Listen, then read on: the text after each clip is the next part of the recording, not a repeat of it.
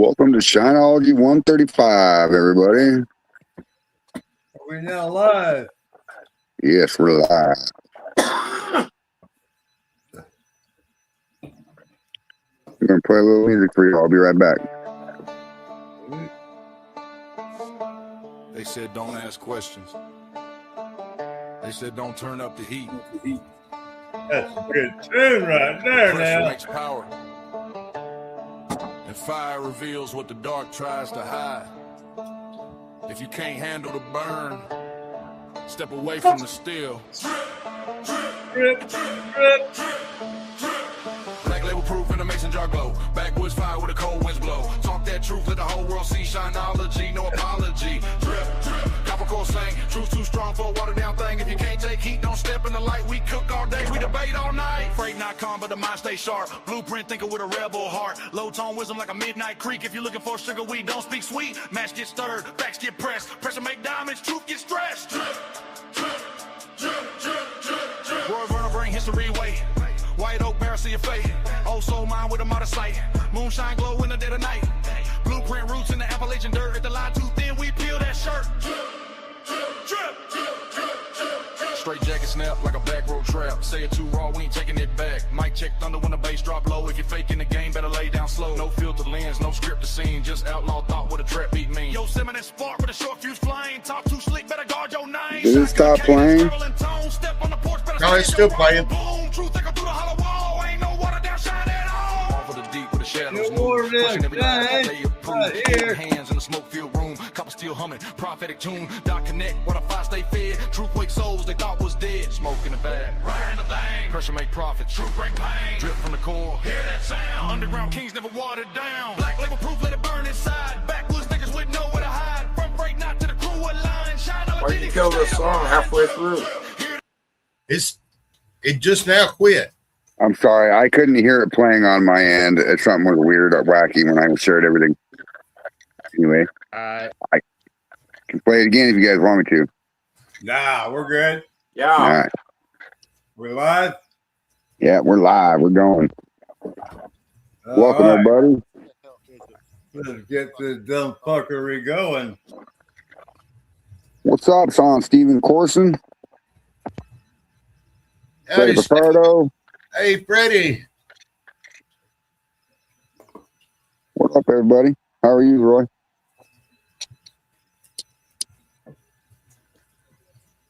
Roy Werner. Can you hear me, Roy? I don't know what my phone's doing. Yeah, Check. I got you, Freddie. check. Yeah, it sounds like Roy's the one with audio issue. Yeah.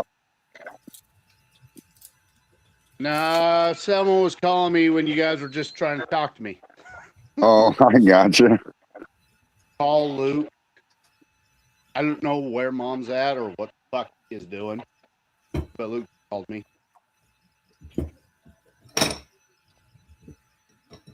It's me, Luigi. Luigi, So, what the fuck you doing? Oh, Freddie says, "What up, guys?" Check this out. Chilling here. Can you put on the Sam cam on big? On who? Sam cam, the one in the middle, bottom. Right now, it looks like they're not Oh, on God. There we go. And look at him. Are we dripping? Look at that. Oh, it ain't even begun yet. No, he still got his bypass open. Yeah. Wait Hell for yeah. wait for them heads to get out of there. Yeah. Awesome, Earl. Sam Cam. No, if we have to kick it I'm off gonna if there's stand 10 in people on introduction stage. To Yeah. our special guest, All right. and she'll be joining us. All right. All right. Send it out. Let's get it.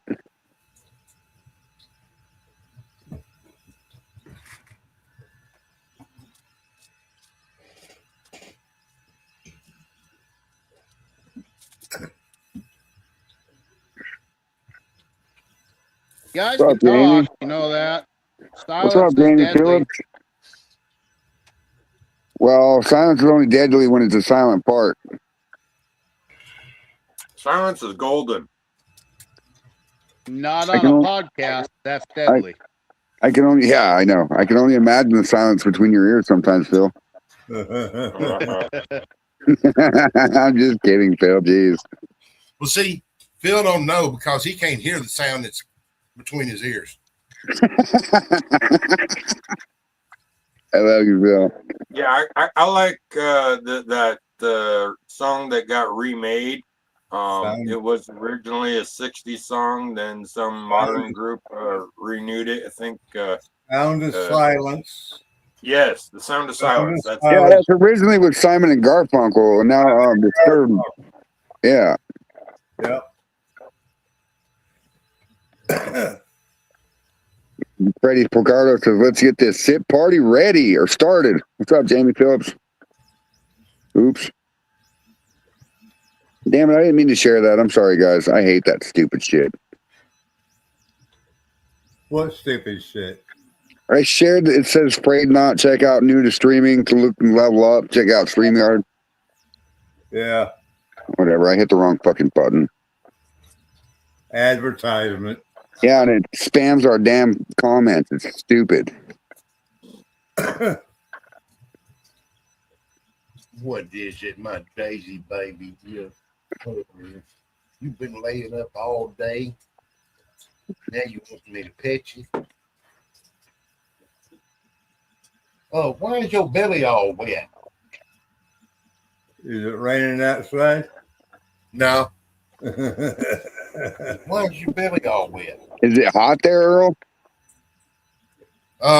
It's in Might the be playing in the 70s, creek. I think. There's my phone.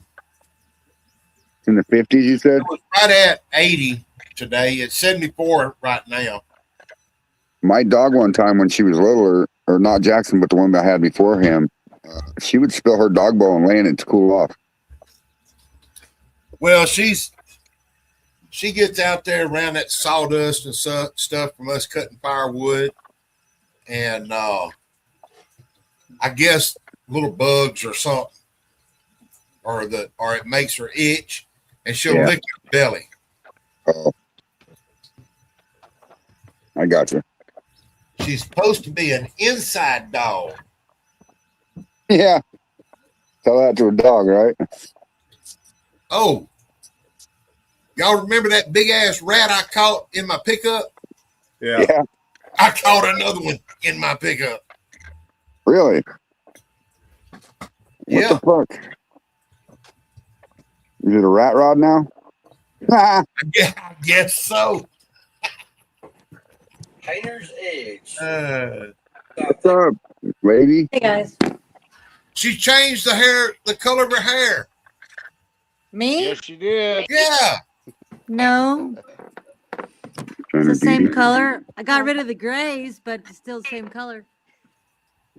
I thought it was more like a strawberry blonde reddish color. No, I'm Okay. Portuguese. Never been blonde. I must have been seeing Just things looks different for my camera. colors on my computer's wrong. That's,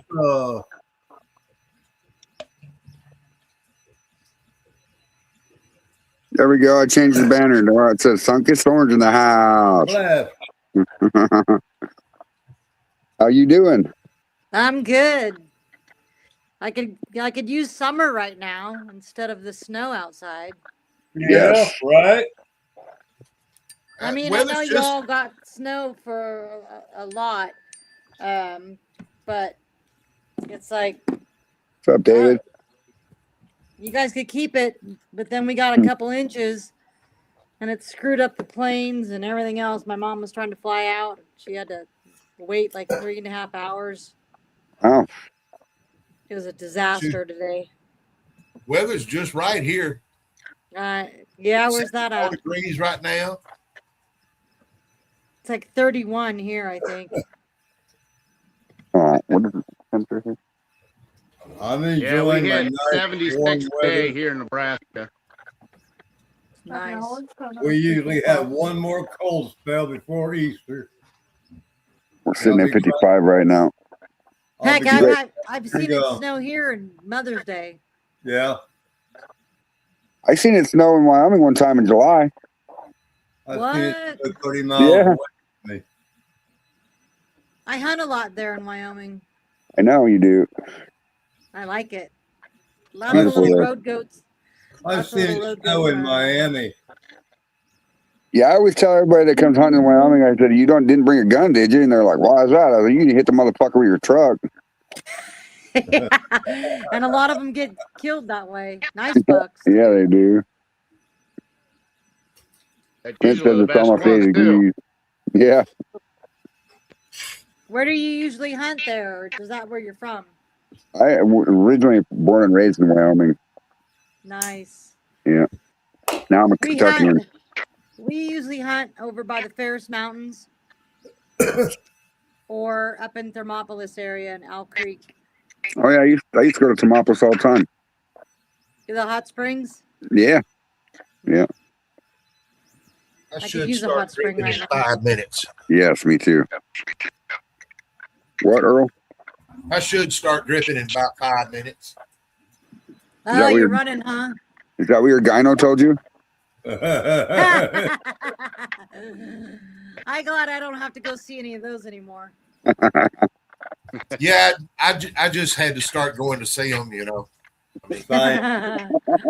Scientific drip. That's funny. Luckily, I got a female gyno. Yeah, that's the only one I would have. So what's that picture Smoke in the it up, you middle? got Whose it. picture is that? With the That is Sam picture? Cam. That's him getting ready to drip. Oh, so you got We're helping Earl watch his drip. Yeah, I don't see anything. It looks like steam, but I think it's just pixelated. Yeah, it's pixelated. It's pixelated right now. I got to run my Jimmy Red and my red wheat tomorrow. Yeah, I'm running It blackberry warms up for you. and waiting on my peach to get ready. What'd you say? Who was in the top right? Top middle. Red sweatshirt. If the weather's warm enough for you to run. Oh, I'll just do it in my garage. Put the heater on out there. That'd be I wise. got the hose inside warming up right now. I'm gonna run tomorrow too, I think, but I'm wearing shorts and flip flops. Oh, I don't want to hear about it. Well, I'm sitting here in shorts and barefooted. I'm so sick of being cold. Well, I'm in shorts, no shoes. So, you know how Phil Billy said you can pee in a still and distill it, right? Well, I hope found you didn't out do that if you drink enough Mountain Dew and ferment it, you can make Oh, moonshine. yeah. It does look like it. God, Looks I like hope you didn't do chartreuse. that. No, I didn't do that. You know better than that. I saw I somebody don't know. drink their own pee on Survivor, dual survival. Like, Yeah, this is a lemon drop. Where did I put mine?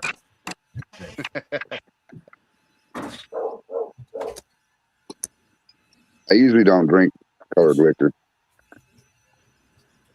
Yeah, I like to right. make clear flavored spirits too. I do a lot of it now since the show. Yeah. So I'm gonna master Yeah, it. So they I'm took sorry. a while to get you on the show after doing it. You got to What was fill me that? in. Hold on, I got Didn't they take forever to get you on the show? Yeah, it was almost a year and a half. Damn. This June would be 2 years. Wow. Yeah. But I heard that they're not gonna do it anymore. That's a rumor, anyways. Yeah, that's what a lot of us have heard. Yep. I want to get on there with my twin sister and, have a siblings challenge or something. Well, how do we know you're not your twin right now? Yeah. Oh, Could you ask me questions, she wouldn't know. So basically, she'd be your still hand. Yeah, because she's only ran a couple of times. She's a nurse, so she's really busy going to work. Yeah. Yeah. Ding, ding, ding. Shots, guys. I don't Ding, have ding. mine. So, Dee Dee, you don't have to drink liquor. Drink whatever you got. Yeah. All right. It's us. We punish ourselves. Yeah. That's no punishment. It always makes you happier. Well, my liver's been Blueberry telling me. jalapeno. My liver's been telling me that I've been neglecting it lately. So, you know. You still have a liver? I think so. Jeez. Unless it. Mike, take milk thistle for that. It's supposed to help you. Yeah, I was just kidding. How long ago did I say it'd be 5 minutes? How about you tell us a little bit about yourself and how you got on the show? Okay, so I'd been distilling for a couple years, and I went to this cattle country music festival in Gonzales, Texas. And I knew Sugarlands was going to be there, and Mark and Digger were going to be there for doing a sign and meet and greet kind of thing. So I'm like, I'm going to bring some of my alcohol with me, and I want them to taste it because it's Mark and Digger. If they're gonna, if they like it, then I'm doing something right. Right. Because I had never tasted corn liquor before. I just was kind of going by what mine made, what I made. And so I let one of his employees that had a booth there. They were selling High Rock drinks, with the High Rock vodka that they have. And I gave her a little sample of it in a 50 ml little mason jar from one of the Sugarlands sampling things. And she said, wow, that's really good. I will text them and let them know that you're here. And it was me and my sister, my twin sister. And so the next day we met him in the morning, made breakfast for Mark and Digger, and chit-chatted with them for about an hour or so. Let them taste the alcohol. They said that was really good. You should apply to get on Master Distiller. And so they gave us the information to do that. And that was in April. And then May, I think it was May sometime, I got a call to do an interview and then do the Zoom interview. And then, I don't know, 2 or 3 weeks later after that, not even that, they called me and said, you're going to do vodka run in 2 weeks. This is when you're going to fly out. Da, da, da. I'm like, shit, I've never made vodka. I go, it can't be that hard. It's potatoes, right? So I had a friend that owns a brewery across the street. They make beer. His brother makes beer, but he wants to make vodka. So I called him up and said, hey, can you let me know what I can do? Or I'm going to make this mash and tell me what you think and blah, blah, blah. And I think we're going to get a couple secret ingredients. I don't know what they are. So it's going to be a clear infused flavored vodka at the end. So I mastered the vodka part. What was that blue shit, Earl? What was that? Earl just dumped out a bunch of blue shit. Oh, oops, that's not right. We did a 6-hour cleaning run Earlier today. Okay. So anyways, that's kind of how I got started. I just was watching the show, got interested in it, I bought a still, about a 30-gallon still, and just commenced to making runs. I think that was December of 23, I believe. I have to go back in my book, but I'm on my 87th run of alcohol. Damn, you're counting the runs, huh? Damn. Because I write down everything that I do, all my recipes. Because if something's badass and it tastes like really good, I want to reproduce that. Right. No, I 100% agree. I just never counted. Yeah, I'm anal that way. I don't count either because I'd have to start counting all my fuck ups too. Oh, I got those in there too. Yeah. There's been a few, only 2 or 3 out of the 87. So I think I'm doing pretty good. I made a rye whiskey just lately out of the Danko rye from back where you guys are, Nice. and that turned out really good. I gave it to a friend of mine that likes rye liquor, and I tasted it. It's pretty good. I'm just a whiskey girl. I love whiskey. Oh yeah. And then I get red wheat out of Washington. It's called Horsehaven Hollis Red Wheat, and it's so good. Oh yeah. That's a winter wheat? They have a spring, they have a winter, they have a hard summer.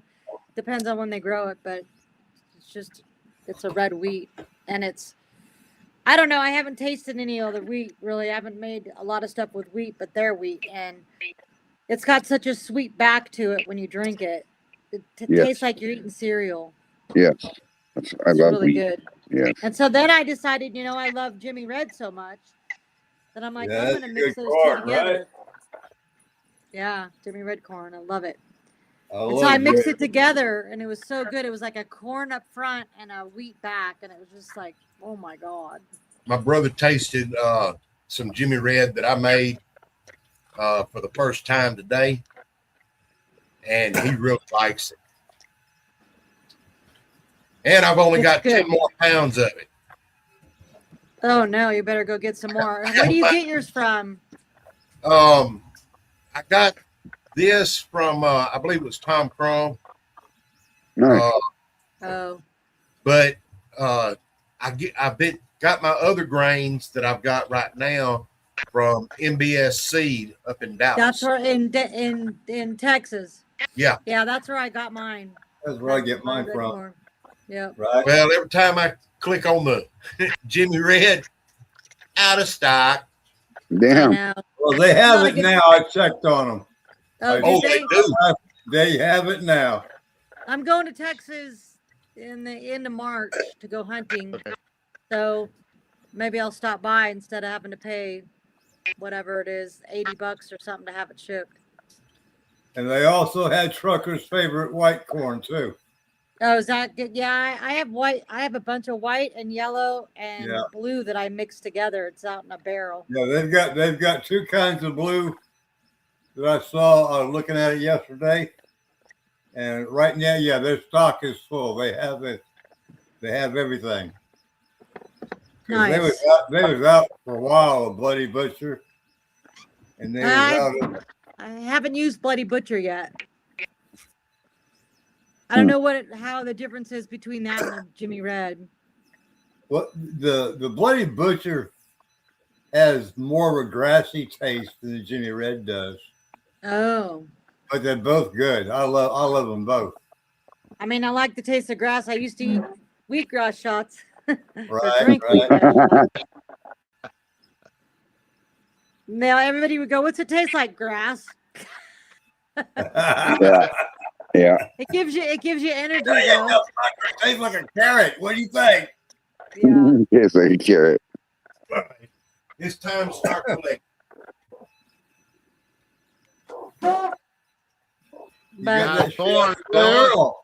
the only thing I've ran any time lately has been yellow corn. It's because in Nebraska we raise billions of fucking bushels of it. Right. Yeah, I mean, shoot, you gotta go with what you that got. have specialty ground where how it grows, it tastes different compared to a lot of the other properties. That's what I like. It's different. Yeah. Yeah, not many people have tasted this Hollis Red Wheat, but I took it to Hillbilly Jam, and Jerry tasted it. There had a bunch of people tasting it. I'm like, here, come taste this. Here, come taste this. Ever since I've been doing moonshining and making stuff, where I worked at the Oregon Air National Guard, I'd go into the civil engineers group, and all these guys are in there. I'm like, okay, when you guys are done with work, I got a bunch of stuff for you to taste. Yeah, right. You might go home a little buzzed. Be careful, but it was so much fun. I was always pushing alcohol on them. Here, taste this. I like King too. I just looked at the MBSC website. Yeah. Looks like I need to plan a trip up to Dallas. Yeah, they're in. Is that where they're out of? Because it says they're in Denton, They're Texas. in Crum, Texas. From Texas. Yes, it's up above Lake Livingston, out in the pasture. Of course, in the flatland, everything's flat up there. Yeah, I have to go through. We're going through there. I don't know if my husband will go by on this way, but I got to go by. Ooh, no, then I have to drop. No, I got to do it. I'm flying back. I'm dropping my mom's car off in July, the end of July. I have to drive all the way there, but I'm not going to be able to get it back because I'm flying home. So I'll have to do it this trip on our hunting trip. What are you going to be hunting? Axis on a big old axis deer. All right. Whitetail's closed. They don't have big whitetail there anyways. Well, not where we are in the hill country. But Boy, that sure is pretty. Show us, Earl. Oh, the hill country. Oh, what? He's talking about his liquor. He's talking about his jar rig. Look at that. Oh, yeah. What level did you start at? That looks pretty full already, or halfway at least. Oh, it's going now, ain't it? Yeah. Started an inch below that. That one right there on the backside, that's about how full I had it. Oh, okay, so you're not running that one. You could open and close the valve for each one. Right. I'm running tandem. I'm running this one right now, and after a jar or two, I'll shut it off and open the other one, and redo this one. I know those things are hot when you try and take them off. That's why you wear gloves, sweetheart. Yeah, I do. What was I gonna say? Leather gloves. So, do you wait until your heads are passed and all that before you start Yes. the flavor? The pipe going across the top is a bypass. Bypass, yeah, I have the same thing. And I ran it till I got done with my heads and shut it off and opened this one up. But I'm kind of nervous with it because the last jar rig that I had back right after I first started the craft, the bottom busted out of it. Right. I was From like, the pressure, from the heat, or what? Combination. I think it was bouncing on the board that I had it setting on. Oh, yeah. Yeah, it's like a little malfunction. Charlene, those two boxes to the left and right of DD are not boxes. It's just the background of the screen. The top middle above DD is a jar rig, or where Earl's catching his drips. His gyno jar. Yeah. Yeah. Yeah. So that's a cool background. I see what looks like a condenser, but the pipes aren't. Let me show you what it looks like. I'm gonna have to take everybody off stage. I'll add you back to the stage, but let me show you what it looks like. Give me 1 second. Okay.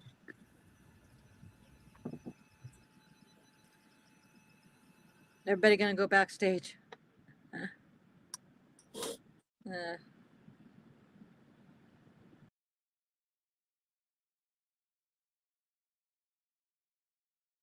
So those pipes are going in halfway through the cold water. Is that what it's doing? Yeah. Yep. So it's only cold on half of that curl of pipes. Yes. Yes. So what's the purpose of that? It's AI. It's an AI generated image. Oh, okay. Dumb fuckery. Yeah. Yeah. Yeah. I was gonna It's a say, cool image, though. It's really cool for It is. like a logo. yeah, it is. Anywho, so what do you got in the plan for the future here? Well, so that same guy that the brothers own the brewery across the street. I'm like, literally, I'm out in the country, so they got a big old giant barn and they raise cows and all that. But they make, it's called Skyline Brewing. His brother has been trying to up his license from brewing to distilling, and he's into the really big column stills, of course, because he's a vodka guy. And so he wanted something downtown Klamath Falls, but they want to be jerks. So he found something in Merrill, which is only 20 minutes south of us, still in Oregon, still in the same county. And the big giant brick building, it needs to be refurbished, but it looks like he's going to be buying that and opening a distillery there. And he said that I could come there, bring my stuff, which I'm going to probably get a bigger still, and make my liquor there and sell it out of his distillery. So I'm super excited about that. That's cool. So my sister lives in Eugene. Oh yeah, it's 3 hours north of us. Yeah. Legal then. You'll be legal then, selling you that. Yeah. Yeah. Under his license. Yep. But it's like, I think they said he charged, the taxes are like $8 per 100-gallon proof. Is that a lot? I don't know. I've never got into the technicalities of that. I know. I'm like, it sounds a lot to me. It does sound like a lot. $8 for 100 gallons is taxable. Yeah. Hmm. 100 proof gallon, whatever that means. 100 proof gallon. 100 proof gallon. I would think that'd be. So I guess if your liquor's 100 proof, then they're getting $8 off of that. Off a gallon, yeah. Huh. That's only $2 a quart. That's okay. They could have that. Yeah, that's not bad, really. I'll just make it 27 to $30, depending on what it is. And they could have their $2. Right. And then, okay. So out here in Klamath, we got a lot of fruit trees, so I make a lot of brandy. Yes, I know you do. I was just getting ready to talk to you about that. So when I went to Oregon this last summer, we ended up there in July. No, it was March. End of March. Yeah. Yeah, and the blueberries were ripe. The raspberries were ripe. The apples and everything else weren't quite ready yet. The Japanese pears and shit weren't quite ready yet, you know. Oh, yeah, those are good, too. Yeah. Did you get any? Was there any huckleberries up in Eugene? Not at the time when I was there, but there are huckleberries here in Louisville. Oh, is there? We have huckleberries here. I picked like 6 hours, 3 hours each day, and I got a big gallon of huckleberries. Oh, yeah. I didn't do any alcohol with it, but I made a lot of jelly. Nice. I'm your huckleberry. I love Yeah, that. huckleberries, That's a great movie. kind of like One a of my black. favorites. I'm your huckleberry. Well, they're kind of like a blackberry, but a marionberry is closer to a blackberry than a huckleberry is. You're right. The marionberries are just giant. They're just huge. They're like blackberries on steroids. Yes, yes. I've seen them. Well, I tried to bring a marionberry plant home from last year from Oregon to Wyoming, and that shit did not work. Oh, No, I kept it in my kitchen until it was time to, harden it off to take it outside. And as soon as I took it outside, it went from lush green to like, what the fuck is this shit? Bye, I'm dying. And then I brought it back in and it was shocked, yeah. Hi, Shonda. What's up, Shonda? That's my girl. Yeah, she's awesome. I'm getting ready Yeah, to order she me several blackberry bushes that are thornless. There you go. They're I didn't hear all that. He was bits and pieces. Doyle's blackberry. I can't hear him. How come I can't hear him? Are you talking about Earl? Yeah. Yeah, he's cut Can down you hear me? bad. Here and there. He was saying he's getting some thornless blackberry plants to plant on his properties. I never heard of no thornless blackberries. And the way they produce, I never heard of thornless blackberries. it's like a bunch of grapes. It's weird. All of them have thorns. Can you hear Earl at all, Dee Dee? No? I can hear him. Anybody else having problems hearing Earl? Yeah, every other word. Yeah, it seems like he's It's starting to cut Wi-Fi. out every now and then. He's speaking Yiddish. Earl, you want to go out and come back in? Well, I got an extra window open. I can't read lips either. I'll be right back. I tried. No. He's going to come out. It's a cuss word. If it's a cuss word, I can see. I know Usually out of his mouth, that is a cuss word. that. Everything's going smoothly tonight, though. That's So. why his nickname is Yosemite Sam. Yeah. Come out, what it. Uh-huh. Can you hear me now? No. Can you hear me now? Did you accidentally hit the mute button? No. No. I can hear him. Huh. Weird. That is weird. Very strange. I've never had that happen before on StreamYard. Well, ding, ding, ding to weird shit. All right, ding, ding, fucking ding. To weird shit. The weird shit. Had time to drink. Earl's puking in his jar, it says. Yeah, I've seen that.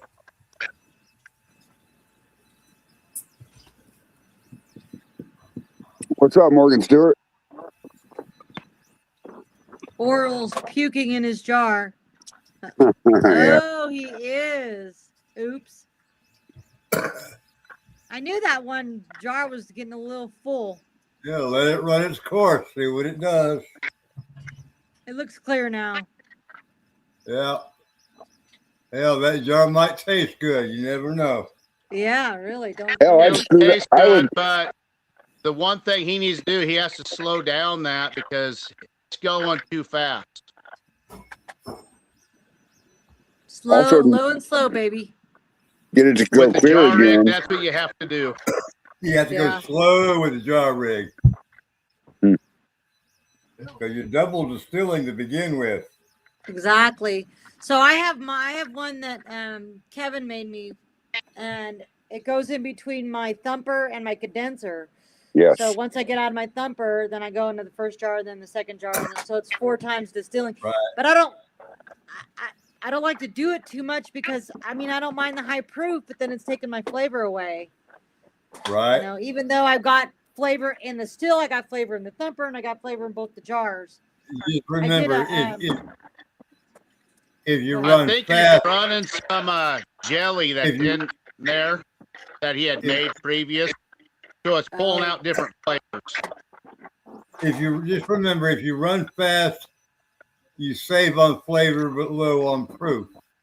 You run slow, you get high on proof, low on flavor. Yeah. Right. Good to To know. resolve that, he might have to open up both jar rigs to separate the vapor, slow it down. That way it don't puke like what it's doing. Right. Yeah, I just bypass them to clear it up. Could do that, yes. He is in shorts. So you have to run. Yeah. You have to run a jar rig slow. I have them inline jar rigs, and you have to run them real slow. Otherwise, they'll puke on you in a minute. I put a jar rig, one single jar rig, on my lime arm, just so I could have a little bit of flavor while stripping too. Oh, yeah, Shonda, we're going to check it out tomorrow. She says, love the new skull, Dee Dee. Thank you. She says, That going one to, that took me a long time. it is cool as hell. She says, going to an early B-Day party or B-Day dinner. Hope to see you guys tomorrow on our Petty Besties episode. Love y'all. Good night. Oh, she's good. Oh, that's right. Her birthday's. Is your birthday today or tomorrow? The 19th? Shonda? She might have already bounced. I'm not sure. Right, go on. Early birthday. So today's the 17th. I think she said it's the 19th. Yeah. She's a So- Pisces like my husband. That's why we get along so well. Gotcha. Huh. So what's she working on there, Roy? Thursday. So today's I'll 17th. work Yeah, it it's the on. 19th. Yeah, the 19th, I think. Yep, that's my brother-in-law's birthday too. So, Number- okay, you said that they're not going to have any more episodes of Master Distiller. What happens with you then? I mean, do you get to go back and try again, or? I guess not. I want to. I told Pete, the guy that's the director, I said, dude, you got to do a siblings challenge. Me and my identical twin will come on there. You know, you just got to find a couple more people, you know. Yeah. He liked the idea, but then I guess they want to get the ratings up. But how do you get the ratings up when half the people stream stuff? You gotta have cable in order to see it live. You know, Right, it sucks. It's stupid. right. Even if you go to Discovery Go, or if you have Discovery Plus you can buy. Discovery Go, you have to have a cable provider to be Right. able to see it. Or if you have Apple TV on your phone, then you can download it for $2.99 and see it. Or for all episodes, I think it was $10. Well, see, and I'm sorry that I'm in the dark about your episode, Dee Dee, because I haven't had cable since I moved to Kentucky, and I think it's one of the best things I've ever done.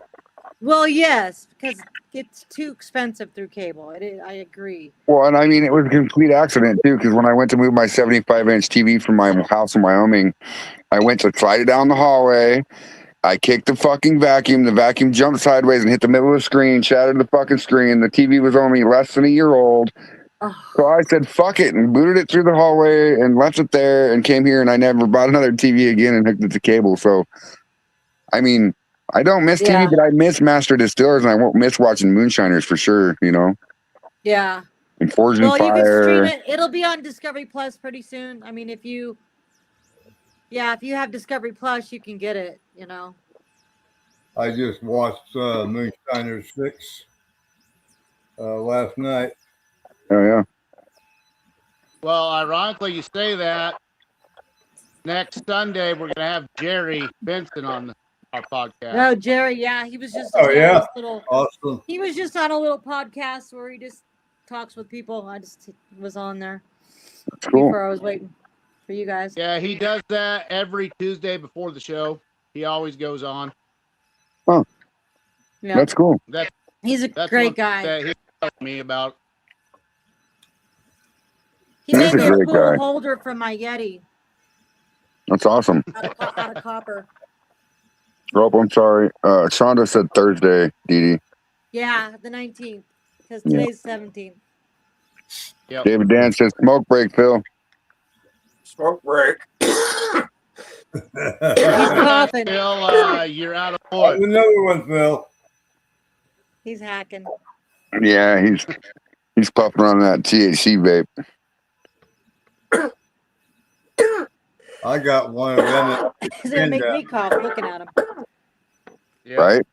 Are you one of those girls that, like, if you hear somebody gag, you gag? Yes, I'm a sympathy puker. Yeah, that's why I could never like when you watch Jackass. You're like when they started going woo woo. I was like, Yeah. oh God. Yeah. I can't walk, I can't look, I can't listen. That's funny. I used to Like, know somebody. I took my mom on a roller coaster, and it doesn't bother me. I don't get sick on roller coasters. But she started feeling God. sick and stuff, and I'm like, she goes over to the track. I'm sorry, Mom, I can't hold your hair. You're on your own. See, I used to work in the oil field. I used to work 90 feet off the ground. I loved every minute of it. But nowadays, fuck, I get 30 to 40 feet off the ground. I'm like, whoa, what the fuck? Get all I queasy know and it's shit. weird how things Right? change when you get older, huh? Yeah, it is weird. Yeah. Taste buds change. That's because Knott's an old fucker. So, Dee Dee, what is one of your favorite things to make?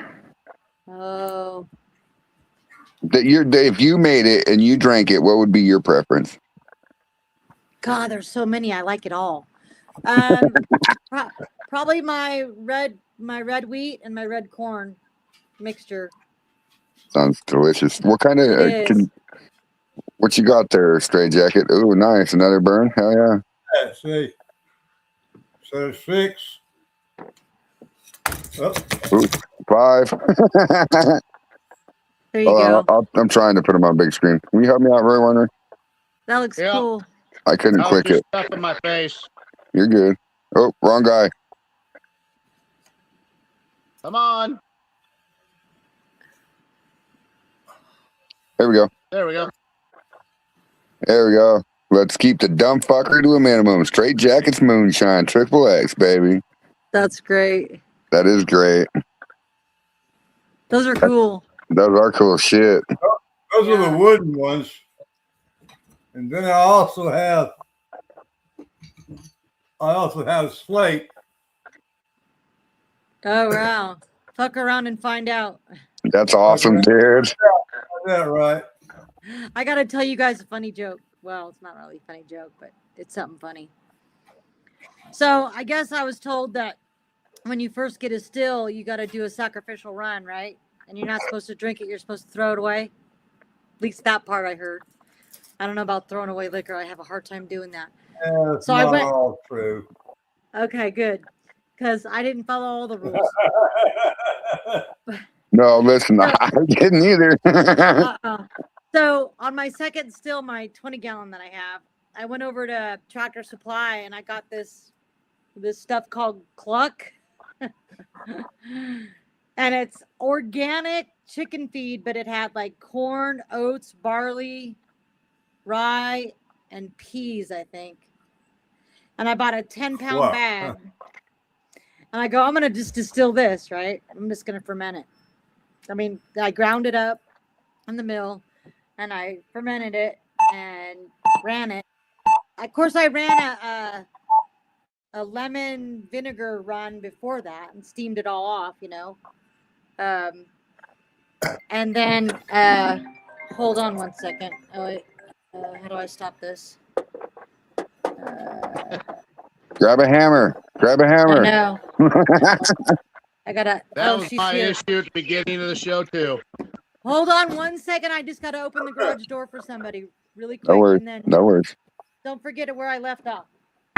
No problem. Cluck, lemon, and vinegar. Can y'all hear me now? I can hear you. Yeah. I can hear you now. I think it's with having that other camera up. I think it's just slowing your whole internet down. Maybe. I haven't seen a problem yet, though. I mean, Well, there's only two things connected, and that's these two right. computers.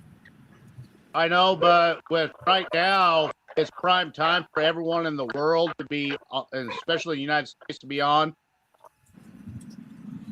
So that's why it probably slowed down your system a little bit. Well, they can share them fucking cold-hearted bastards. We need some fucking internet speed, too. I know, but we also need viewers. I know.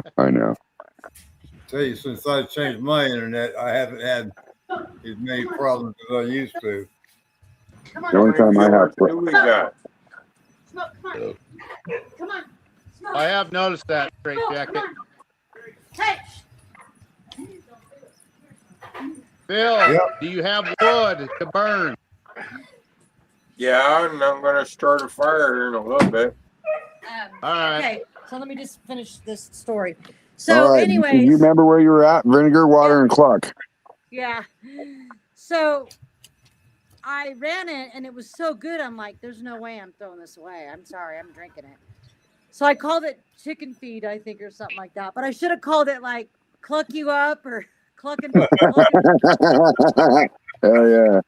Because I told a friend about it. And so he went to Tractor Supply and that's what he was going to call it. Cluck you up or cluck and That's fuck pretty or funny. whatever. Yeah, I know, right? So I have a friend here with me. But anyways, yeah, that I didn't throw it away. I drank it. And I even aged it. It was good. It was good. So I took that again actually, and I infused it with. Hey, let her out. She's kind of blind. Hold on a second, guys. Come here, Amy this way. Sorry, I shouldn't have. You I just busy ran a lady, huh? speed test on my connection. What, Earl? I just ran a speed test on my connection. Anyways, 20.26. I infused it with cherry and orange to make a clear old fashioned. Right. That was pretty cool. You're still Motor City fucking says he up. can hear everyone. You're still fucking up, Earl. Well, say it again. Motor City Hellbelly says I can hear everybody.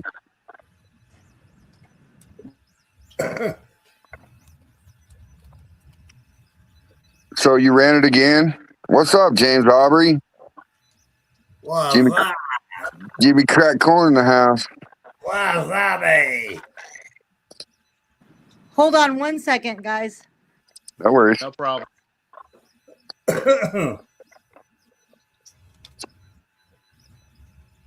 Jimmy crack corn and I don't care. Jimmy cracks corn and I drink it. Jimmy cracks corn and I drink more. Jimmy cracked corn and I hit the Don't floor. get hooked on crack. Jimmy cracked Good. corn and I hit the floor. Fuck up. Ooh, gunshot. Damn, that was fucking close. Surprised you guys didn't hear that one. What? Gunshot, like right up the street from my house here. Well, I get those. I live in the woods, and I get those all the time. Can I move in with you? Yeah, shooting his gun in the air. Hello, sun-kissed friend.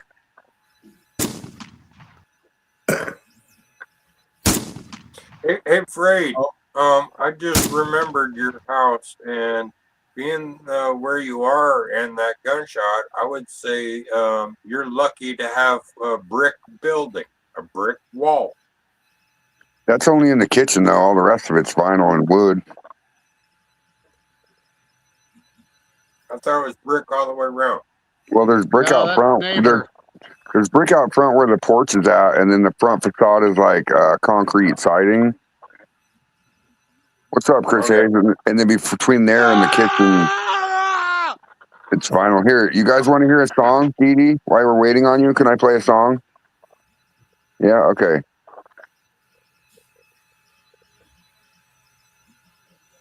This song, my wife wrote this song. Here we go. Oh, why is it not? Start over, That's fucker. wrong one. No, it's not. They said don't ask questions. They said don't turn up the heat. Theme song. Yeah, the collective theme song. And fire reveals what the dark tries to hide. Yeah. You can't handle the burn. Step away from the steel. Drip, drip, drip. Black label proof in a mason jar glow. Backwoods fire with a cold winds blow. I'd like to have a recording of that played at the festival. What? Hold on.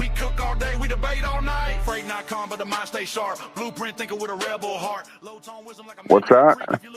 We need to find a way that we could play that on like a loop at the festival at the pit. I can figure that out. Look, I I was can gonna say turn up the volume. I want to hear it. I can literally play any song I want now because we made them. Straight jacket snap like a back road trap. Say it too raw, we ain't taking it back. Mic check thunder when the bass drop low. If you're faking the game, better lay down slow. No filter lens, no script to scene. Just outlaw thought what a trap beat mean. Yo, Yosemite spark with a short fuse flame. Talk too slick, better guard your name. Shotgun cadence, gravel and tone. Step on the porch, better stand your own. Boom, truth echo through the hollow wall. Ain't no water down, shine at all. Off of the deep where the shadows move. Question every lie, they approve. Hidden hands in the smoke field. One little crack, you gotta have it burn. You gotta wait Phil up in the middle of it. Pressure make profit. Drip from the core. Hear that sound. Underground kings never watered down. Black label proof, let it burn inside. Backwoods thinkers with nowhere to hide. From freight not to the crew line. Shineology, state of mind. Hear that ring. Truth too loud for a puppet string. If you want it raw, step in the night. Shineology cooking under blacked out light. Yeah, baby. Right That's there, great. that dead. Wake up, Phil. Wake up, Phil. That's a great theme song. It is a great theme song, isn't it? I love it. They all love it, baby. And you made it. We have every right to play it whenever the fuck we want because it's ours. That's great. Actually, last night when Mark played the song for him and Lisa's show, and then I remembered Lisa and Ladies' Night theme song, and we should have our own theme song. We just played it, Phil. You Phil, just- we just played it and it has your motherfucking name in it. yeah. I didn't hear my name, but When it says Marfugald in the lyrics, that's you, Phil. And we're talking about Roy Roger and Stray Jacket and Yosemite and Afraid Not, you know. well, I didn't hear it call out everybody's name. I You're did not hear listening. Yosemite Sam in there. Phil, I literally sent you these songs, so you should have already known the lyrics, brother. Thank you guys. Sorry, that was my house sitter and one dog sitter while we're gone. So I had That's to. all right, love. Well, that's why I I said Had turn to up. make sure that she was available on the dates that I'm going to be on. Yeah, That's why I said she's turn up the available. volume I on the heard you. song.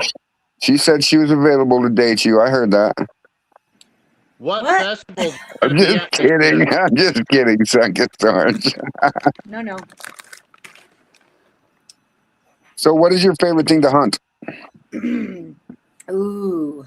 Elk and turkey. Elk and turkey. You ever shot a turkey with a fucking what do they call them? A schwacker? What's that? So it's an arrowhead that it opens as soon as you release it from the bow. It opens 3.5 inches, and you take it right off the head. No, but I've shot a lot of them with a bow. I just use a 3-blade broadhead and I shoot them with that.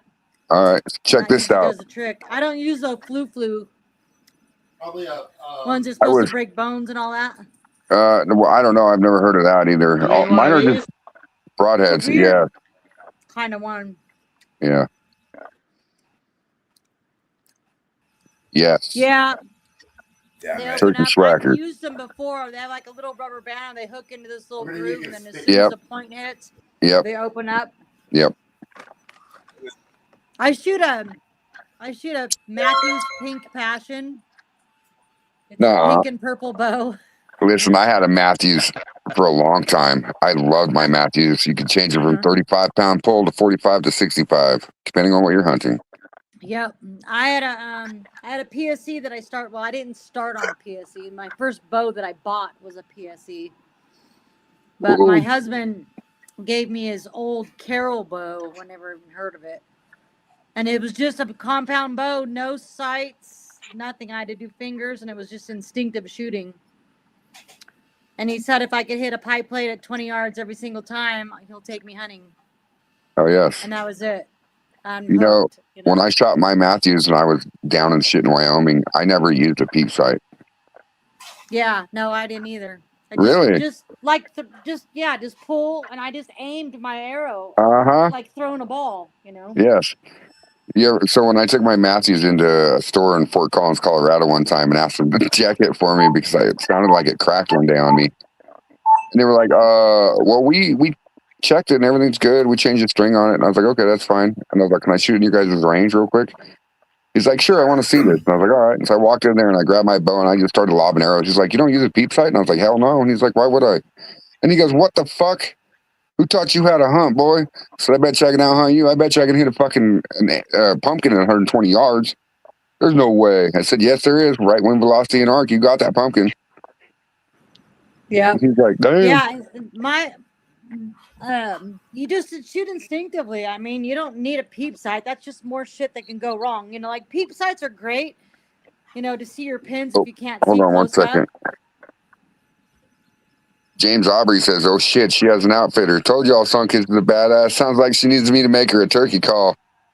Yeah, I have a bone turkey call from a hen turkey from their That's wing awesome. bone. My granddaughter Weird, 'cause just you have recently. to suck on it instead of blow,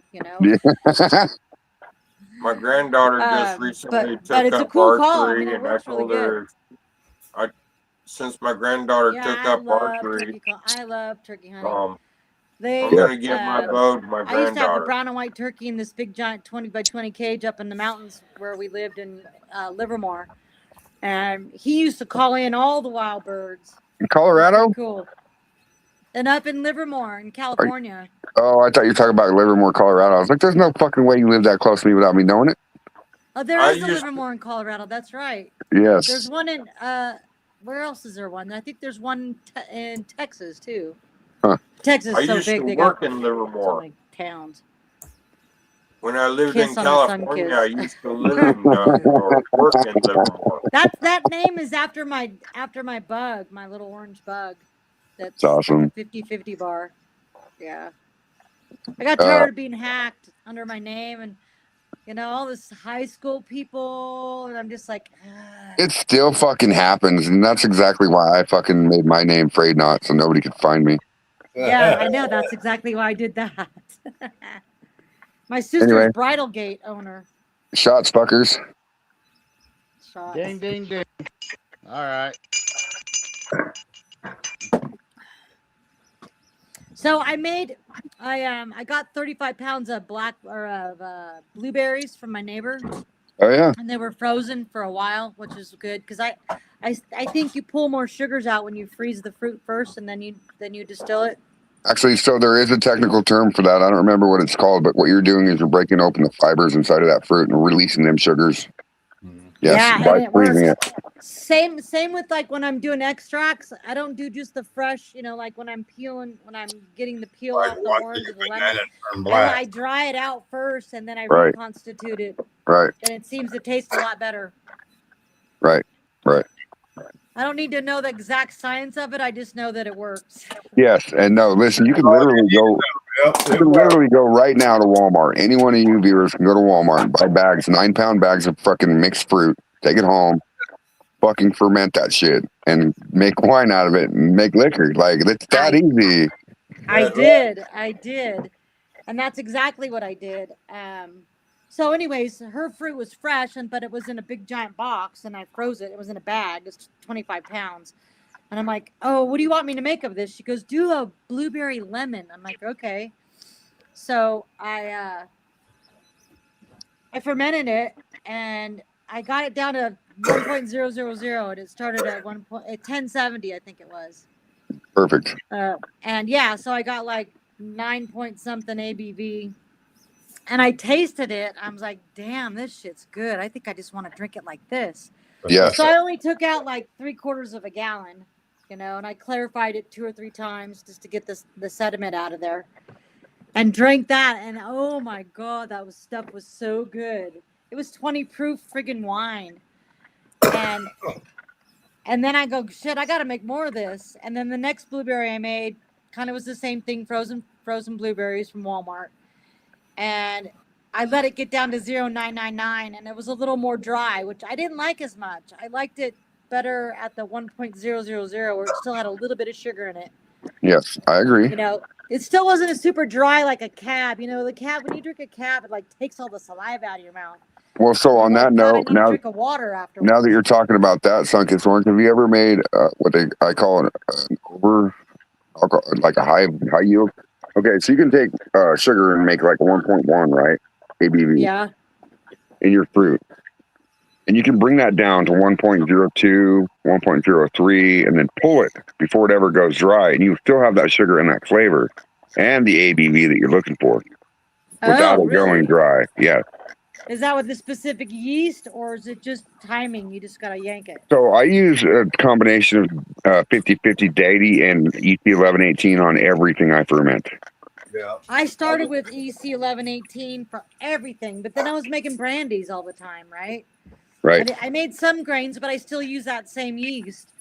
So and then I got into not the deity, but just the Red Star. Right. So Red Star and deity is the same thing. Pitching, yeah. So Red Star is so low in the pitching rate for temperature, especially in the wintertime when it's cold here. I got to put stuff in and put a heater next to it. Right. No, I agree 100%. But my Red Star is like a 90 to 110. So I'm like, shit, I want to pitch it at 110 right when it gets to 110. So that way, and it's going to gain heat anyway when it's working. So, but yeah, so that's what I did. And it was like, God, I should have drank more of that stuff. I should have tasted more of it. And then you got the other aspect with EC 1118 where it's almost a Yale yeast or an ale yeast to where you can run it almost in a cold environment. So they're making yeast now that'll run down to 55 degrees in temperature and still ferment. Really? You got to have to send me what it is. So where can you get it? I can get it right here in Kentucky at what they call Brewgrass Supply. They sell all sorts of grains, all sort of winemaking stuff, carboys, you name it, they've got it, right? They just don't have stills, of course. Right. My next purchase is going to be one of those coils that you hook your hose to that you put down in your mash to cool your mash. Yeah, work cooler. We could probably make one. My husband sweats pipe, and I made my own lime arm. I mean, listen, if you tell your husband to grab a 65-foot coil of 3H tubing, HVAC tubing, bring it home. Like yeah, exactly, Roy Werner. We can't see it because it says live, but yes. Yeah. Exactly the same thing. Copper. I guess it could be stainless, right? It could be anything, as long as you can run cold water through it consistently. Yeah. But they use copper and stainless because it transfers cold quicker. Plastic is kind of an insulator. You know what I'm saying? Yeah, yeah, yeah. Yeah. So get this. So the guy that was my mentor that has the brewery across the street, the vodka guy, his brother, What's up, Kim? he did a still. He had a keg, a beer keg, and he put a coil of copper in it, and he put hot water in that, and then he put a vacuum on that, a 75-pound pressure vacuum pump on that to separate the water temperature versus the alcohol temperature, and then he had a beer in there. He had some pale ale or whatever he had in there. Right. And he was pulling the alcohol out of it Right. into another container. And he got like 3/4 of a gallon of 140 proof vodka, or it was probably heads. There's probably I told him I'll take it and I'll just run it again. I'll run all my heads and I'll just make some more vodka or whatever. Yeah. But it was the coolest thing that putting a vacuum on it. I guess it's a boy. My husband understands it more than I do, but it's a boiler thing, having pressure on that. Yeah. But his temperature in there was only 120, and he was dripping alcohol. That's awesome. Because and I was just like, it's crazy. Guys, that's a total brain. Yeah. He doesn't look like it. He's a farmer, but he's a total brain. Yeah. Oh, yeah. That's awesome to have. So you can come out to Adam with a problem, like, hey, baby, check this out. Can you help me out with this? And he'd be like, here you go. Go have fun. Exactly. Yeah. I don't really have to understand how it works. Just know how, that it produces Just alcohol. know how it works. I'm good. Does what you want it to. Yeah, it does what you want it to. Yeah, Right. most of the farmers are pretty damn intelligent anyway. Yes, they are. Right. They have to be. I mean, Cheers, fuckers. Yep. Now what are you drinking the same thing? Yeah, that's lemon drop. Yeah, Do you want to see this you want to see one of my big mashes? So Some kids lemon do- drop, kind of like what's that other lemon drink called? People make out of lemons and super high proof alcohol. Oh God, I forgot what it's called. You want to see my mash though? Yeah. Check it out. So this one's it's ready to run pretty much. It's 0.999. If I want it to clarify by itself, I'm waiting fucker. Yeah, here's I one of them. like to clarify it for a while too. Oh yeah, it's still got to drop a little bit. Yeah. Oh yeah. And then the other What is one, that? this is corn, rye, oat, wheat, barley. Oh, I call it crowbar. crowbar. Corn, rye, Everything but the oat, kid just- wheat, barley. Look, Oh yeah. right? Oh yeah. they're an hour behind each other when they were born, so one has to catch up to the other twin, right? Yeah. Looking So good, what's bro. weird? Good. I probably put a little more yeast in my my red wheat, but Wang? I had to heat up water and then let it sit in the grain, wait until it got a temperature. Then I put my amylase in it. Then I had to wait for my beta gluco, and I had to do that on both the corn and the red wheat. So the corn got done and I got to pitch the yeast a little bit earlier on that. And then my red wheat, I got a sulfur bloom on day 2 or 3, going into 2 or 3. So I'm like, okay, I'm stopping this shit right now. So I pulled the lid, I squirt some ketchup in there. I don't know how much. I just kind of went like that. And then I put a little bit of oyster shells. I rinsed off the oyster shells you usually feed chickens. Yeah, And I put probably about, I don't know, 1/4 cup maybe in there. for stabilization. And I got rid of the bloom. It smelled normal and it smelled like alcohol again in a day. Sweet, nice. And it's still bubbling now. So, are you ready for me to blow your mind a little bit? Yeah, hell yeah. All right. Always So, ready to if you use malted grains, right? Malted grains doesn't only help produce an extra sugar molecule through that grain to where you can get a better SG yield off conversion, but a lot of grains that they're malted produce their own amylase. Amylase, right. So if you have malted grains, and I didn't use any amylase on any of mine, and I step matched every bit of it. I corned at 190 for an hour, and then I weeded at 170 for 40 minutes, and then step each grain in. And by the time I was done, it was already liquid. And I'm like, I did the same thing. Mine gained about 3 inches of liquid. Yep. On both my corn and my wheat. Right. So I knew I converted, and I did a test with the iodine, Yep. drop iodine, and it Yep. went clear. Yep. So I knew I converted, and then of course I added, I think it was like 22 pounds of sugar Right. and 18 gallons. 18 gallons. That's not bad. That's less than. Yeah. Then it was like 15 pounds of grain Oh, each one. see, I always play with 30 pounds of grain at a time. Well, I only had so much, and I needed to grind still more. I don't have any more of my Jimmy Red. I gotta order for MBS seed, but I had what I had, and I didn't want. I only have. I have 50-gallon barrels, and I have 30-gallon barrels. When I go to Texas, they have this place. They're brand new barrels, and it's $1 a gallon. So if you buy 40-gallon barrels, are $40. You better get the corn from MBS now before they run out. Oh yeah. When it comes to Bloody Butcher, Jimmy Red, they'll go out quick. Yeah. No, and that's very true. That corn is very, very popular, and there's a reason why. Imagine making, okay, let's say you hear of sweet spirits and stuff like that, but not very many savory spirits, right? You're talking like or Bloody Mary or steak and cheese or whatever else you want to make, right? Right. It's possible. You can literally take meat and break it down into sugar and ferment meat. You know what I mean? Yeah. So it all depends on what you want to start with in the beginning, you know. But us whiskey bourbon drinkers, we like corn, we like grain. You know what I'm saying? Yeah. So on that note, if you guys are going to be running liquor and you're going to be flavoring it, I would just do a fucking sugar wash and just run it through flavors. You're gonna flavor, do a neutral, yeah, and just. I save all my heads, and I rerun the heads, and I flavor it. Yeah. I mean, I haven't done a lot of sugar washes. If I'm doing a sugar wash, yeah, there's no sense. If you're gonna post flavor it anyway, just do a neutral spirit. Exactly. Don't spend all your money on grains and stuff like that. Oh no, I would never. Exactly. I would never make a flavored. Well, other than Right, because the Lucky grains, Duck, in my opinion, the grains will interfere with the flavor you're trying to impose anyway. Absolutely, I totally agree, and I would. That's like sacrilegious to take good grains and make some flavored something or others. Yeah. Well, and that's like a sacrificial run. Okay, let's say you buy a pot, right? Yeah. A lot of these coppersmiths are now using water. What's it called? The flux, water soluble flux, right? So you basically run water through it and it's gone. Oh wow, that's nice.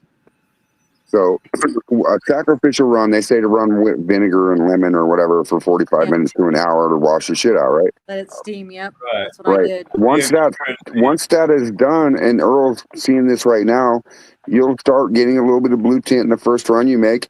After you run that run, if you're running every 2 weeks, do not clean your still again. Season that motherfucker. It works very well. Yeah, I haven't cleaned mine since. Season it. Yeah, because I mean, when it's blue, you got your 4-shot in your heads. Who gives a shit if it's blue? Right, exactly. It's cleaning it with all the chemicals going through. Right, and that's also why I like to run a fruit wash too, because like an orange fruit wash, it's very acidic anyway. Fuck, it'll clean everything. Oh yeah. You know. I clean my copper one out with citric acid, so. Exactly, and that's the same thing that you find in, like, you can rub it down with oranges or tomatoes or whatever else, you know. Yep. I take ketchup and I put it all on the outside, and man, that thing comes out shiny like. Well, it don't matter what the outside looks like; it only matters what the inside looks like. That's true. Well, you know, I gotta have it put up. Mine's in here, as a matter of fact. Yeah. Ding ding Well, ding. people do like having shiny things. Ding ding ding. A clean and run is whenever I do some modifications. See if That's can the only get over time I do a clean and run. Right. No, I understand, Earl. I understand. That's Right. my 20. Ooh, look at that. And then there's my setup for. Ready. There's my setup for my jars. I don't know if you guys could see it. Are those both Kevin Gordon pots? Yeah, no, this one is not. But what I did is I took where the neck is, and I'm gonna put a valve on here, so I could use my cap, this cap on this still, and then I'm just gonna do a relief valve right there, so I could just steam off my heads and my. There you go. There you go. There you go. Yeah. So Let's talk about steamy head for a minute, shall we? yeah, let's. Hey, So, most people don't do this, Phil. And like, if you're running on gas or open flame, I don't recommend steaming off your heads. Well, I have the door usually open so that it can. Right, unless you have adequate airflow. Yes, right. Yeah. So when you're going to heat up your pot, right, when you get up to temperature, if you have a valve like she's saying, you can let that steam come out of that valve and never, ever, ever see a force shot coming through your rig ever. So tell me if I'm wrong. So usually the chemicals come off about 140 all the way. I usually give it to 170. Right? Because I know 172 alcohol comes off. But right. I would agree with that. If I do it if I go to 172 and I let it sit there for 10 minutes, do you think I got rid of all my heads as well? Nope. No? Okay. No, because your heads, even if it was an open system, let's say it was open, right? Like how it still works is the steam is going to travel through the system right into a condenser and condense back down to the liquid. Oh, okay. So if you're running with an open, I'm not sure that your pot will ever get hot enough to be able to do that correctly. Use this as a scale. Starting if you're running a 5-gallon still, for instance, your heads will usually consist of no more, maybe a little more than A quart? 2 milliliters. How many? Okay, 200 milliliters. 200? so that's usually that's what I not get very for much. 4 shots. No, it's not very much. It's it's a beaker full. So on my 20, I'm giving it 2 full jars, 2 full quarts of heads, because I can Okay. smell them. Yeah, I can smell that's it. great. I do about 1.5 quarts. Yeah, on my- perfect. So I got my 4 I always shots. go by the touch and smell Yeah, technique. Yeah. All right. a quart and a I half. can You do smell about it. I can smell but chemicals in there really good. I've My got nose is I've got it down to where where your smell and touch when they come in. That's how I gauged it to about 200 milliliters per Right. 5 gallons. Right. Okay. 200 milligrams per 5 gallons. Yeah, Milliliters, yeah. 4.6 milliliters. milliliters. Yeah, mils. Yeah, There's lines on there. So yeah, okay, it's good to know. and that's just a couple of ounces basically. Yeah, you are. Yeah.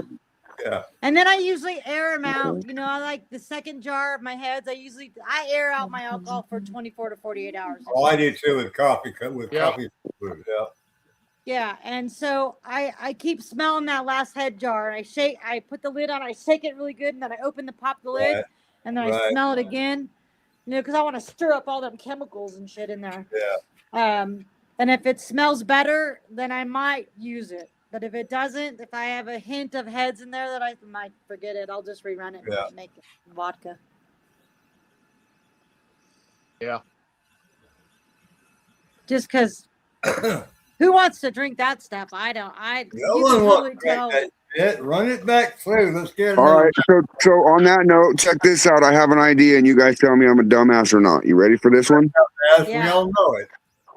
So I run a 13-gallon beaver pot with a 2-inch line going from my pot to my thumper, right into my thumper, and it comes out 3/4 into half. Okay. Right. Okay. So what happens? And my thumper has an injection unit on it, to where I can put anything I want into my thumper as I'm running, right? Yeah, I have one of those, an infusion thing. Okay. So have you ever thought about that first jar that comes off your rig? Put it back in the thumper.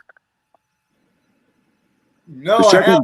The Yeah, first but- heart yeah, jar hold on. or the first the head other jar? evening. Hold on. The second jar that comes off your rig, put it back in the thumper. Put it The back. third jar that comes off your rig, put it back in the thumper. Back in.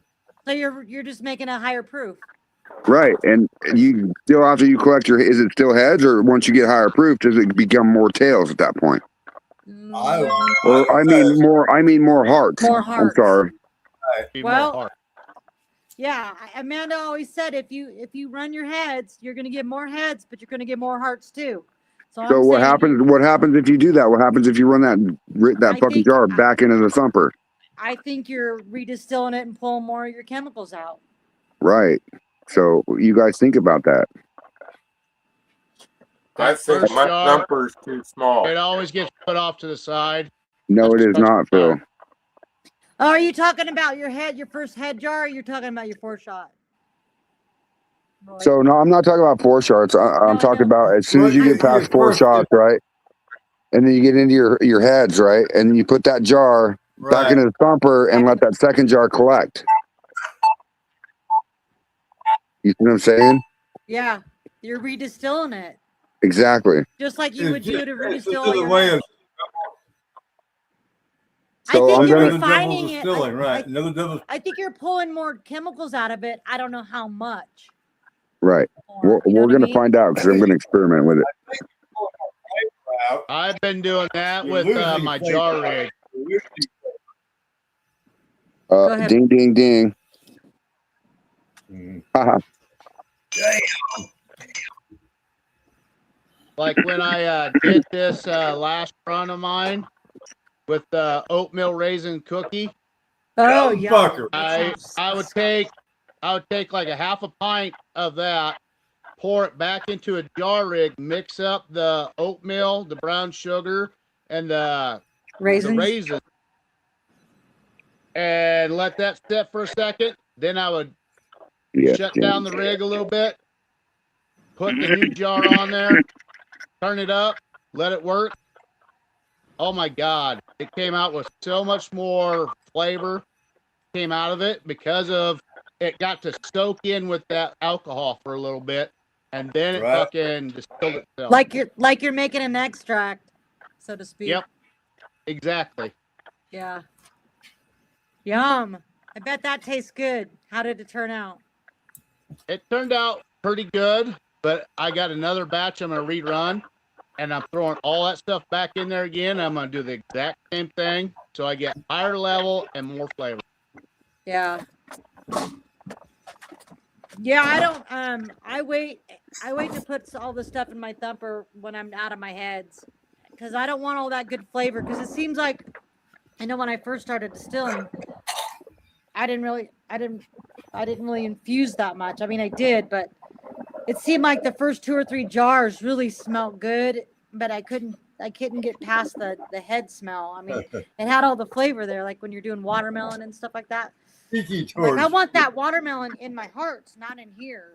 So now I don't even infuse flavor at all until I get into my hearts, and then I just start blasting it. No, I 100% agree with you. The only time I'll do different is if I'm gonna rerun that in my second batch.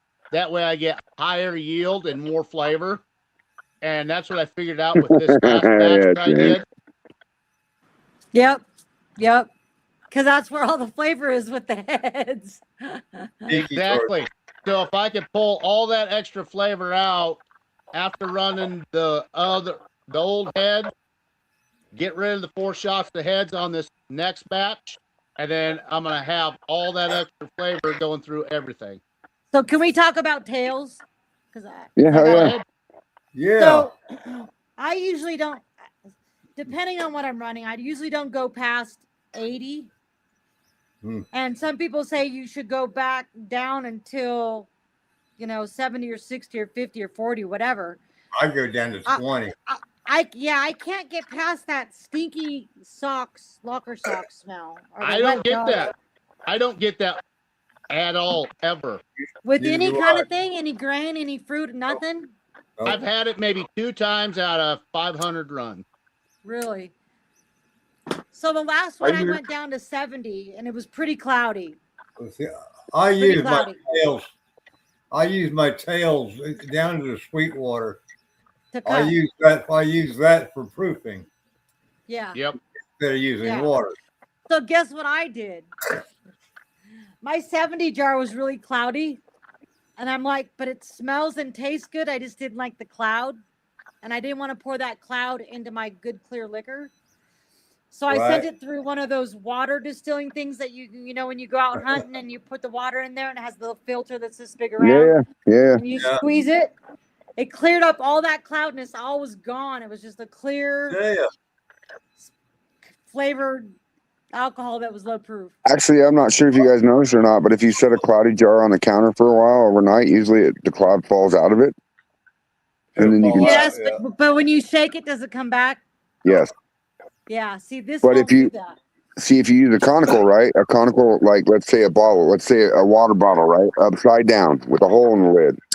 If you have a valve on the hole in the lid, when all this stuff settles to the top here, you open that valve, get rid of that shit, and then all you have is clear liquor. Same with clarifying, where you suck the top out and all the stuff settled on the bottom of your jar. You just pull everything from that. Like Right. when you're doing wine. Right. Yep. Yeah. Racking. Yep. Racking. Yeah. Yep. We all like to rack it off every once in a while. Exactly. Gotta rack it. Yep. Got to rack it. Mhm.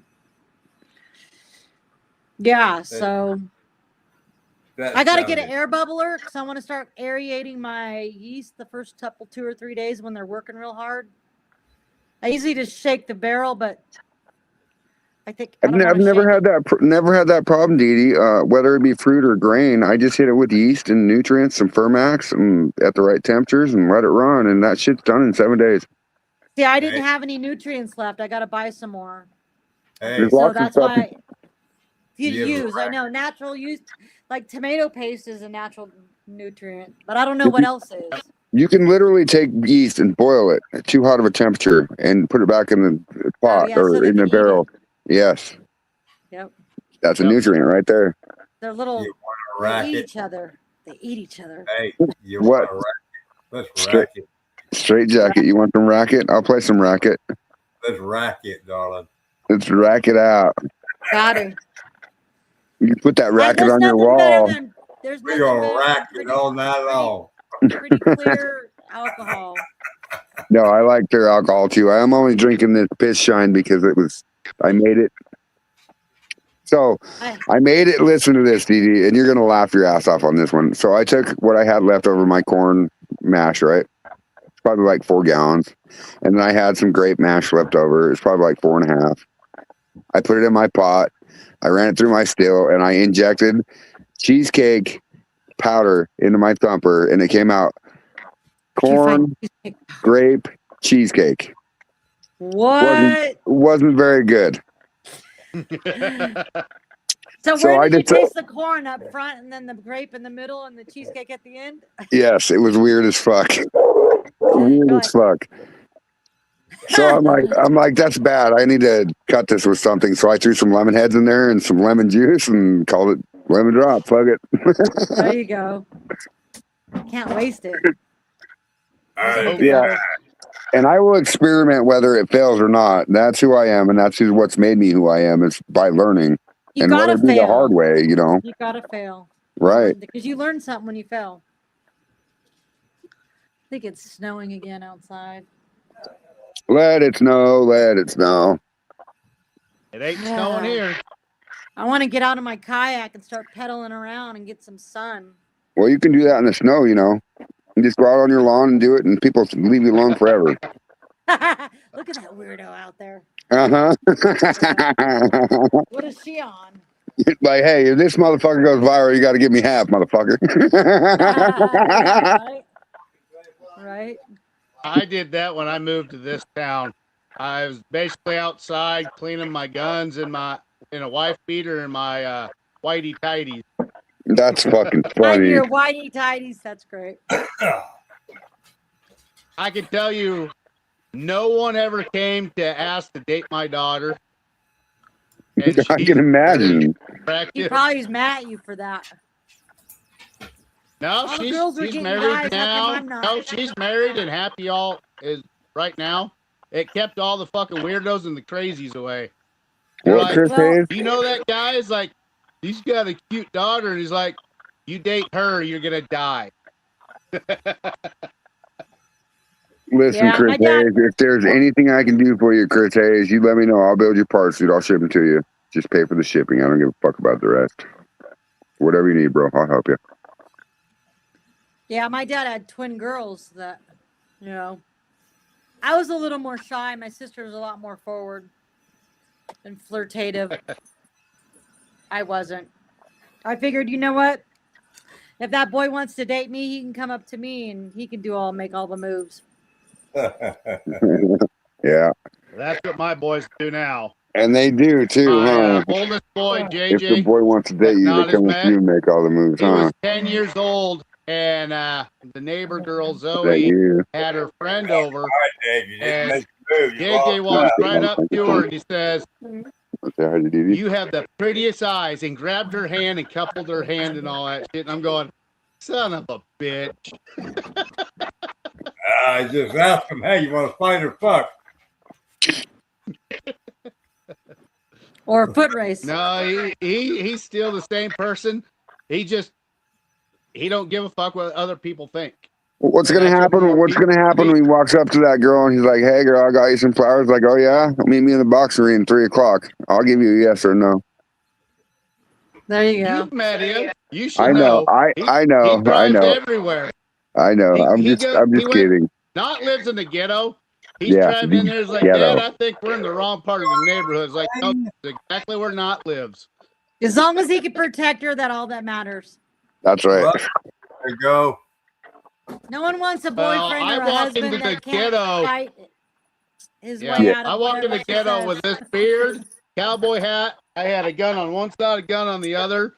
Knott's neighbors were fucking looking out the fucking window, just watching who the fuck is this? Is he a cop? What is this guy? After he left, when my neighbor came over and was like, "Hey, was that your probation officer?" I was like, "Fuck no, dude." You fuck kidding me? That's funny.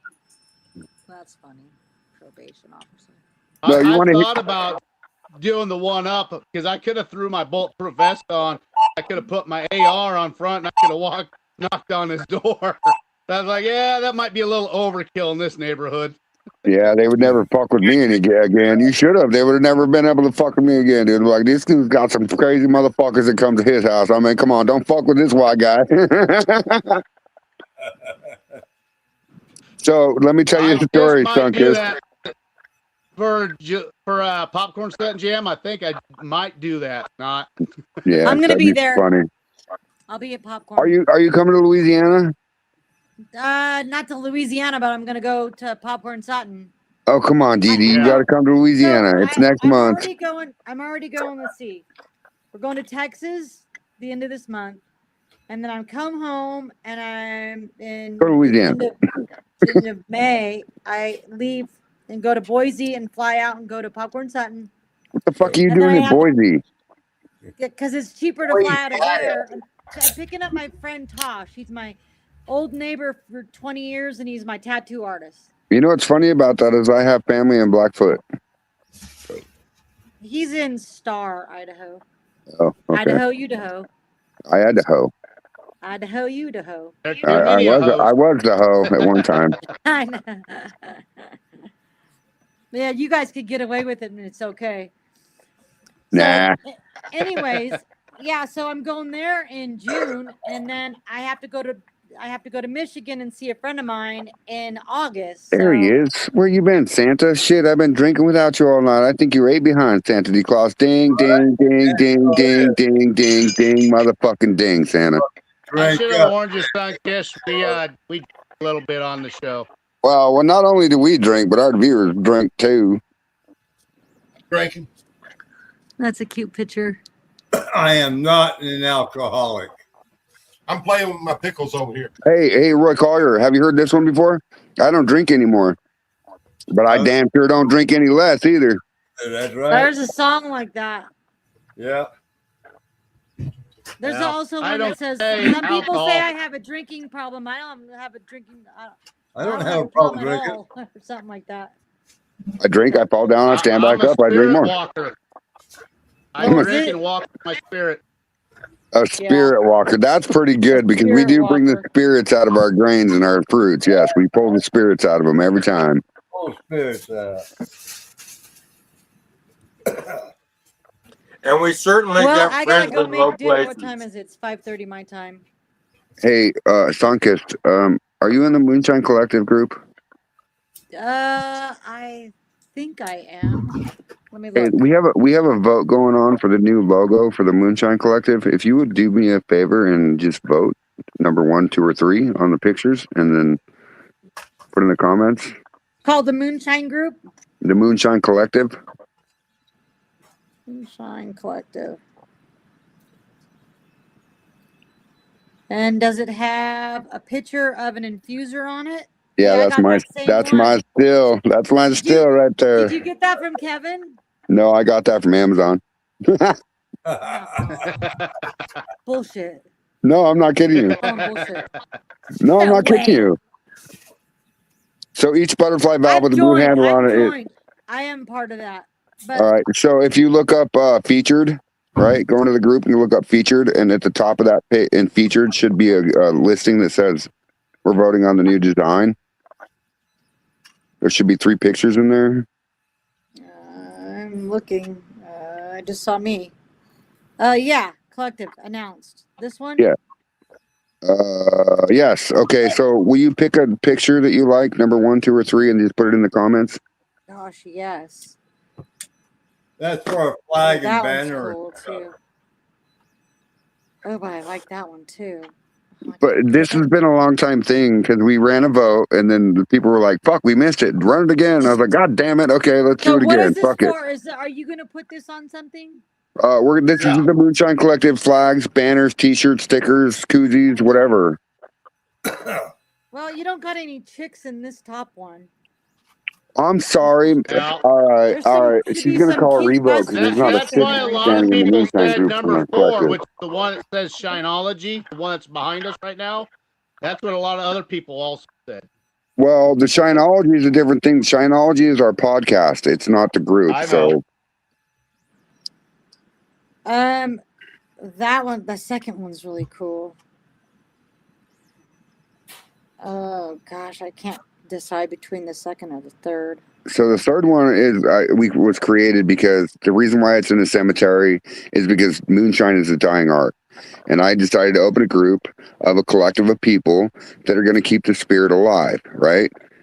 And that's why the Moonshine Collective is alive today, is because not only do we have shiners, we have artists and everything in the group that you could think of. People that make T-shirts, people that make cups. You know what I mean? There's a little bit of everything. Yep. Jewelry. Gosh, I don't know. They're all That's so right. good. But I really like the still in number 3. It is cool. Cool. I got an old still tattoo on my arm that I'm gonna have finished when I go out. That's awesome. That's awesome. So James won an award at I don't remember what event it was. Oh no, it was in Kentucky here. What was that one called? Yeah, Beattyville. He won prestigious still award or whatever, oldest still award, because it was like a 1930 still that he bought off of somebody online. It was cool as shit. Wait, you taking your clothes off? You gonna show us some tattoos? I'm gonna show you. Put her on big screen, Roy. I'm trying. There we go. So Oh damn, that's cool shit. And then I did the back. With the mason jar, hell yeah. Yeah, it's an old mason jar. Get rid of that comment here. That's cool. Is that a Texas flag? Yeah, it is. Oh, that's awesome, Earl. You see that? Just a second. You So gotta see it, Earl. My sister lives in Texas, so on our 60th, we went and got that together. In the exact same arm, exact same place. That's cool. Part of Texas. Yeah. So I'm gonna get it finished. So Shonda Oh, I don't think did she can still hear you, Earl. Dee Earl says, what part of Texas? Bandera, the hill country. Bandera. It's about Okay. an hour northwest of San Antonio. I know where it's Closest at. to Kerrville, where they had the floods. Kerrville's only 30 Yeah. minutes away from there. Can you hear Well, Earl, Dee? Guadalupe flooded. Huh? Can you hear Earl? Can you hear me? No? You can't hear me? Why can't I hear him? I don't understand that. I think she has her Earl mute on. That's All of us. that's did all that. right. It's People all right. ignore It's okay. It's not a big deal. We can relay each other's just comments here. So. relay what he's saying. Yeah, I am. I'm trying my people best here. ignore me all the time anyway. We don't ignore you. All you do is show us your ass on TV. All he There does it is, is right there. pickle, showing his Thought he was ass. gonna moon us. No, he don't want to do that. So, Dee, I don't know if you We've know had this or stuff not. like that happen in the past. We had somebody show their dick on my fucking live. I'm not kidding you, Dee Dee. It was all antagonized by You had to your lovely really co-host look. You up had to really here. look because it was so It was small. small. It was But small. not it wasn't just that, but Roy Werner actually was like, "Hey, I can't tell the difference between your underwear or your legs," and he's like, "You want to see the difference?" And he stood up and showed his cock. And I'm like, "Oh my god!" Oh my God is right. Had to, yeah, it was And bad. I don't remember much of it because I was pretty goddamn drunk. Yeah. That's probably good. That's probably a good thing. Well, we Yeah, I all don't get a need to little close my drunk. eyes and have that come back. All right. That's you can't unsee that. Also, No. Dee Dee, we also usually stay on it for about 4 hours. How long do you have with us tonight? What time is it? 4 hours. Yeah, I know. You know I what could I'm talking probably about. stay Usually 15 bail out minutes. at 2. I gotta cook dinner of some kind.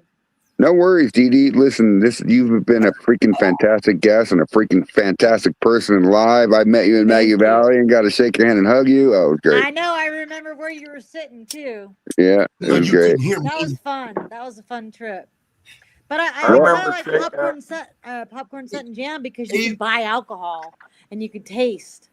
And everybody's Even there. though you No, couldn't the hear me. after party is where it's at. The I after can hear party you. is where Where's that at? No, Because but I'm going to she be can't going hear to. me. Is that the still? it's at the hotel. I know, It's at Earl. the She can't hotel. hear you. What did you say, Earl? I'm sorry. I'm a relay button. You got to raise your hand, I guess, Earl. I'm just kidding. Yeah. I said, even though she can't hear me. Even though she can't hear me. He said more than that. No, I he know didn't. that. He No, I said didn't. he said even though she can't hear me is all he said, and I don't know what else he's getting at here. What did you say, Earl? Say it again. I was in the middle of the conversation. He was in the middle of the conversation. Is all he's saying. Oh. He's just jumping in. I love you, Earl. He's doing it because you can't hear him. I remember at Maggie Valley, He's I shook her concentrating hand on his out in run, the which he parking should. lot. What, Phil? I remember at Maggie Valley, I shook her hand out in the parking So lot. now I can't even hear Phil now. Oh, he said in Maggie I was Valley. going Here, to Phil. hold on. Let me try something. Talk, Earl. Hey, I Can you hear hear me? him. You can hear Earl? He Can just you hear said me? something. can you hear me? Talk again. I'm talking. Can you hear me? Shit. Nope. That was straight jacket, I think. Can you hear me now? Who said that? That was straight Earl? jacket. That's guy in the middle. Yeah, that was straight jacket. I could hear him. Okay. All right. So this is a weird thing that's happening.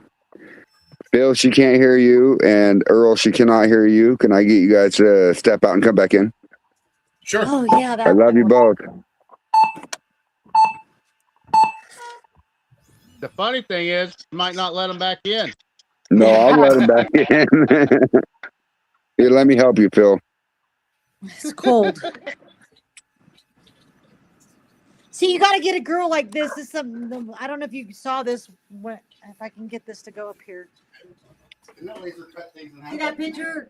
Oh, that's Amanda Bryant right there. Yeah, Yep. she drew that. That's a cool girl. I wish I could have her paint. Like draws that. I'd love to have that on a shirt. And it says, "I'm just a whiskey girl." That's awesome. We James Aubrey. also have someone else that does a lot of drawing, and that's Miss Lisa Day. Yeah. She'll be I on a know her. podcast. She does. Yep. I know her. We're friends. Earl, say You should something. actually join Yes, ladies' sir. night one of these Shadyville. nights Can you hear me now? on there. Audio check. Can you hear Phil? Can you hear Earl? Dee Dee? Hello. Yeah. Oh, wait, say that again. Hello. Hi. Hey. No. Hey. Is can you hear he me? just lip syncing now, or is he just? What, fucking- 9? No, he's not. I know. I read those lips. No, I'm not. No, I just Break can't it, hear 19, him. break it, 19. Audio check. Where's Huh. Beattyville? It's in Kentucky. Joe, That's one state I want to go to. Well, come on, lady. Shit. All right, so I'm gonna bust it out. No, I shouldn't yet. Jimmy crack corn, and I don't care. James Aubrey. Yep. He's a nice guy. I met him at Hillbilly Jam.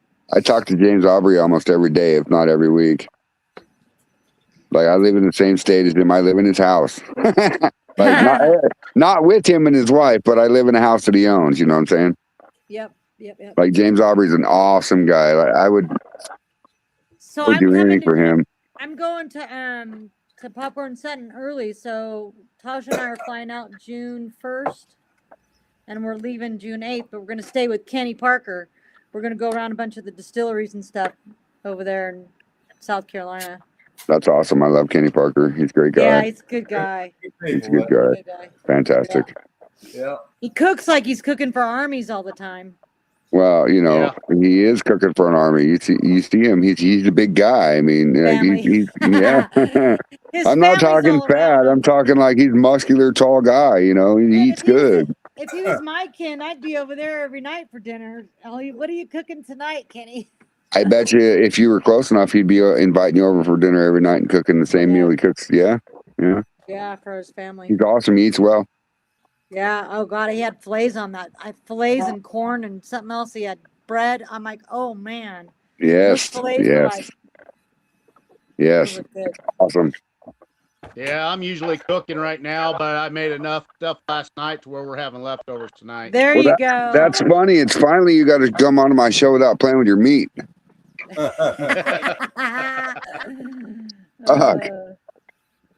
My dad used to say, I don't play games because I got my own toys. Right? Well, when you got 3 teenager boys living in a house, you go through a lot of food. Oh, I bet. And milk, probably. Milk. I have a teenage boy and an 8-year-old right now, right? Forever. And they're going to grow. They eat and eat and eat. Like, listen, if you could put pizza in the lawn, they'd probably eat the grass. My grandpa used to tell my mom, I'd rather clothe you than feed you. Well, she used to eat a lot. You know what made us our character to this day is what, how we grew up, whether you had a good lifestyle or a bad lifestyle. Some of us had worse than others, whatever. But that is what drives you to who you are today, no matter where you came from. You know what I mean? Yep. Be you. Be you, Yep. Do you. Do what you want to do. I tell my parents, did you just have kids to have slaves or what? Well, back in the 80s, I think my name was Zenith for a little while. I know. Change your channel. Move the rabbit ears. I don't want to look at name. Zenith here? Come on now. Hold it right there. Uh-huh. Don't move. Yep. I got one customer. She actually has 31 siblings altogether. James says he has an Amanda Strong too. That's awesome, James. Same mom, no twins, no triplets or nothing. Wow. Had her first fucking baby at age of 15.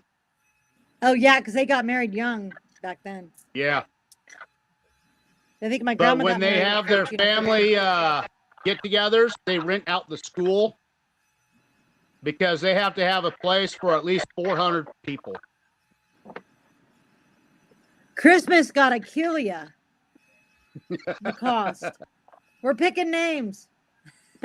Oh, you should see the old house. The attic, they tore that apart, and it was nothing but bunk beds. I bet. Everything was bunk bed, 3 times high. I bet. We got I see a hat with a beard. You guys see the hat with a beard? You see this? Yeah, Look, let's put him on big screen, Roy. Roy, it's big screen. I'm trying. That's fucking funny. You guys remember Cousin It, right? Yeah, there's his brother. Yeah. Not it. No, that's his crazy cousin. Oh yeah. Yes. That's Yeah. Can you hear me now? That's fun. Dee, can you hear him now? Say it one more time, Earl. Can you hear me now? No. Is everybody hear him but me? Yeah. Even I the can hear audience. him now. Can you hear me now? Can she hear me? Who said that? Or I said that. Yeah, I can hear Raise you. your hand. You can hear Phil. Yeah. Wow, she finally took Phil off mental delete. I Well, don't know what happened. if she can remember me, I shook her hand out in the parking lot at the Summer Jam. At Hey, guys. Hillbilly. Probably 10,000 shake hands ago. Hey, At Roy Hillbilly, Warner. right? Hillbilly Jam? Roy Warner. Yeah. Roy Did we Warner. get a picture together? Ah. No? If I don't come No. back in 30 minutes, will you kick me out? Yeah, No. Thank you. I'll kick Oh. you in the balls first. I'll be right back, guys. I have to go for a minute. No, I just happened to see you in the parking lot there, and since I recognized your face, I thought I'd introduce myself and shook your hand there. So were we leaving or was I? Oh, it looked like you're. I don't know if you're getting out of your car or back into your car. Either way, you're at the car. Oh, okay. Probably dropping off crap I bought. Well, Coming now, back. Earl, was that at the motel or was it in the parking No, lot? it was of the. It was right around sunset or just after sunset. It was starting to get dark. So it was at the tavern. Oh, could have been. Could have been the tavern. I was there. Yeah, it was in the parking lot of the tavern. Yes. Okay. And there you Yeah. go. See, which parking lot makes a big difference? I know. I was in a few parking lots. So, Dee Dee, Phil came to my house before we went to Maggie Valley, and I took him to Maggie Valley, right? Uh-huh. And I kept him high and drunk the entire time. So, forgive Phil for a minute. He also met you at Maggie Valley. Like, I think that you went walking around for a minute, and then you walked up to me and James Aubrey, and you were like, "Do you know who I am?" And he was like, "Yes, I do." And then, yeah, I think I made up my that mind. night again at the tavern, yes. So That was a cool place. That whole back section of the tavern was so cool. it was cool.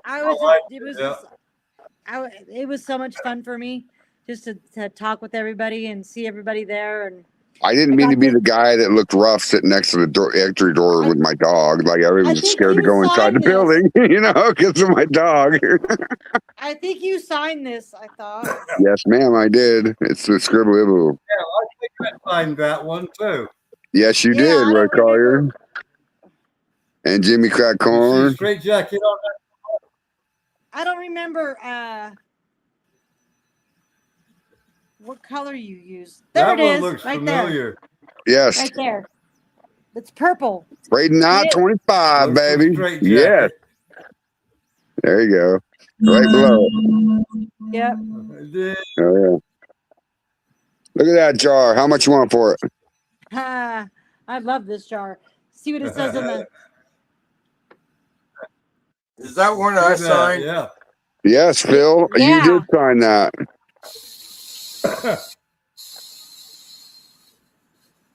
I signed so much shit over there in Maggie Oh, Valley. James Aubrey. He says Donnie Benton's Backwoods Moonshine Museum is way cooler than the Tavern in Maggie. I bet it is, bro.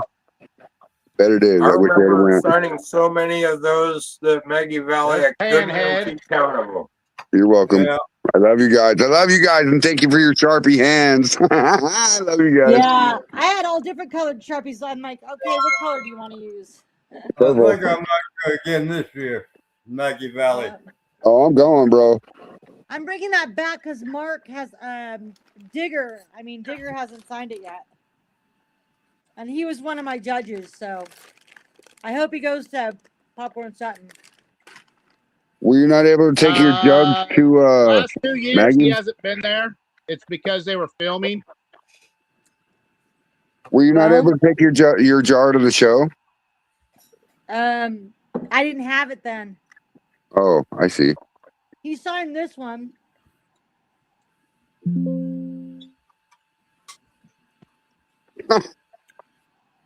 Sorry, I wasn't laughing at the picture. I was laughing at the comment. Phil's signature is Everclear. Laughing at that. That's good. This is what we first met Mark and Digger. That's my sister in the green. Awesome. Yeah, I met Mark. I met Mark up there in Maggie Valley, but So did Digger I. wasn't there. I guess Digger has a bad taste in his mouth for Maggie Mark Valley. is Maggie Mark Valley, is great. I love Mark. Yeah, Maggie Valley, I shook his hand 2 or 3 times. Yeah, and he's then a, James Aubrey and I, we got drunk together walking around the damn car show. I know that It's Digger his can't James go to Aubrey, Maggie Valley. James, His wife yes, you won't let did, him. James. You signed Sunken's orange jar or jug that night in Maggie Valley. I signed it. Phil signed it. Rick Collier signed it, and you signed it. And then Jason Bartolozzi signed it. Is there not? Is there a Jason Bartolozzi? Yeah. All right, so Jason was with us. right above Jason Bartolozzi should be James Aubrey. Yeah, right. They're close together. One should be in pink. No, Yeah, Jason's supposed to sign everything underneath James Aubrey. Yes, That was that was the that contract. was the ordeal. That's why he had to sign that lady's her titties. Yeah, her titties. That's a very strategically placed autograph. What would James Aubrey put 3 X's or no? Show me the pic. Show me. I can't No, tell what that that's says. not James Aubrey. No,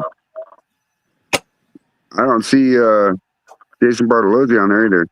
I know. I thought he signed it. Wait, I think he signed it. Oh wait, somebody signed up here. Oh, that was Hatch. Well, there's so many damn there's a jugs going Jason, but I can't tell if that says Jason. No, that's not Bartolozzi. No. No. But I thought he signed it. I was Jimmy with him. Crack Corn. He says it should say Jimmy Crack Corn. Hold on. There's Jason Bartolozzi. Yeah, that's it. Yeah. And then Daniel Stevens is right above him. Damn, how did we miss that, James? I'm sorry. Every time that I had somebody walk up to me with a jug, I'm like, hey, bro, you want to sign this? There's something right there with 3 X's, but I can't tell what it is. That's not James. Yeah, no. Yeah, I don't know either. Moonshine Brian. It all depends on how drunk someone was. Yeah. Donnie Benson. Look, you got Donnie Benson. Yeah. That's cool. Kentucky. All right, so we're gonna have to arrange to where James gets to sign that jug. Yep, I'll bring it. I'm bringing it. The popcorn. Oh, that'll get my signature then. James says his would have been in blue. Bring it to Maggie Valley in July, and I'll sign it again if I ain't signed it yet. Blue. Yeah, I'm about to bring something different this year. Last year to Popcorn Sutton Jam, I brought a piece of copper. It was 18 inches by 24 inches. Had a lot of people sign that. Oh, I think I remember seeing that. Cooter. I said Cooter, something Cooter. Paul, is it Paul? Cooter. What's that? Cooter. Panhead Cooter. Panhead Cooter. That is Panhead Cooter. And then above that, oh, that's JB Raider. Nothing in blue, James. Yeah, you have to get Chris Warner's signature on there too. I got Chris's on here. Well, then I'm not sure how it got missed with James because usually me and James are right side by side. Usually you're within the earshot, you know. Chris is right there. Yeah. Coonpecker. Yep. That's Maggie Valley. I don't know. No, that's Chris Fortner. Sorry, James. I didn't mean to let you down, buddy. All right. Well, I'm bringing it. So maybe you signed something else, James. Just kidding. I didn't have anything else. I had Jeff Gordon. I had Jeff Gordon once sign my jacket right here. Yeah, I signed T-shirts. You know what I mean? That's what I was saying. Who was it? Jason Bartolozzi. He was signing all kinds of stuff. He said. Yes. Yeah. Well, James set him I up love on him. one of them. Oh, so wait, hold on. So that was one of the ones that Jason Bartolozzi got a signature on that James didn't. Oh, I'm sorry, James. I dropped the ball. I'm not sure where you were at. Yeah, You have to be on James Bartol. You have to be on Bartolozzi's level. I'm gonna probably be right next to him. That's a pretty high level. That's a pretty high level mentally and like high THC ability. High level. That guy could put away some. You gotta watch out not eat one of his brownies or one of his cookies. Don't Oh eat no, the no, cookie. no, no, no, no. Listen, you eat it and just don't say nothing. It's fun as hell. I ate to me. I fed Phil a cookie. Move. There was somebody there selling stuff like that. It was right over by where he was at. I think it was kitty corner to where Jason went, and they were selling all this. And somebody bought him a bunch of those and dared him to eat all of them or whatever it was, and he did. And I don't even think it touched him. That I remember. Sorry, Earl. I switched the video around so I could see her better because on my phone I see the countdown and then 10 viewers and then plus heart 7. You know. James, I'll get your signature when we go to popcorn. I'll find you, or you find me. I'll be next to Bartolozzi. Actually, Dee Dee, I'm gonna probably give you a call tomorrow sometime. Talk about the thing about the whole that you were going to talk about going to a different distillery and put your bottles out there. No, listen, that is a good idea. Good idea. I just, you know, I don't know if you know how sometimes when you feel like something was favored or rigged, you know, on the show. Yeah. I had 2 years experience, and I'd made vodka 2 weeks before I left. And their mystery ingredients was chocolate and coffee, which the guy that won had a coffee shop, and he's a legal distiller for like 20-something years. What did he win with? There's been about 7 of those shows that have been rigged. You could tell. Come on, guys! It's moonshine. Mama B was another one that was a victim of it too. Who? Mama B. Oh, yeah. With her poachy. So but you know what's funny? I think they were worried. And so the one thing that I wish I would have done, because it was my choice, because I led all the way through the whole thing. I had the highest ABV. I got first pick of all my mash build. I got first pick of stills because I had the highest ABV. I had the best jar to turn in the first one. And I was super close to the second one, but he made a mole. I'm like, I don't know how you're going to reproduce that by a lot, but whatever. I wish I would have just said, I'm going to take chocolate. He could take the coffee. He can't get chocolate because I'm going to keep it. And I would have made a chocolate orange clear vodka. Oh, yeah. You know the little chocolate orange sticks that you buy? Yes. They come in Yes. That's what it would have tasted like. James says, Dee Dee, I'll give you a Jimmy Crack corn shirt too. They're beautiful. I could show you one. Yeah. James, why don't you come on stage, James? You want me to send you a link? Roy, will you send James Aubrey a link, please? I never got one. He is the OG. Listen, James Aubrey, and you guys have to say this too, because James Aubrey is the OG to this Shineology. I mean, he brought me out, and I brought him out. Like, it's great. I love that man. He's great. He's fucking fantastic. He's awesome, and I'm very surprised that my signature and Jason Bartolozzi's signature is on there, but not James Aubrey. Like, I know. It's crazy. I saw him. I didn't see him at the tavern, but I saw him at the second day. I think it was Sunday at the show, and we got a picture together. Oh! So you literally share that with us on stage if you want to. You know how to do that on StreamYard? Hold on a second. It's on my. Oh, I could get it. How do I do it? Let me find it first. Oh, so that was. You got an echo. Get it. I sent out a couple links. James is one, Mark, and then I sent one out to Richard and Charlene. All right. Hell yeah. Let's bring him shit. Let's family Here it is right reunion. here. Shit. I can't. Can you turn down turn down your brightness on your phone? Okay. All right. Can you go a little bit less There bright? it There is. you Yeah, go. right there. Right there. Is Perfect. Nice. There you go, Jimmy. Yep, there it is. He's on stage too. Look, he's on stage. Here we go. Take her off big screen here. I'm trying to. There we go. Hi, James. Hey, you What's grew a up? beard.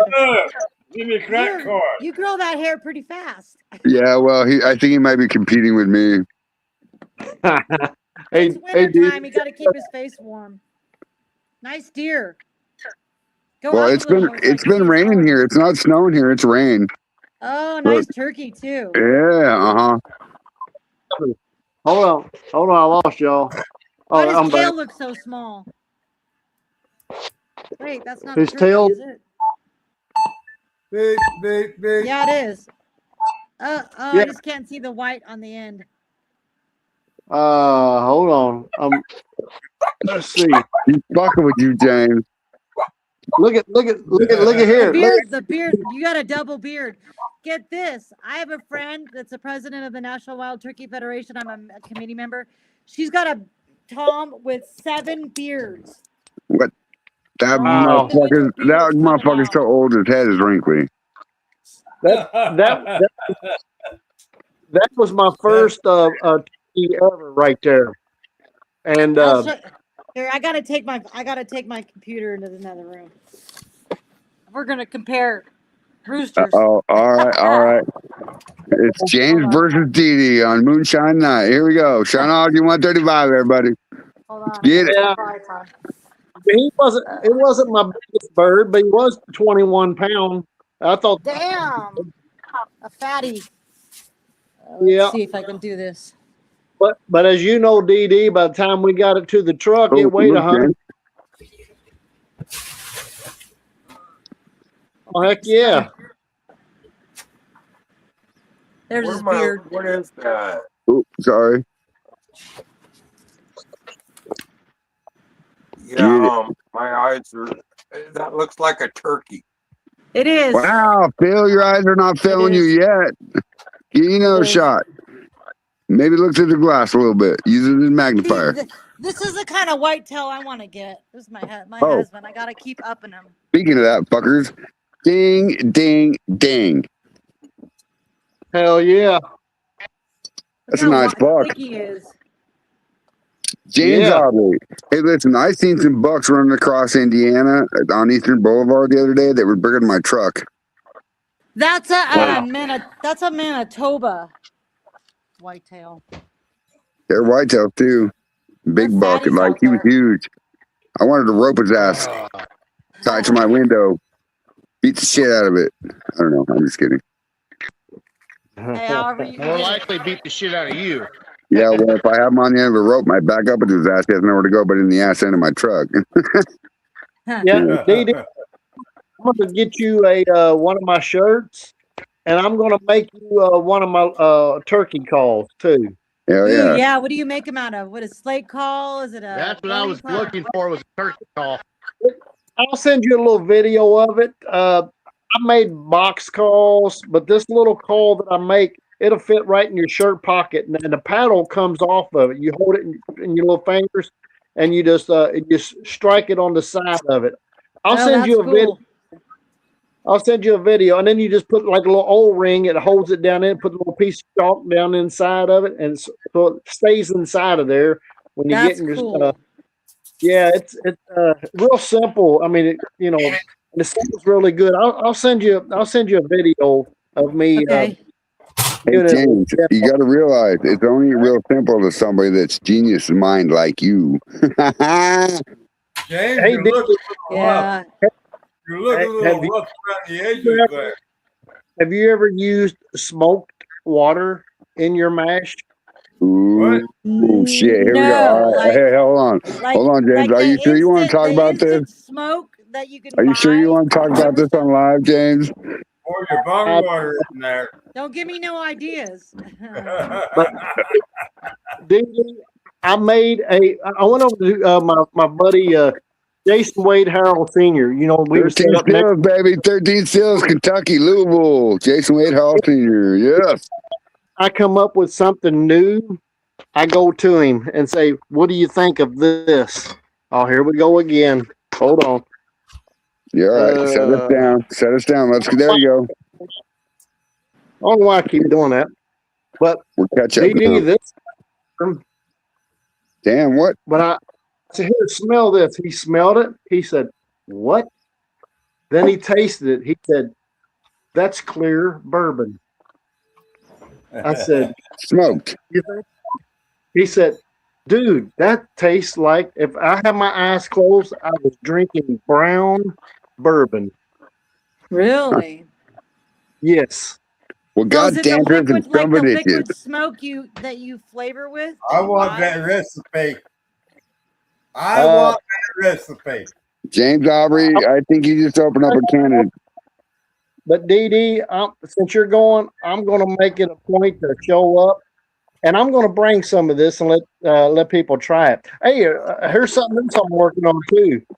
Is okay, people that don't want to taste and sip. Oh, I don't know if you all seen it, but if people got lip balm and all that kind of shit, the lipstick, Yes. let them drink that film on top of it, and you go to hand it to somebody, they're like, "What's that shit floating in it?"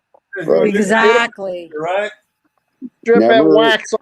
And if they're chewing, Give them their own little Copenhagen. cup. Well, hold Yeah. on a minute. I If think they that don't have a it shot depends. glass with them, I So, wouldn't let them fucking taste it.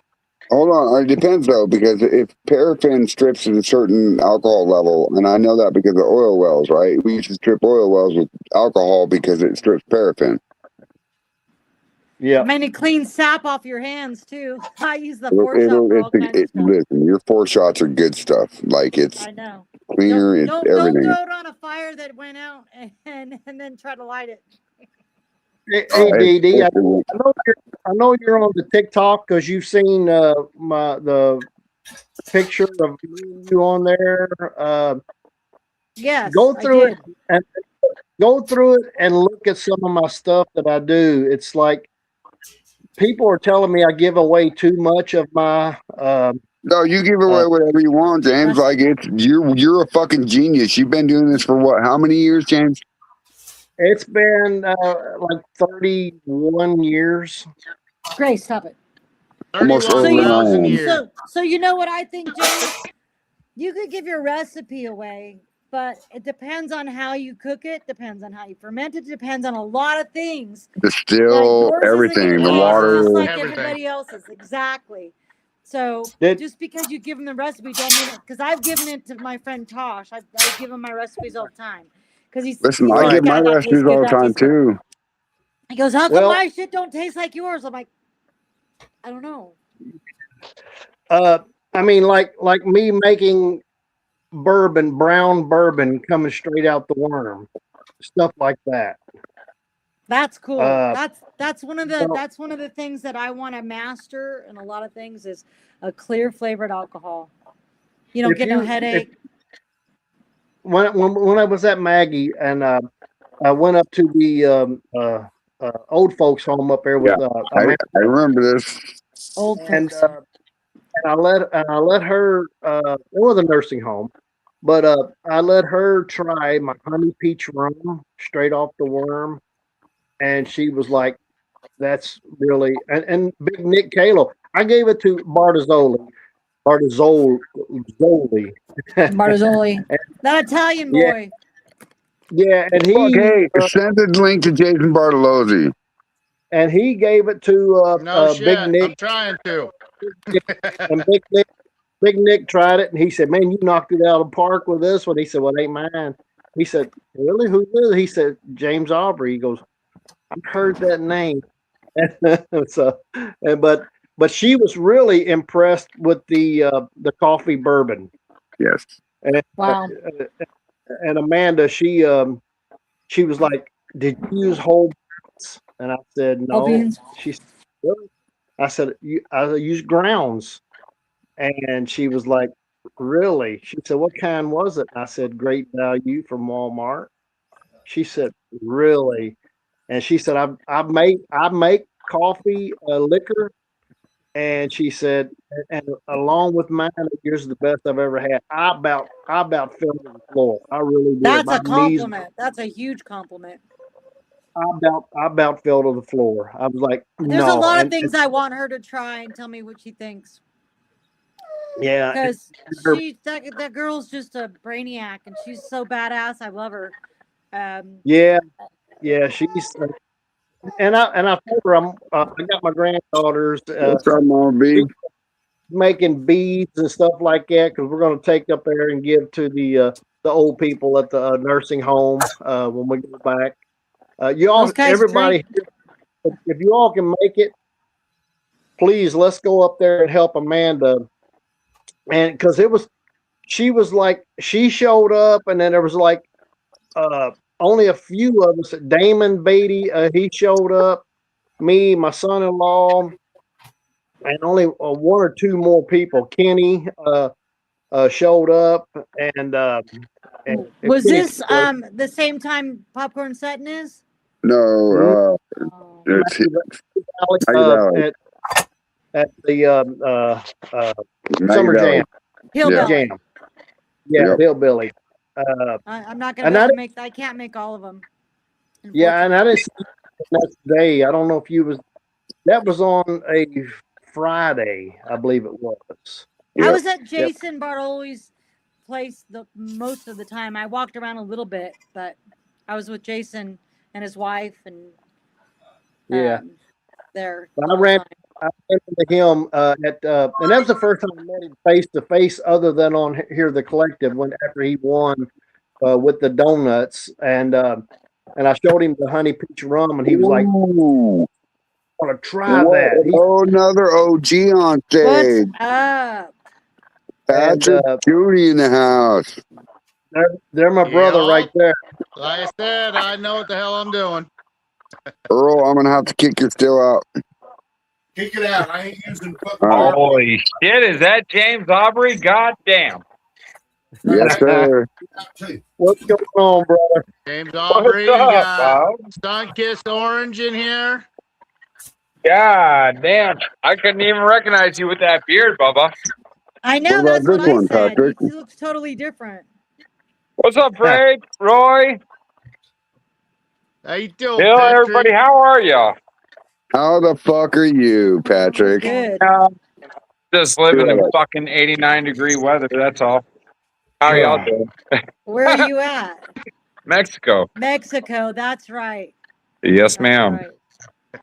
Where in Mexico? The main island or Baja? Main Island? No, main. I've never heard that one. We ain't in fucking Hawaii. Sure, close to it. Same latitude. I mean that's different. No, I'm on the mainland of it. I'm not on the stretch of the Baja. I'm in Morelos, so I'm about 2 hours south of Mexico City and about an hour and a half north of Acapulco. Oh, so you're like almost in smack dab middle. I'm definitely south. South Central. Mm-hmm. So you own a place there? Because we always thought about like living half of the, all the winter in Mexico. No, I rent. fish. I rent everything. I don't need to own nothing. Yeah, because they could just take it from you on your any time. That's the part that scares me. No, I'm just messing with you. No, I own everything. No, DD, you need to see his spread he's got. Oh, I bet. We don't have enough time for that. I got a place comfortable. I got a place comfortable for whiskey guy. I have a place comfortable for two. Don't worry, Patrick. I challenge you to give one of your phones to one of your people that work there and ask them to take us around on your phone and show us your house. It's All right, I'll do that right now. Go ahead and put me on the big screen. All right. it's Get 37 bedrooms. All right, so Oh this my is gosh. I told you, Just Dee Dee. the nice comfortability. It just looks warm there. I just want to come there just because of it's that. Mexico, baby. I We know. got a pool here. You got to It's like walk an down endless- the lights Oh itself, my gosh.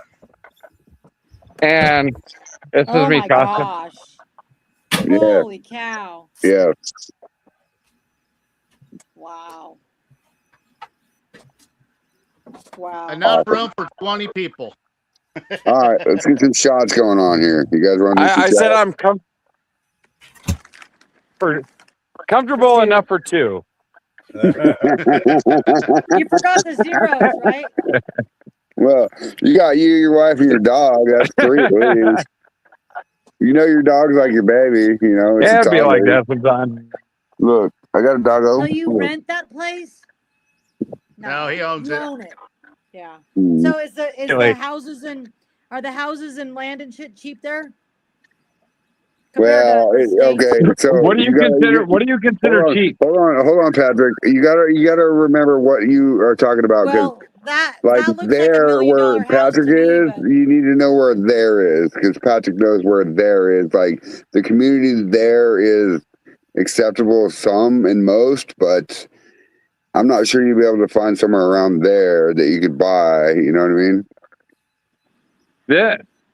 This property alone is probably around like $2.5 million. It's valued now at $2.5 million, but Yeah. right. That's what the rates are going Yes. for something like This that. is out where there. you should go fly down to Mexico and Well, hang out with him and his distillery.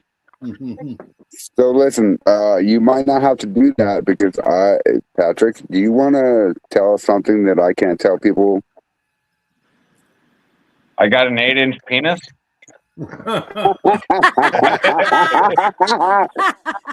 No, I meant about what your future is, what you're doing next. It's your lie. It's your lie. Tell any way you want it. Make it 10. What do you want me to tell you? I mean, specify. You know me, Freight. I'm an open book. I don't give a fuck about anybody's feelings. So go ahead and tell me. All right, so let's bust it. All right, England, let's bust your it. trophies. So my motherfucking friend here, my brother Patrick Dooney in Mexico is fucking killing it, getting the gold medals in every fucking place he can get. Next thing you know, he's gonna bring that shit to the United States. Guess what's coming? Guess what's coming? Motherfucking Patrick Dooney's coming. Are you talking about to Louisiana? No, I'm talking about you bringing Yeah. bottles across the fucking lines, bro. Well, yeah, of course. I'm gonna be an illegal bootlegger going across the United States. Yeah, absolutely. I'm going Yeah. under the tunnels, and I'm I'm just kidding. But that's too much information by you be able to post up in Texas and get your license. No, we're already good. I mean, everybody that's going to Louisiana here at the end of March. I mean, I will see everybody there. No, Awesome. no, listen, that's not what I'm talking about. Okay, yeah, so you know. Okay, so you know. All right. I wasn't asking for bottles. I was just wondering about what you're doing next to be able to distribute into the United States with your bottles. He said he's exporting. The El Celtic Go Chapo. No, I'm just kidding. Hell yeah. No, it's going to be coming there. I mean, there's no ands, ifs, or buts about it. The thing about it is I'm putting Celtic Hills on the map right now. And that has to go with being award winning. And then, you know, a lot of people are going to follow that. It's establishing Mexico as producing a top quality whiskey rather than So that they have right now. all you guys in the United States, if you go to the liquor store and you ask for Mexican whiskey, what do they have? Not shit. Not shit. Not shit. Everything tastes like a tortilla. Right. And they don't have Mexican whiskey either. Oh, that's funny. It's true. It I is mean, true. the top competitor here, their fucking whiskey is terrible. Right. Their fucking shit's Right. garbage. Right. We run such a bourbon process, but as I said, James Aubrey, who is here today, who I love dearly, who has Master helped me Moonshine so much Guru. through this. The And goat. this right here comes from his guidance, which is my rye. Right. You know, Oh, come on. I want to take a shot with you, Patrick. you see the That's color beautiful. on that? Oh, That's yeah. pretty. That's pretty. Yeah. Beautiful. James Aubrey's a badass. Yeah, that comes from a process that him and I discussed here. We're going to put a light behind that. Oh, Oh, Do it again. Hold Shake on. it harder. Shake it harder. Hit hold it with on, a hold hammer. on. I'm okay. Well, I didn't mean to, but we're going to put a light iPhone. behind That's pretty. that nice dark charcoal color right Mhm. there. A lot of people believe that this has been aged for 2 or 12 3 years 4 or years, more. whatever. No, So no, it's such a dark amber color that I mean, everybody looks at it and they're like, "How?" And I sit there and I tell them it's all like, That's how. Right there. That's how. That motherfucker James, why do right you got to there. show your shit? Look at him. Look at him. Oh, James Aubrey, I love you, brother. God damn it. I fucking love you guys. Yeah. Roy, help me. I can't hit the button. No, nobody believed that it's 7 days. I There we believe go. it. There's a lot of Trying ways to. you can do that quickly.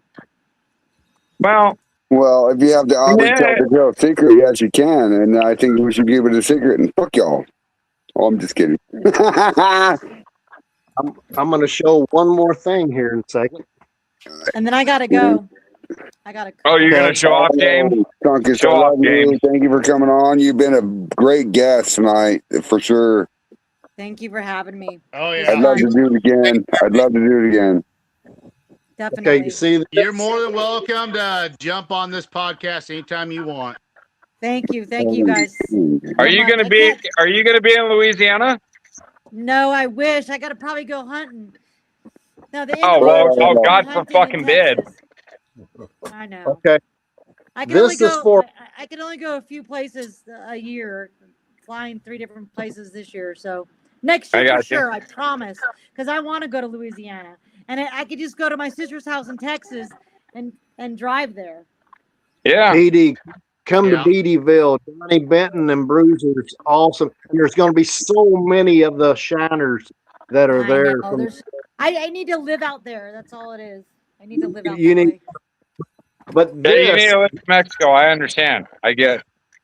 hey, Patrick, I love La Paz. this- We go to La Paz all the time. in a barrel, okay?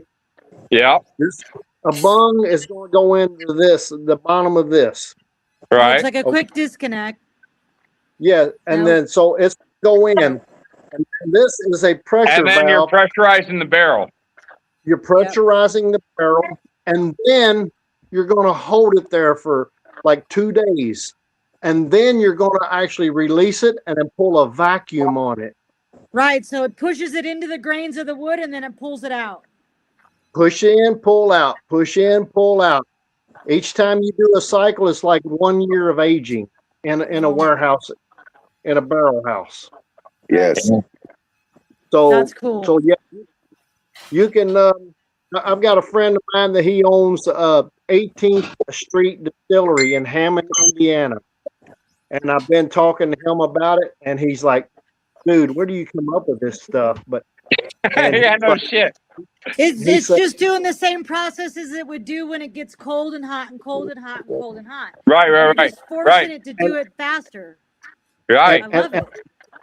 And I told Alan Bishop, I said, Alan, I said, look what I got here. And I told him, I said, have you ever checked the pressures inside of your barrels? He says, no.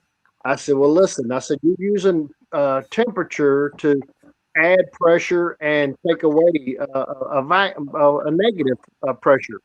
I said, what if we was to use this, put a bung in there and put like 2 PSI in it and let it push into the wood, and as it soaks in, And then let it vacuum. and then let it go about the atmospheric pressure, and then pull a vacuum on it. So Right. simple. So simple. So, Okay, hold on. On that note, so what the wineries are doing nowadays, that you're talking about this, James, and I've been looking at this very, very carefully. So they're using stainless cylinders with board planks, charred board planks along the outside, inside the cylinder, right? And they're putting their Yeah. wine there, and then bop, boom, bap, boom, bap, do the same thing. Yeah. So it's a barrel inside the stainless, is what you're saying. No, I'm not saying No. that they're inside stainless. It's wood planks that's strapped. It's all wood.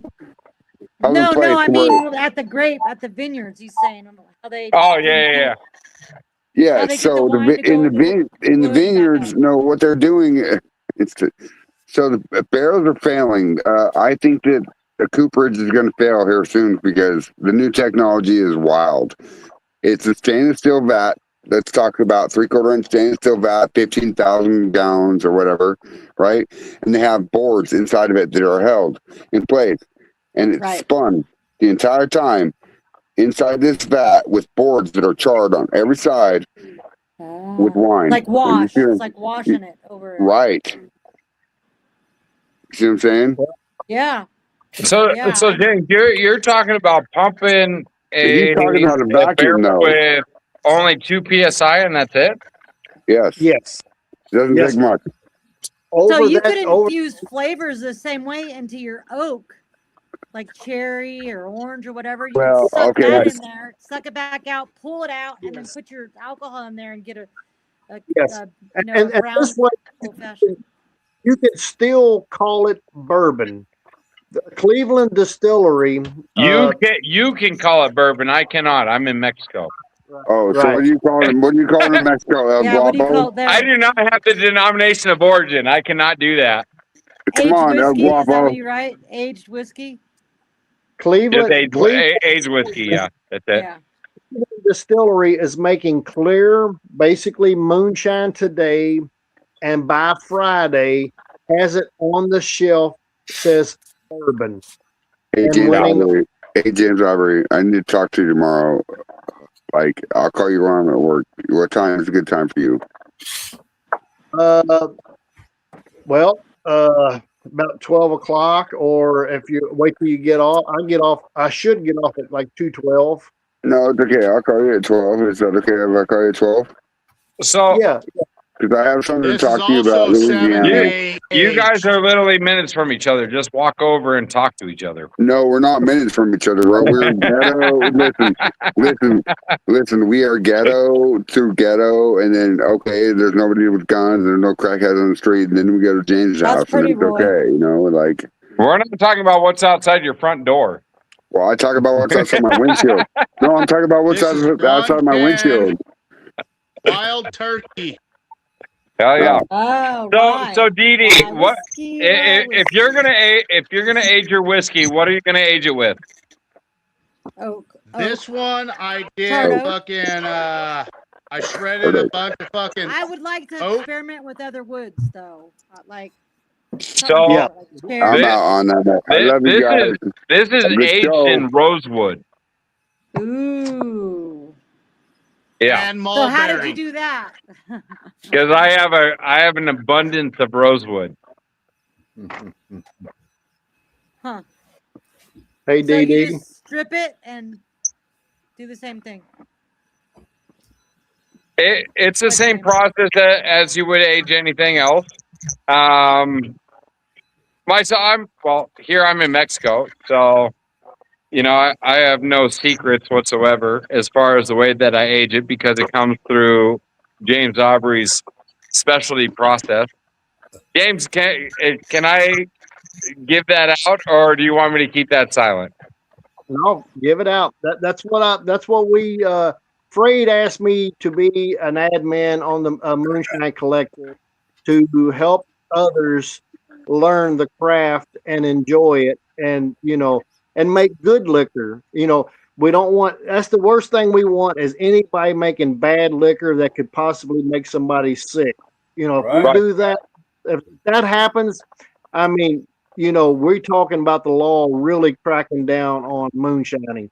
As long as Right. we all help guide each other to make good liquor, safe liquor, it don't have to taste good as long as it's safe. But I Right. want it to taste Oh, I good. want it to taste good. Well, I will say through I the like knowledge of everybody here, through Frey, through Roy, through James, through everybody, is this is how I've been able to perfect my process. Exactly. And that's what it's all about. Save some flyers. He froze up. Hey, He Dee Dee, froze up. this is the He coffee needs to get bourbon that Starlink. He needs to get His This Starlink. signal his signal straight has off jumped. straight off. And I have a problem. Is everybody there? There you are. There we are. You're- There we are. Okay, sorry about that. It's You're a problem about being in Mexico. But as I said, it is through my process, I've learned to expertise everything that I have created through everybody here. There's James. He's on. That's beautiful. How many times is that pushed in and out? None. That drip out. That's drip out. Drip out Okay. of the worm. That has not been. This is kind of funny because people, when I say bourbon is just alcohol that's been molested. It's because it's been. Yeah. I mean, it's post flavored. And it likes it. This is all pre-flavored, pre-colored. This is virgin. And I'll say this: I know his process and how he does that. And if you're not experienced enough to do it, you're going to blow yourself up. That's all I'm going to say. I'm not doing it. Basically, you're saying, Phil, don't try this at home. Yeah, Phil, don't try this at home. Stick to your fucking Everclear. James and I Anyway. had this conversation about that. But it comes down to it to where instead of putting my liquor into a barrel, I eliminate the surface area and use sawdust. I've heard of that. Is it hard to clear out? It's very hard to clear out. It takes multiple filtrations to do it, but once you take the time to filter your liquor, and it usually takes around 2 days of filtration to do it. It comes out amazing. You're pulling all the flavors out of the wood itself within a matter of days rather than a matter of years. Because we have a lot of Oregon white oaks here. I have white oak up in our barn, and I cut it up in the pieces and I char. But the only reason why people do not use rosewood is because of how expensive it is. You're looking at about $150 per foot. Holy crap. Yeah. Unless you have someone that come with a grows reach around it and a right kiss? next to you. Yeah, exactly. I just found someone that has a whole pasture full of that shit. And they rosewood? want it all gone. So guess who volunteered to cut all of it? Roy. How are you getting rosewood in the United States? I don't know how he got it, but it's in a big pasture of about 25,000 acres, and it's in one section. I was going to say, because that's interesting because rosewood alone grows in Mexico and Brazil, and it's very protected. They say it's rosewood. I had the two guys look at it, and they say it's rosewood. Are you sure it's not manzanita? Madrone? In all honesty, Roy, I would double check that with an arborist. And both of them are arborists. Both of them are. Is there more than one kind of rosewood? Years experience. If you got that abundance there, how? Neither one of them have no clue how the fuck they grew here. Yeah, because I mean, you're in Nebraska. You're in such a dry climate. Like rosewood, grows in a very wet climate. No, that is a very select spot where there is a lot of sand. There's a line that goes from Texas all the way up to Nebraska, which thins down and thins down. And that's where that sand line stops, is a little past that pasture. Okay. That's from the historical Very Great interesting. I Dust could Bowl sit era. with you guys all night, but I gotta go. Dee Dee, it was nice meeting you. Dee, find me on Facebook. Let's connect. Let's see what we can do. Yes, definitely. You All right. Love you can guys do it. all. Thank All right, you. Dee All Dee. right, you have a good All one. right. You take care. I will. Check out I'll Jimmy get a hold Crack of you. Corn TikTok. Check out my TikTok. You'll see a bunch of my stuff. I'll get back on TikTok. I was off of it for a while because I don't know if I trust them Chinese people. That's the way I was. If you remember my son-in-law at Maggie, he had the red, white, and blue bibbed shorts on and was real. Yes. I That's remember. son-in-law. He's the artist that drove my Jimmy Crack Corn. He was there helping me sell shirts and all that stuff. And yeah, I mean, he's a hoot. But I know he's a hoot. I thought he was a hoot when I saw him. yeah, you're going. I don't know if I'm building popcorn. I know we're going back to Maggie. We're definitely hitting that back up. But Beattyville and Farm to Bottle. I'm really gonna go to great. Louisiana next year, so I'm gonna see if my sister can go with me because she's right there in Texas. She's in the hill country. It's not that far of a drive. Where are you at? I'm in Oregon. Holy shit. I know. What- I'm just what- north of you. Well, hold on. You're just south of me. So, what part of Oregon? Klamath Falls. I'm just above the California border, about 20 miles. Okay. Yeah, okay. You're also on the I-5 corridor. I've been through there. Yeah, it's about an hour west of me. I'm up the 97. Yeah, if you say California to Phil fucking starts But it shaking takes me, and has I grew fucking up in bad Central flashback. California. We're in San Diego Yeah. all the time. I go to La Paz a lot to fish. I Earlier, love it. So I wanted to spend I my. heard. I don't like the cold. I'm tired of the snow and the cold. I want to go somewhere warm during the wintertime. You need to go visit Patrick Dooney And then Mexico's in like Mexico. Or your hot pretty springs. nice. Yeah. Yeah. We could create some good content down here. That's for sure. Yeah. Oh yeah. Yeah, I'm pretty DD. I wish you were going to popcorn because I would love. Maybe I'll just send you some of my alcohol and you could taste it. Yeah. I mean, and likewise, Yeah. Popcorn Sutton is when? First weekend The in first June. weekend of June. I mean, I can look into it and see. It all depends on what I have going on. Yeah, I get it. I totally get it. Yeah, I mean, for the way that my distillery is going right now, it's just like everything is so hectic and things are just on such a dramatic climb to where, my That's a focus good has thing. to be here. Yeah, It is. absolutely. It is. It's You just, gotta roll with it yeah. when it's there. Yeah. I mean, hopefully one of these times, maybe somebody who's going to invite me on Master Distiller, and then I'm going to be, contacting James Aubrey and everybody else to be like, hey, what the fuck am I doing? You'll kill that. You'll kill that. No, it is. But you know what? Honestly, it would be wonderful to have you down here. We create something awesome, everybody together. I've wanted to put this out to James Aubrey and Freyd and Roy and everybody. Oh, hi, Patrick. Oh yeah. We're going to be on that boat to where we're going to make sure that something comes about of all this, because these guys have been with me from the beginning, and they've seen the progress.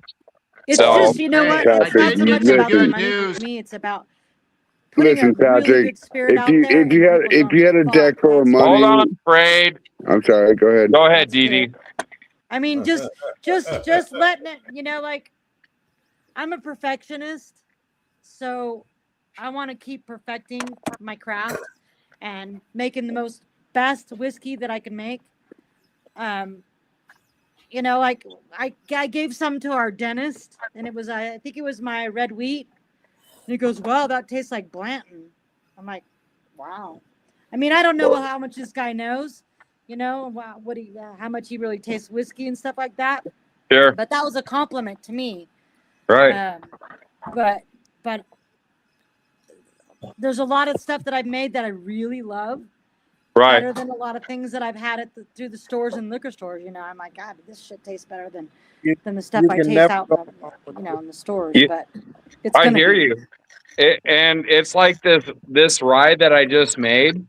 Like, I will not change a fucking thing about it. No, at don't all. drink anything. You can't drink no other rye but that. Right. And it comes in, and I'm using 80% rye. Yeah. And it's been crushed down to a powder. And a lot of people are afraid of that peppery taste. Is it But malted? when you add the 10% of the black corn to it, plus another 10% of the oats, that mellows out the rye. Black Hands corn. down, it is literally so fucking smooth and has so much flavor behind it. Wait, and for it to actually sit in the rosewood, the flavor that the rosewood gives is phenomenal. Oh Black my gosh. corn. You're making my mouth water. Did you say black corn? I Black wanna taste corn. Wait, did you say black corn? Black I'll have to corn. send you some, and you send me some. Are you? and Wait, hold on, Patrick. taste on Black FaceTime. corn. Black I corn. love it. Not blue corn, black corn. Black corn. I've never. Yeah, I've seen it. If, but so if I can make, listen, if I can make my mash purple, I'll do it every time. Actually, I'm on the same page with Frayed. Black corn. That is a new one to me.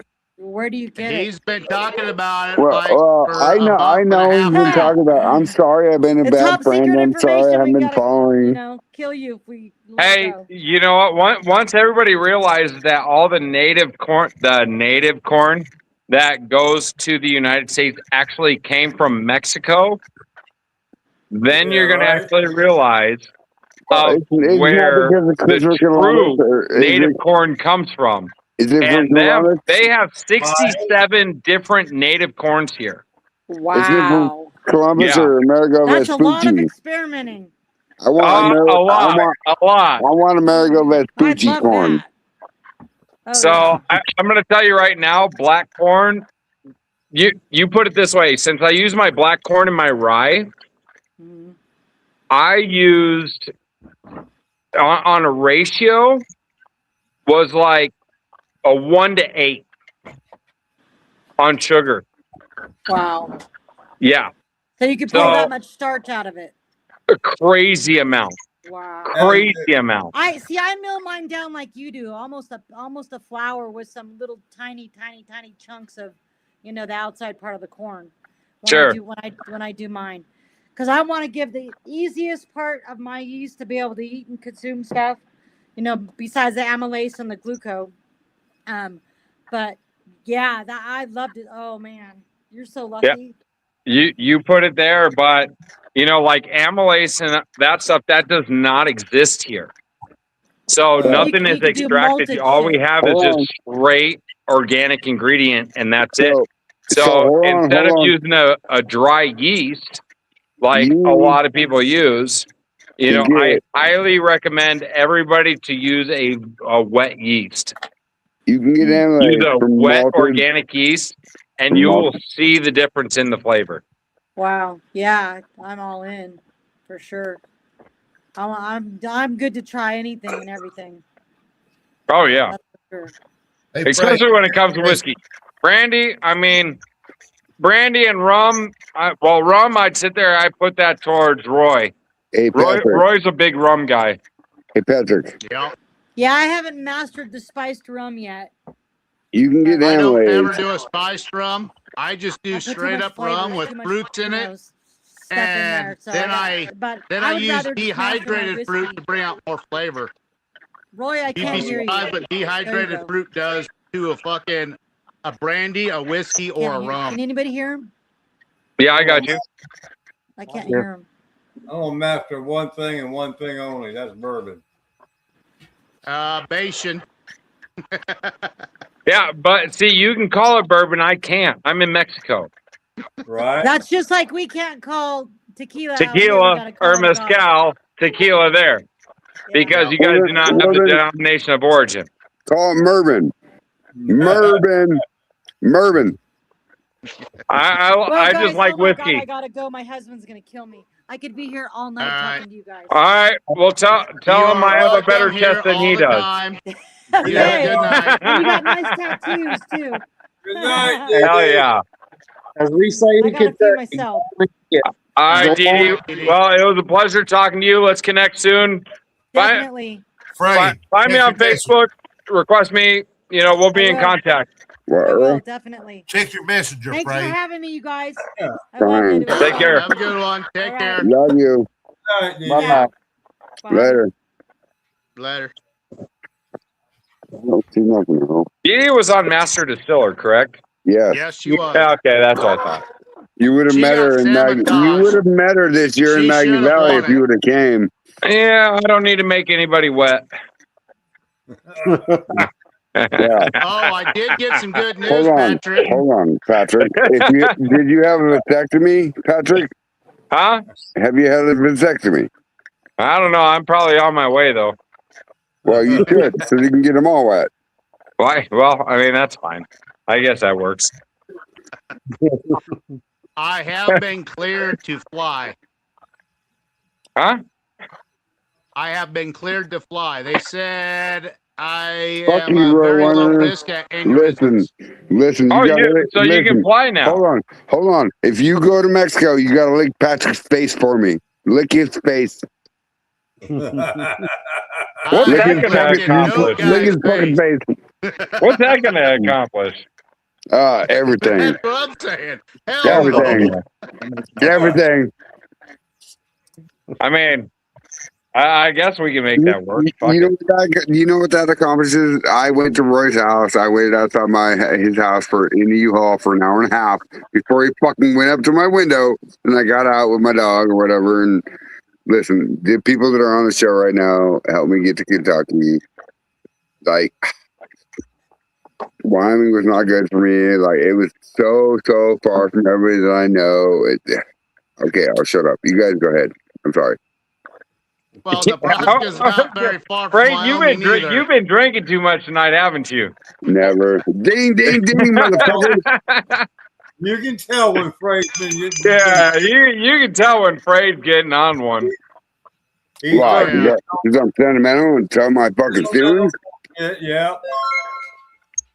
All that sentimental crap. You show us your literate James, I really thought on my next run that I was going to try your process, and then I really just got scared and turned away from it. I mean, to be honest, it was just like, nah, I'm just going to wait till you come down, and that's it. Yeah, I was a little worried when I was building this apparatus. I didn't know what it was going to do, but I was going to use big enough big wood. I was using big wood. Right. Oh, wait. Hold on, James. That's the label right there. I just label right there. Big Wood Whiskey. I just Big did an Wood interview with Tour Vista, which is they're a big like touristic magazine here, and your name's going to be mentioned in that. Oh, thanks, Patrick. So, well, the other thing is when I get a popcorn Sutton Jam, my ass is gonna be going north to Kentucky, and I want to run a batch with Jimmy Crack Corn. yo también. That means me too.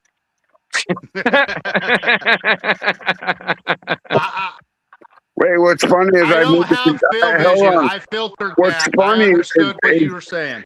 What's funny is I moved to Kentucky into Jimmy's house, and I still have not ran liquor with Jimmy.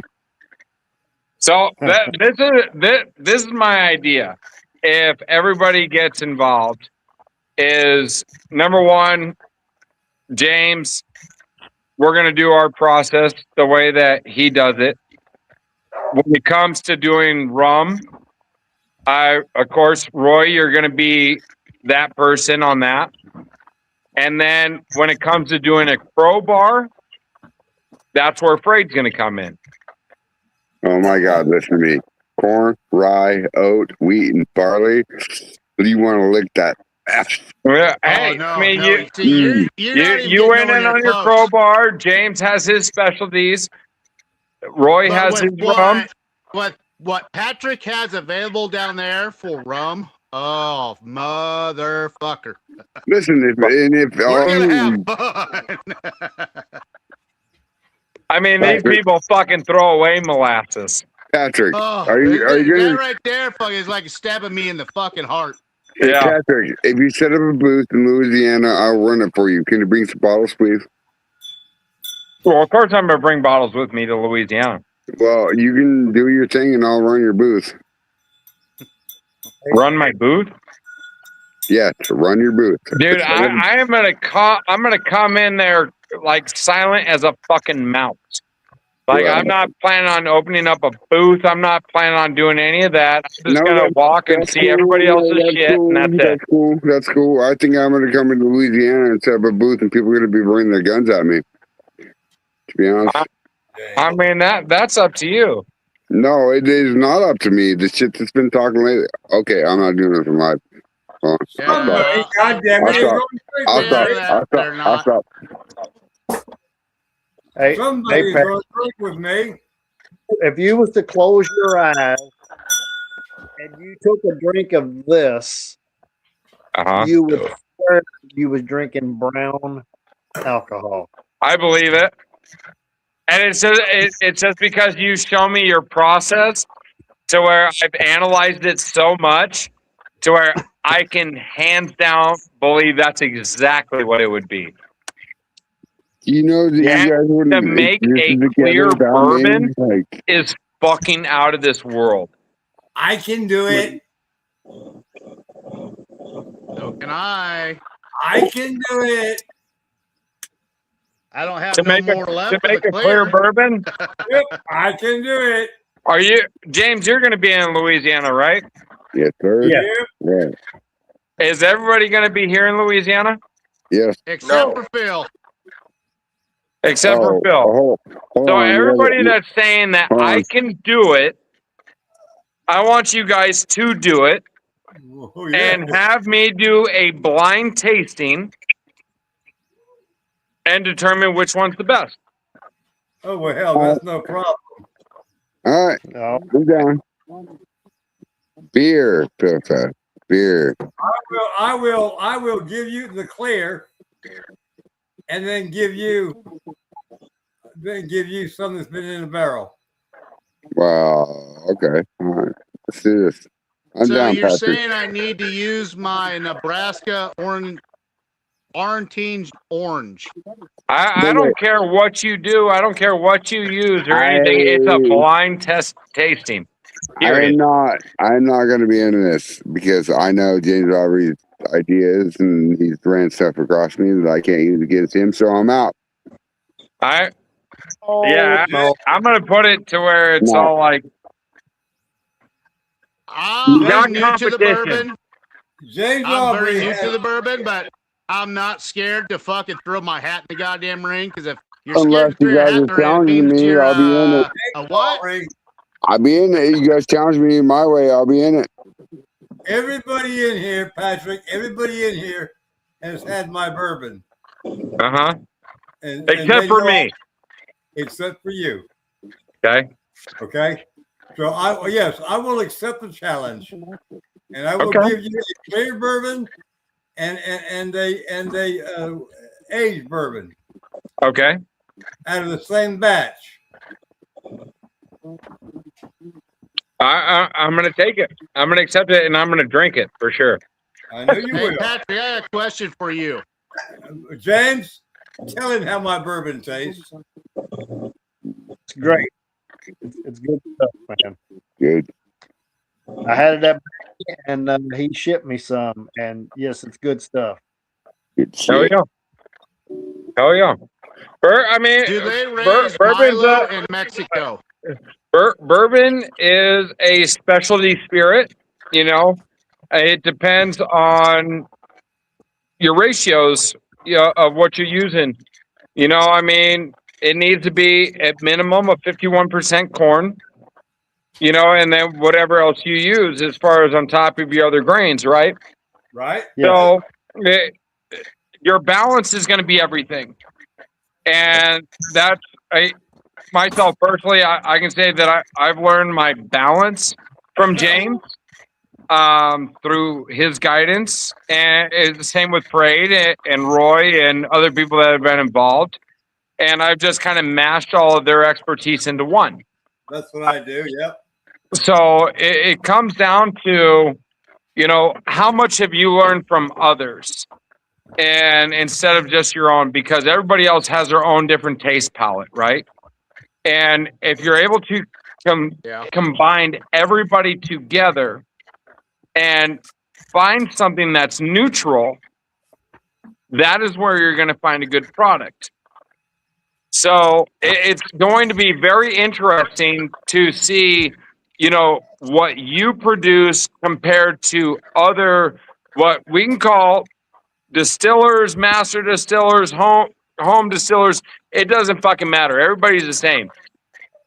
Like, the only reason why you can call somebody a master distiller is because they're legalized to run a distillery or they have a distillery license. That's the only reason why you can call somebody a master distiller. So when I look at it to where it's all like somebody that says, no, I'm a home distiller compared to somebody that says, hey, I'm a master distiller, you know what? I'm actually going to lean more towards somebody that's a home distiller rather than a master distiller, because they are taking more time into their product than a master distiller. A master distiller is about producing quantity rather than producing quality. Right. And that's what I look forward to. Yes. That's They write their fucking shit down to mass redo it. The only reason why Roy's, liquor has a little bit more of a salty aftertaste is just due to his pre-ejaculation. That's all that is. There's no pre-ejaculation here. You're talking to the other Roy on the other side.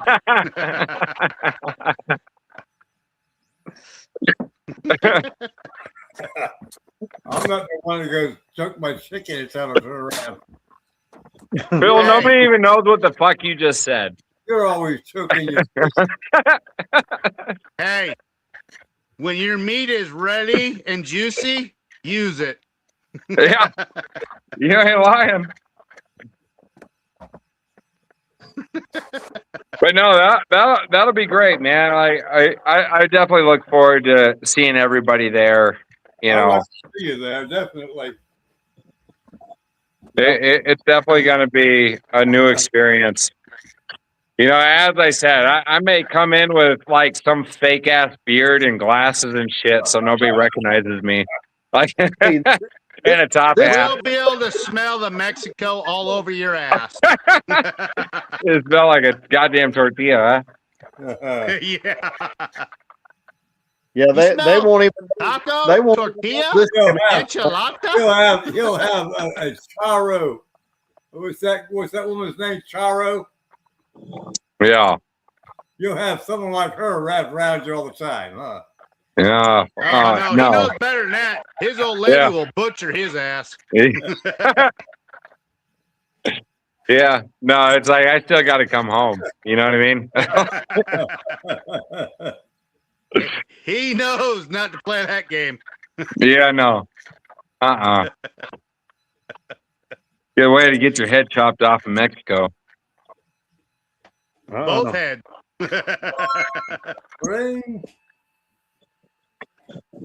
So, Roy, you're heading to Louisiana too, right? Yes, I am. No, do you guys have your own business? Do you have your own booth set up, or company? Do you have your own booth set up? Yeah. Yeah. Okay. Who are you running your booth under? Me Just and you John personally? Boy. You and John Boy? Yep. I'm running my booth under me. And Okay. I need to reach out and find out with April Parker who I need to go through to put up the Jimmy Crack quarantine. I'll talk Okay. to Tom for you. If you Okay. and April are going to work together, I'll get you a free booth. Yeah. Okay.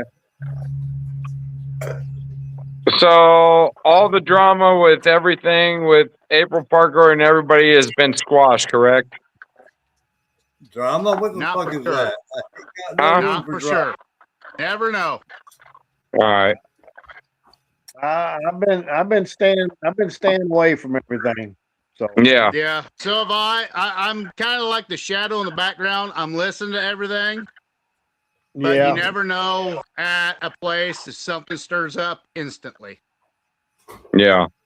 Dude, drama. I say as long as everybody stays mutual, that's all it's about, right? Way I am. And that's what Drama, we've all been I telling don't each want it other. It's around like, me. I don't if listen you to have it. an I don't issue with do it. someone, we're gonna try to fucking squash it before it gets out there. And I'm gonna just stop talking because every time I start talking, somebody wants to talk over me. All the fucking Sorry, time. Earl. Go ahead. No, Go I'm ahead, done. Or how them Talking pickles all about coming? that fucking jar rig when it was stopping up and damn near blowing my steel up. Hell yeah. Your pants are still on, right? Goddamn jar rig. Touchy. Earl, your Told you pants are jar still rigs on, right? touchy. Yeah, you told me to put some pureed fruit in there. You didn't tell me put this much. You said put some in there. I put a little bit in there, and it's puking all over the goddamn place. Hell It was yeah. running too hot. Except for And that's Morgan where- Stewart, who was in the background watching and messaging me on Messenger. He's the only one that tried to help me. Earl, it looks I good. tried telling you. No, you fucking didn't. I told you jar rigs are touchy. You have to run them very low and slow. You didn't tell me only put this much in the bottom of the fucking jar. Well, You how had else the would right you do amount with in a the Korean jar. It woman? was just running too hot. No, It I was mixing wasn't. too much No, I vapor in wasn't. there. Because I took almost all of the fruit out the second jar, and then I run it wide ass open, and it was coming out clear. Okay, then how come I can do 100 of them and never have an The lid issue? on it still bulged up and blowing steam out all around the fucking lid. Earl, how long have Because you been you're doing running this? it too hot. How long This you was my been? first time running a motherfucking jar rig. First motherfucking time. All right, you I didn't always see knew I it. needed help on it. You I didn't asked watch for no help. YouTube videos? There's plenty of them. I told you, jar rigs are very finicky. Drop it. Drop it. Okay. Next subject. Earl, so how's your Phil. jar rig? Phil, smoke break. Here's my jar rig. Right here. Smoke break.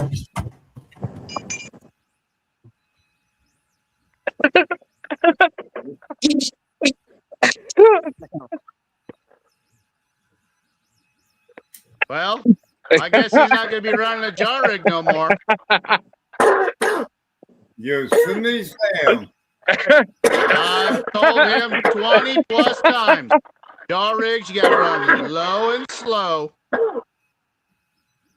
I told him twice tonight. Running slow. Hey, I'm sorry. I had to. I'm sorry, guys. Hey, I understand, Yeah, but I've said it so many damn times, but it's usually later in our fucking podcast where we're all drinking and sometimes we don't remember shit when we He just Talk threw about his stuff. rig apart and fucking got off. Yeah. It's like when Phil ran of Ever and went tick, tick, boom. He wasn't paying attention very close, and he knew there was an issue. It's the same fucking thing. When you try something new or you know there's an issue with your rig, You better pay very close attention to that shit. Dude, if the motherfucker's puking, I mean, obviously you've added way too much goddamn puree. You know what I Well, mean? he had the right amount of puree. It was running too hot. Too much Okay, vapors so coming in there. if it's running too hot, did he have at least a valve that connected down to his fucking jar system or no? No. I told him to open there's up a both fucking valves. mistake, isn't there? If he would have opened up both valves, it would have slowed down the process in both jars, and then it would have been fine. But with one jar running, it was too much fucking steam coming in there, and it was building up too fast.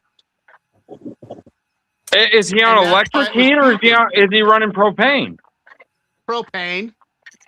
Turn your fucking heat down. I tried telling him that. He says if I do that, then it don't run at all. What the fuck do you mean it don't run at all? You mean it doesn't run as fast as you want it to? I mean, that doesn't make any sense. He says then it won't drip. I don't know. He needs to fix his system, and that's why he's not understanding the process. When you add a new piece of equipment like a jar rig, you got to be more patient with it, and you got to understand it. It's just like when James come up with his idea.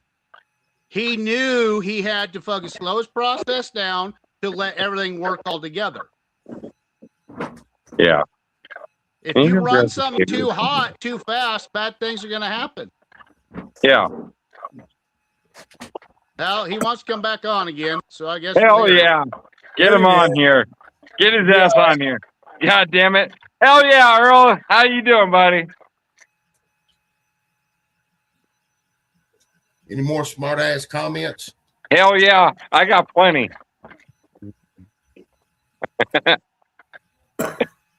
What are you drinking over there, I'm an ass full of them. What do you mean? Earl, what you drinking?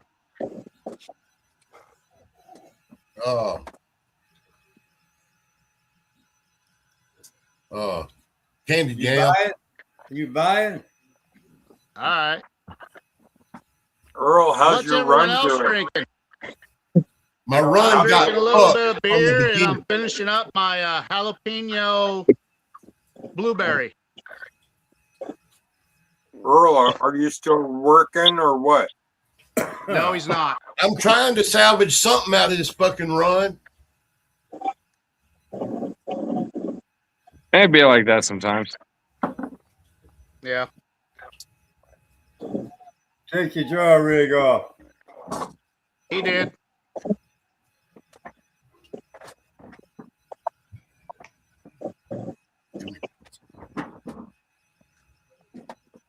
So, are you confirmed that you're going to be going to Louisiana there, Patrick? Yeah, I'm confirmed. All right. I'm definitely confirmed. As I said, is that I'm gonna. What the fuck? No IK. Huh? After what? James, are you confirmed that you're going to be there? Yes. All right. I will get I'll hold be- of Tom. If you get hold of April 1st and find out that Jim and April's going to be there and you guys want to booth together, that way I can have him know that. Patrick, that little deal that me and you had on them pickles. Yeah. I've been trying to find me a couple of quart plastic jars. Right. Because I know it's going to be put on the airplane. Yeah. And the Did you- handling's gonna be shit. Do what? The handling's gonna be shit. So where there's gonna be possible something to break. Yeah. And not arrive. Yeah, I understand. I might have to get a half-gallon jug. Okay. And put them in. That's fine. Or If even you do pint that- jars and just break it down where it's 4 of them instead of, Earl, you just let me know the shipping costs and all that stuff, and I get that taken care of. That's fine. No worries. All right, man. You Because, I also mean, might want to put them in one of those half-gallon plastic Ziploc bags, just in case. Well, that's what I'll do is put them in the Ziploc and then put that Ziploc in another Ziploc. Make sure you catch everything if it bucks. Yep. Yeah. But that's why I hadn't got with you about it yet. You're good, man. I mean, despite your jar rig incident, I mean, I still want them pickles. I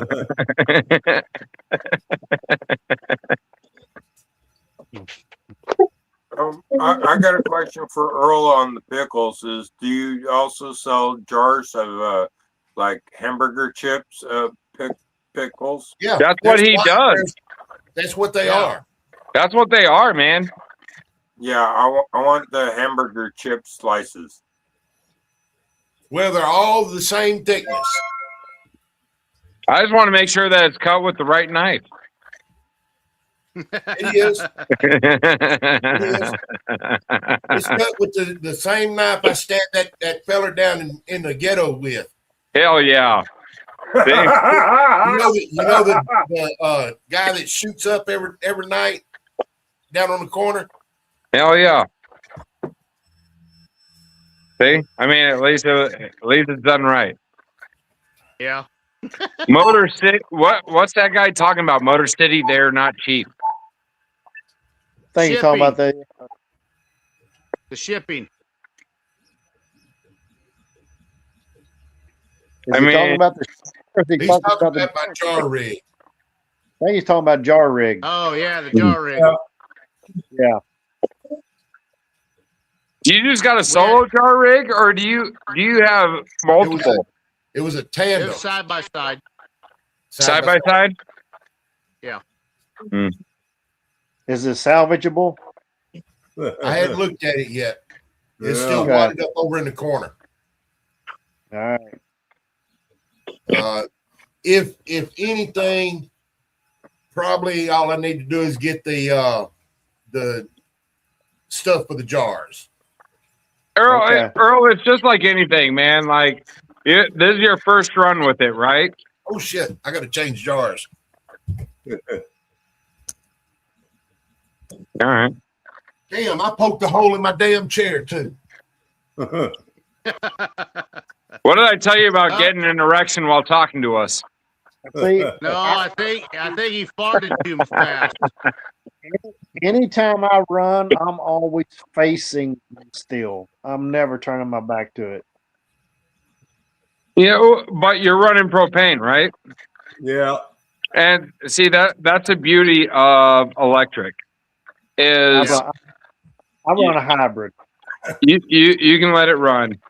You know, as long as you get your numbers dialed in right, you get your amps dialed in right, you know, you're there and it's going to run consistent for you.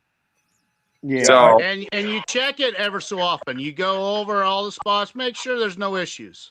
Well, I mean, when the only time you funny, that's when you know you got to be fucking there 24/7 watching the motherfucker. The only time you got to check that, and when it comes to your temperature and your gauges through your amps, is when your alcohol starts to drop.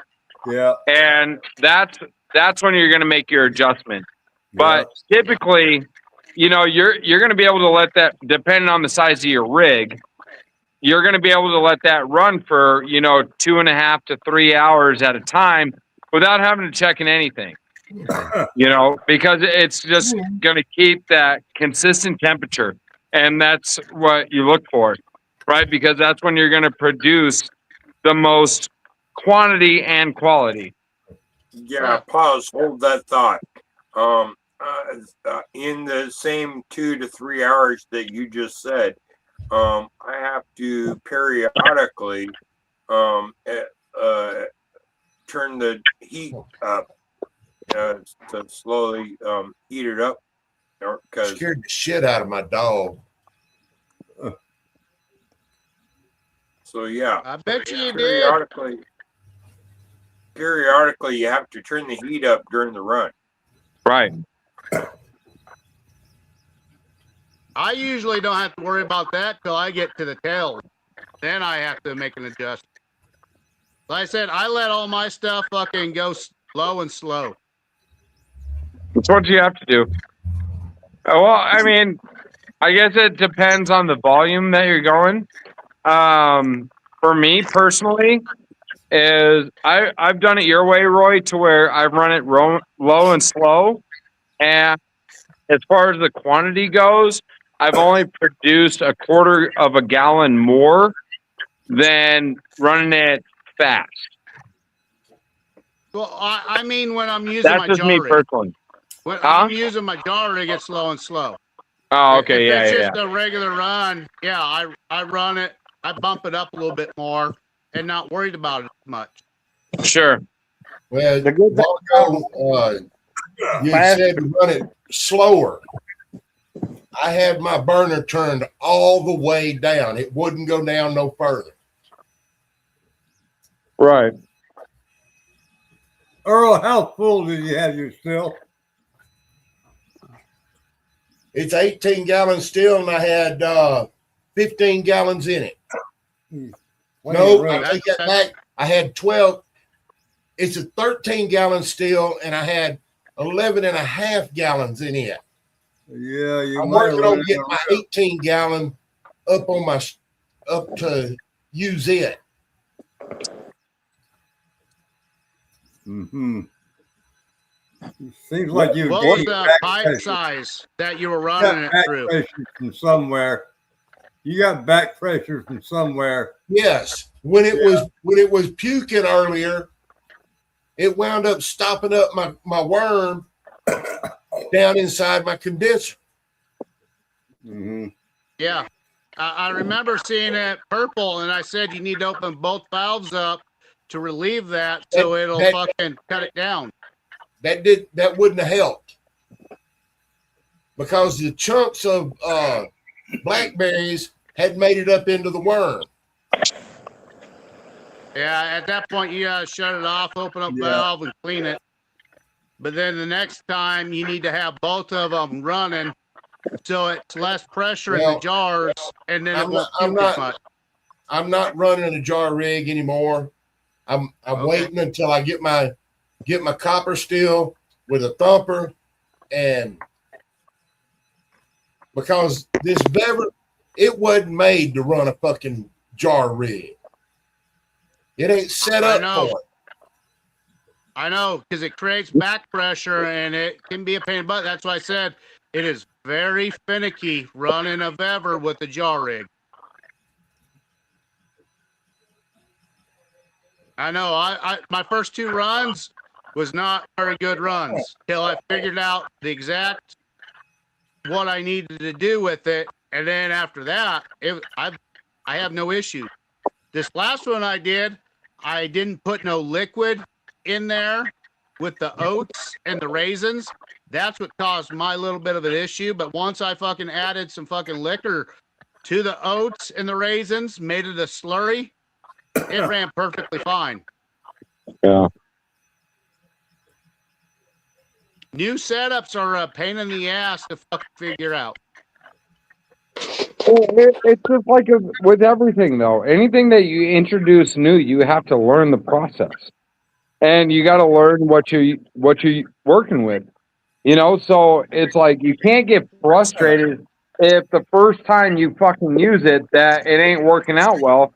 You're gonna learn to make your fucking adjustments, get the fuck over it, and then do another one. It's just like the first time that you run a fucking anything. Mm-hmm. You just got to figure her out. It's just like a woman. You got to figure the woman out too. Dude, so I literally, I found a bottle of the first liquor that I made here with the machines that I got. And I was like, oh, what's this? And I look at it, and it's like I had my original stickers that I first started with. And I went and I tried that shit, and man, that shit tastes like ass. I was all like, holy shit. Like, okay. Yeah, like I'll just give this away. If I put another jar rig together, it's going to be one jar with a bypass on it. Yeah. Yeah. Or I mean, if if I were to run a jar rig system, I would run a double jar rig. Because that way I can sit there and I would have a valve attached to both of them. So when it came to switch out, that I can close one off, switch that one off safely, put new puree and everything in that, lock it on in, and then when it comes to the other one, do the same process. Well, see, that's the way I had it set up. Okay, but what I'm thinking about doing till I learn this shit is do me a 2-jar rig where it's in line with a bypass over both jars. Right. That way I put my fruit and stuff in the first one, and if it pukes into the second one will catch it. Yeah. But why wouldn't you use both jars for infusion processes instead of worried about, one puking into another? Doing it like that to learn how to run a jar rig. That way, if I puke into the second jar, I'm still going to be able to get my liquor out of it. Okay, but but do the process to where I'm not puking over into the second jar. Okay, Earl, this is what I'm going to tell you right now. Is that you belong to a group that is full of a lot of expertise, and there should not be a reason why you're puking at all. Like that is literally operation error. If you have not taken the time to literally ask specifically to multiple individuals of how to do this properly, you have taken it upon yourself to learn on your own. And that's where you're going to make your mistake. So if you would have taken the time to sit back, ask multiple people, not just one, but multiple, of how to do this correctly, you are going to discover your own system to where it's going to work properly. Right. So it's all like, okay, so this is a learning mistake for you, which whatever, we all have those. It is what it is. But again, utilize your resources. That's the best thing I can tell you. Utilize your resources, and you have plenty of them, especially in this group.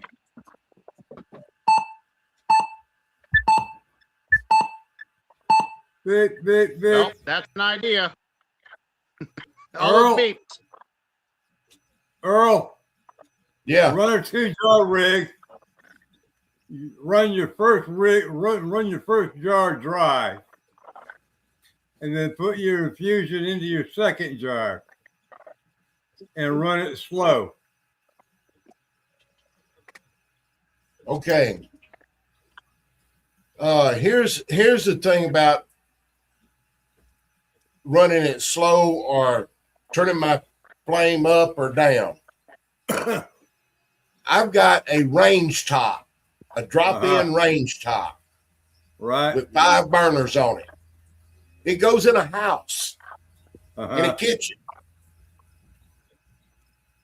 It'll only get so hot. It'll only burn so many BTUs. Using one of the burners that you get with a crawfish cooker or something. Yeah, you're flaming like one of those. It's got a lot to do with it. And the way it's worked with me without running a jar rig or anything, I've got the burner on high. If I adjust it down lower, it stops running altogether. Okay. This is something that I helped Patrick with. He was having a problem with getting the first drip. Yeah. Insulate your steel pot. Yeah. You're losing heat out of the. Go over and touch the side of that steel. It's hot as hell. That means you're losing heat out. Keep the heat that you sent in the bottom, wrap it, and then you won't have to run it as high. You can turn the heat back and be more efficient. But make sure you got something that's not going to burn. Right. Fiberglass or something like that. Wrap it, and then take you just get some pink insulation, wrap around it, and take a bungee cord, pull it around it, and insulate that thing. I capitalized on what James said, and I wrapped my still pot in actually brick. Exactly. Because it literally holds the heat. So you're not releasing so much heat off of your still pot.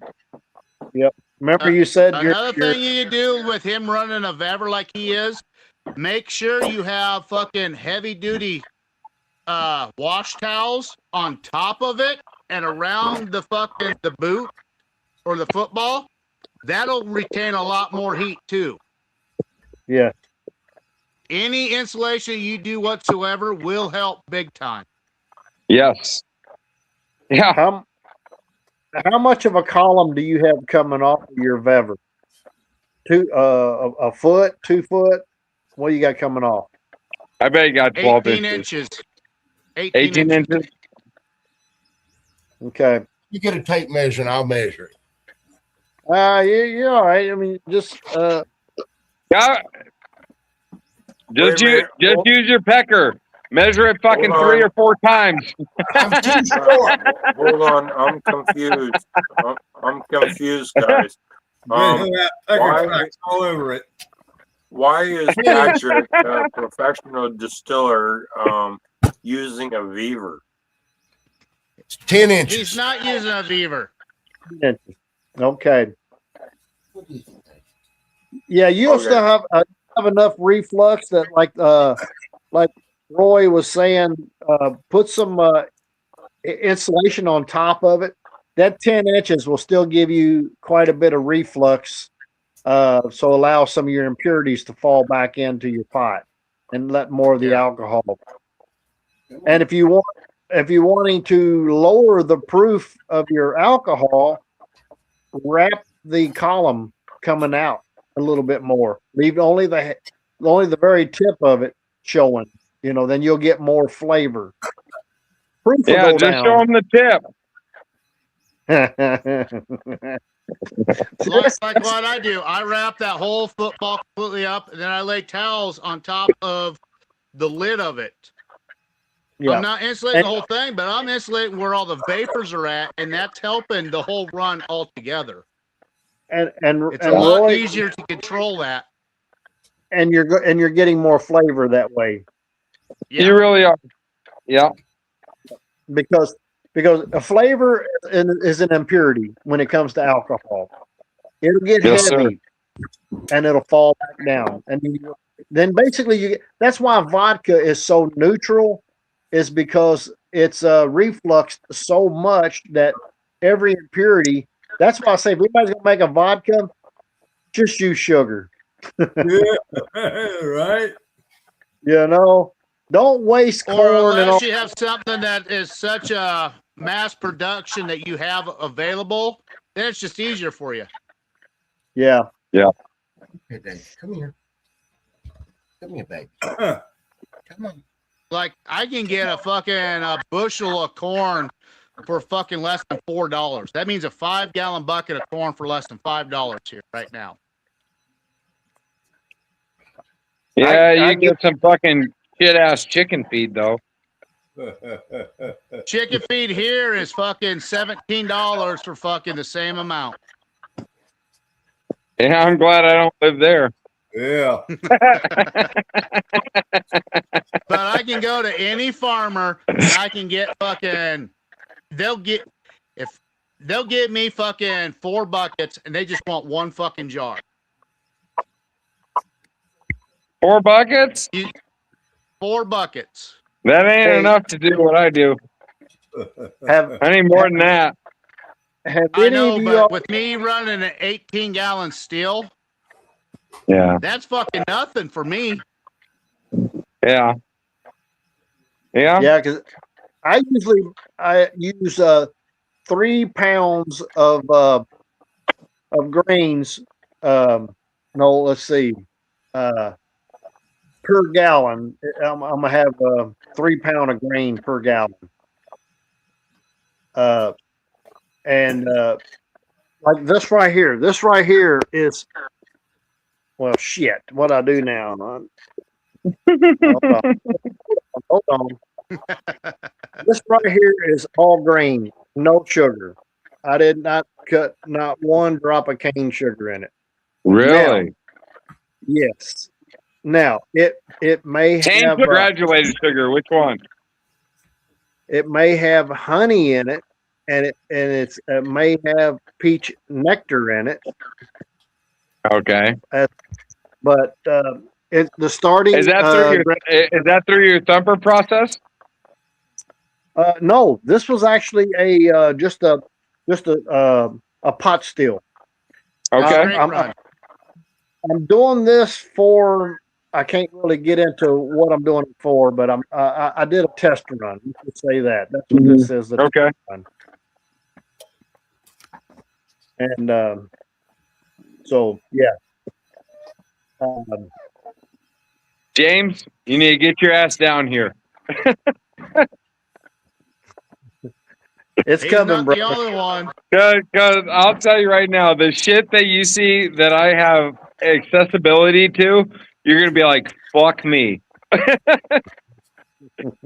With them throwing away molasses, man, that hurts my heart and soul.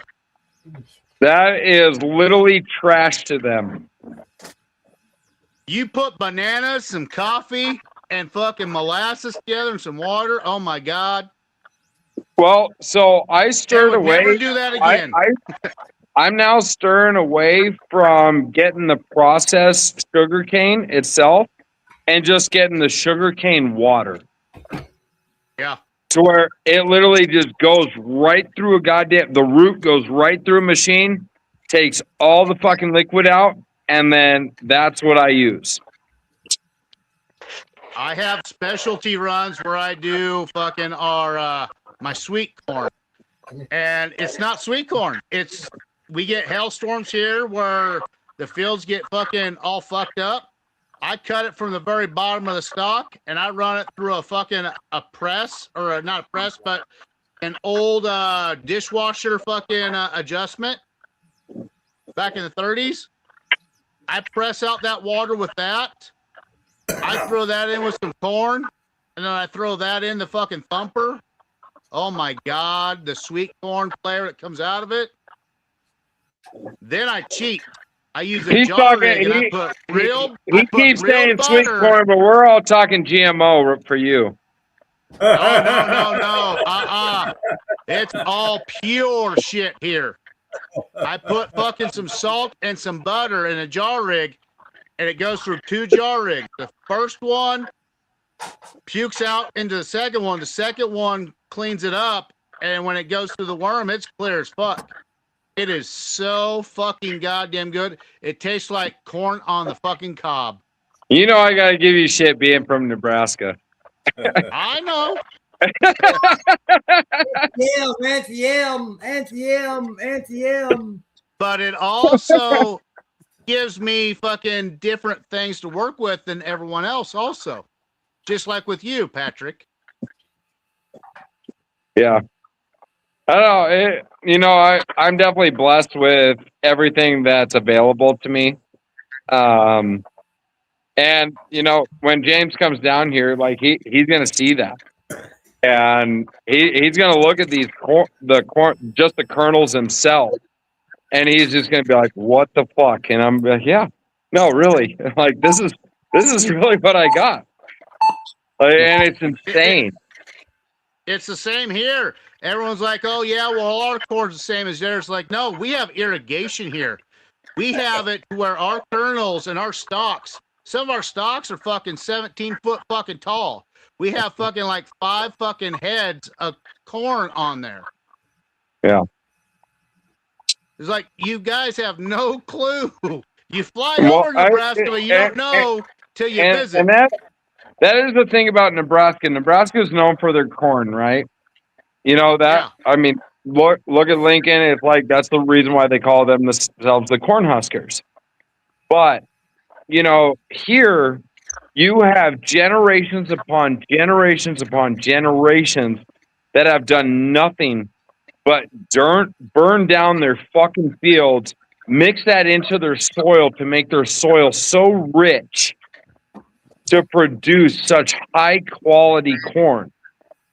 And how nobody has capitalized on that through liquor in Mexico is like beyond me. Like I don't get it. I don't understand it. Like I understand like everybody's been about the agave to produce mezcal and tequila, but hands down, Mexico produces higher quality corn than anywhere in the world. Yeah. Well, here in Nebraska, a lot of the smart farmers also do the same thing process. After we're done, they do burn that before they fucking put fucking fertilizer and seed in the ground. A lot of the smart farmers do that here because they know what it does for the fucking ground. For the soil. That's what I'm doing now. My garden. I cut some trees down, piled them up, and I got them ready to light on fire as soon as the damn wind will quit blowing. Burn them down to ash, and then I'm going to till that into the ground. Yeah. Start planting my you got to see, like, these people have been doing this for hundreds of years. Yeah. Hundreds of years.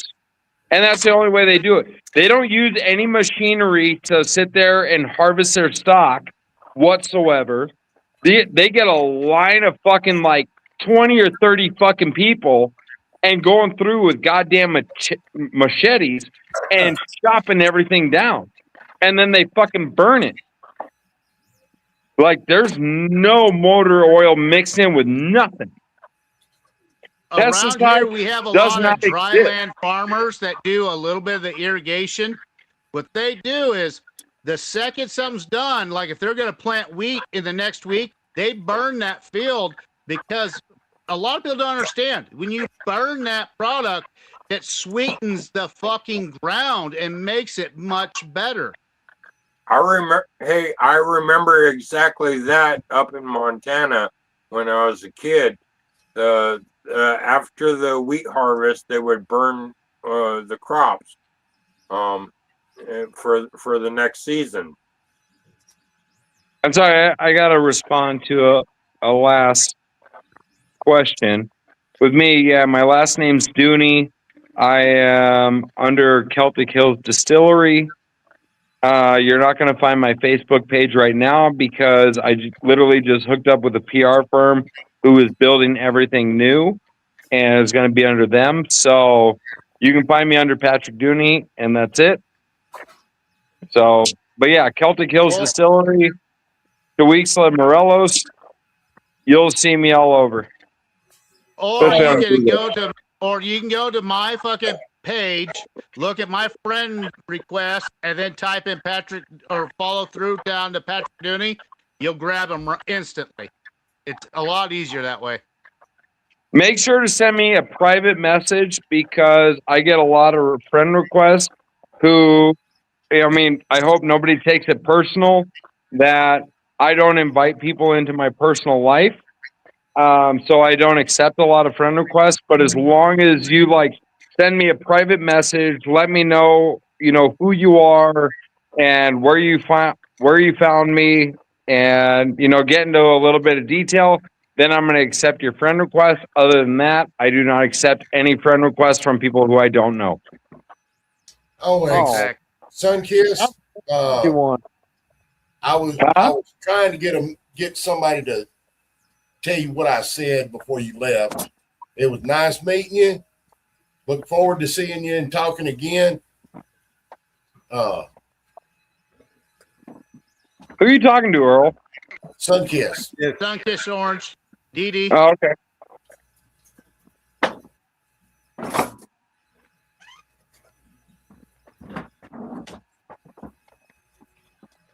That's one of the great advantages that we have with this Facebook messaging and stuff. We can actually communicate better with each other off to the side. We need to rent some tour buses. Yeah. And we're going to go to Mexico. Wait till I show up to Louisiana in a fucking Rolls Royce with security guards. That's going to be something. Wait a minute. The Democrats should You have a show whole. them the Rolls Royce, there'll be a bunch of gators fucking licking their chops, going, "This bitch is mine." No. Let's carry it like this.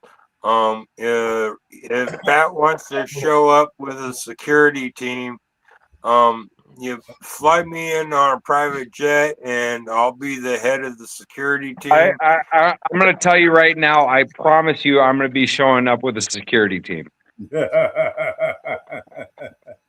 Yeah, it's gonna be nothing but a bunch of fucking crazy ass moonshiners. Yeah.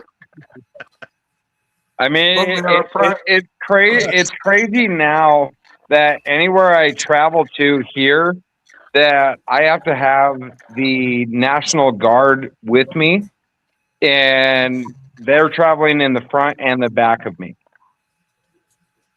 You don't have to worry about Louisiana because you know all those fucking hillbillies, rednecks, and swampers. They see someone trying to do something shady to someone else. You know they got all sorts of guns. Yeah.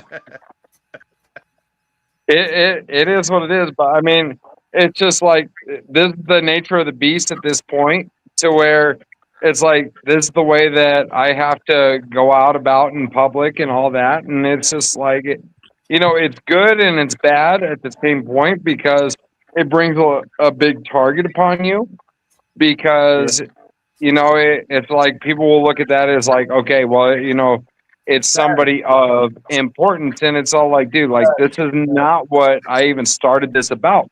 This whole thing was about improving the lives of others, not about the security of me. And that's the one thing that I'm having a real hard time about, and I get a lot of frustration with, because it's all like you kind of take away from you enjoying life by yourself and always needing somebody around it. And it's all like, dude, like I don't fucking need you. But because of the publicity that's starting to come about, it's all like, no, you're now a target. You're going to have people doing this or doing that. You're going to have paparazzi around. So it's all like you need them to clear the space for you. And I will say that that's probably the worst thing about, growing in this industry, is you're losing all of your like personal time, of just enjoying life. And unless anybody's like willing to just kind of give that up, then I'd say the life is for you. But if you're not, I would say don't even fucking dare go down this road, because there's so many politics that are involved that it literally takes away from who you are as an individual. And for me personally, like getting on the podcast with you guys, it's where I can be me and there's no issues whatsoever. But once I step outside the gates, no, I have to be a completely fucking different person. And that's the crazy thing about it. Yeah, well, that's where you're at. But say like with JB Raider and Amanda, if someone would even think about touching one of them out in public, there would be fucking a million people fucking beating the shit out of them, butchering them, killing them, all that shit. Well, I mean, that's the difference between being in a country that actually has government control compared to a country that is narco-controlled. I know. That's what I said. When you come to Louisiana, you let me know. We'll have a group of us hillbillies. We'll pick you up at the airport. We'll have fun we'll take you out and about. Just like when I messaged fucking Little Willie and some of those other guys. They said, when you're down here, you let me know. We'll take care of you. We'll show you. We'll take you around. You don't do a goddamn thing. Well, we will fucking help you. It's as I told you, like when I'm in Mexico City, I have the embassy guys behind me. at all fucking times. Well, And after what you went through, yeah, I understand that. That's perfectly right for you. But here in America, it's a little bit more different, especially when you have friends. And all the friends in America have a shit ton of guns. it is, but it isn't at the same time, right? Because it goes down to the point to where desperate times comes for desperate measures. And stupidity can overcome anybody's decision when they are desperate. So it's all like, you get to the point to where it's all like, okay, if somebody sees a possibility to come up in life in an illegal manner, they're going to go for that. And they're going to push it. And that's where you have to be on one side to where you have to protect yourself into a certain manner. And that's, I'm not going to say that, Amanda carries the same type of reinforcement that I do. Hers is a little bit more subtle. Like, she has the recognition through like the Discovery Channel and what she's been through and stuff like that.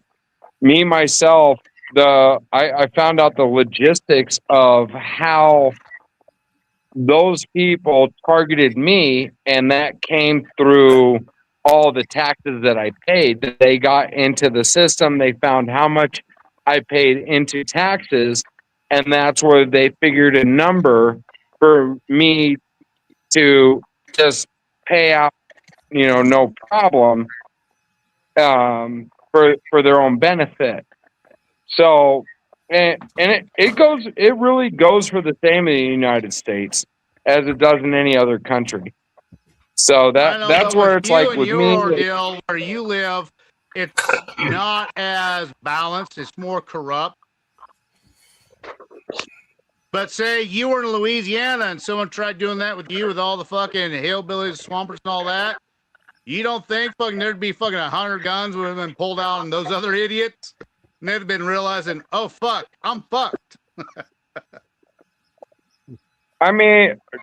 Honestly, I don't know that.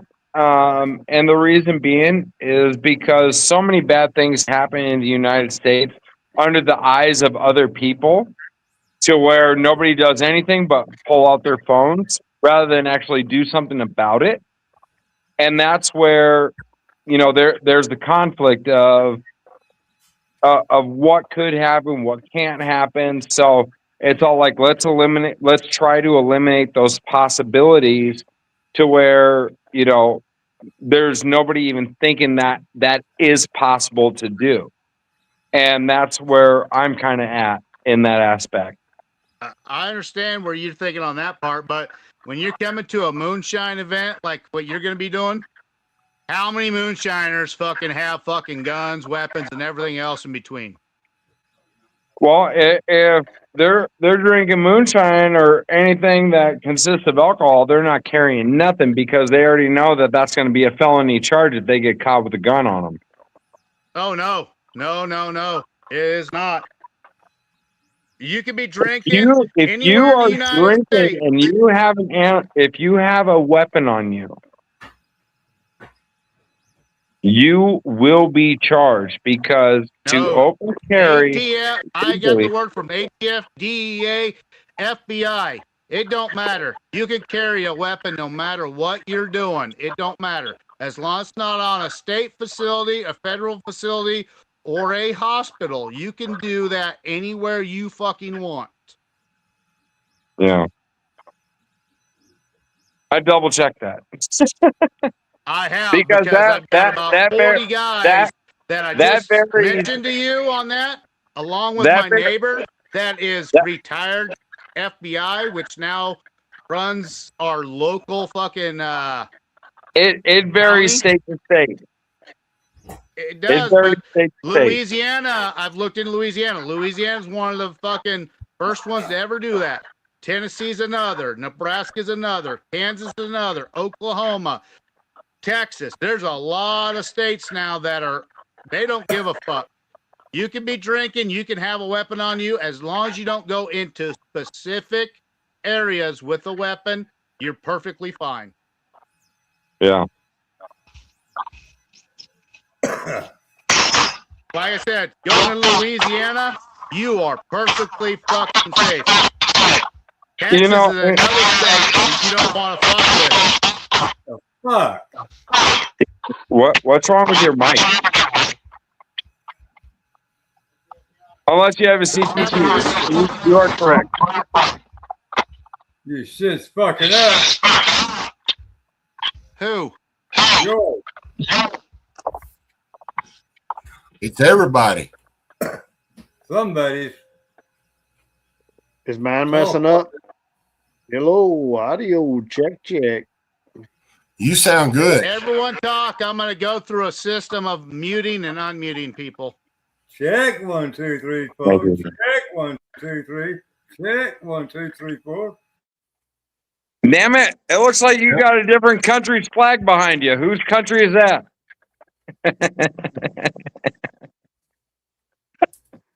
Hell, I got one too. I just can't remember where I hung that motherfucker. I think it cleared itself up. Yeah. BD, it was a pleasure meeting you as well. You know, we'll be in contact soon. Promise. Oh, yeah. Yeah. Well, family, I'm going to go ahead and jump out of here. It's going on 11 o'clock my time, and 4 a.m. comes early. Yeah, I hear you. I imagine. And this old boy got to get up early. All right. Appreciate you coming on, James. Always All great right. to have you on here. I appreciate James, love you, brother. We'll be in contact soon. All right, brother. Love all y'all. All right. Bye-bye. Take care. All right.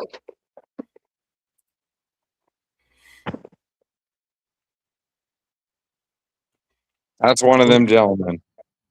Yep. It's one of those guys with all that knowledge and don't give a fuck about anything else. Yeah. Unless you piss him off. I would not want to see someone that has done pissed him off. Yeah, that's like the people you got to worry about. You know what I mean? It is all like somebody that's just like so calm, so subtle, just outgoing, friendly, willing to give out any information that can benefit others. Like, you already know that motherfucker got a dark side.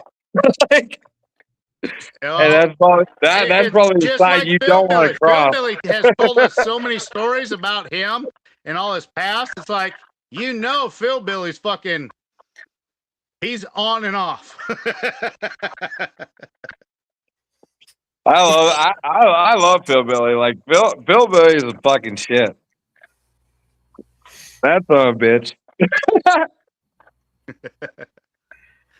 Well, it's like anyone at any point in time. Once you push someone so far,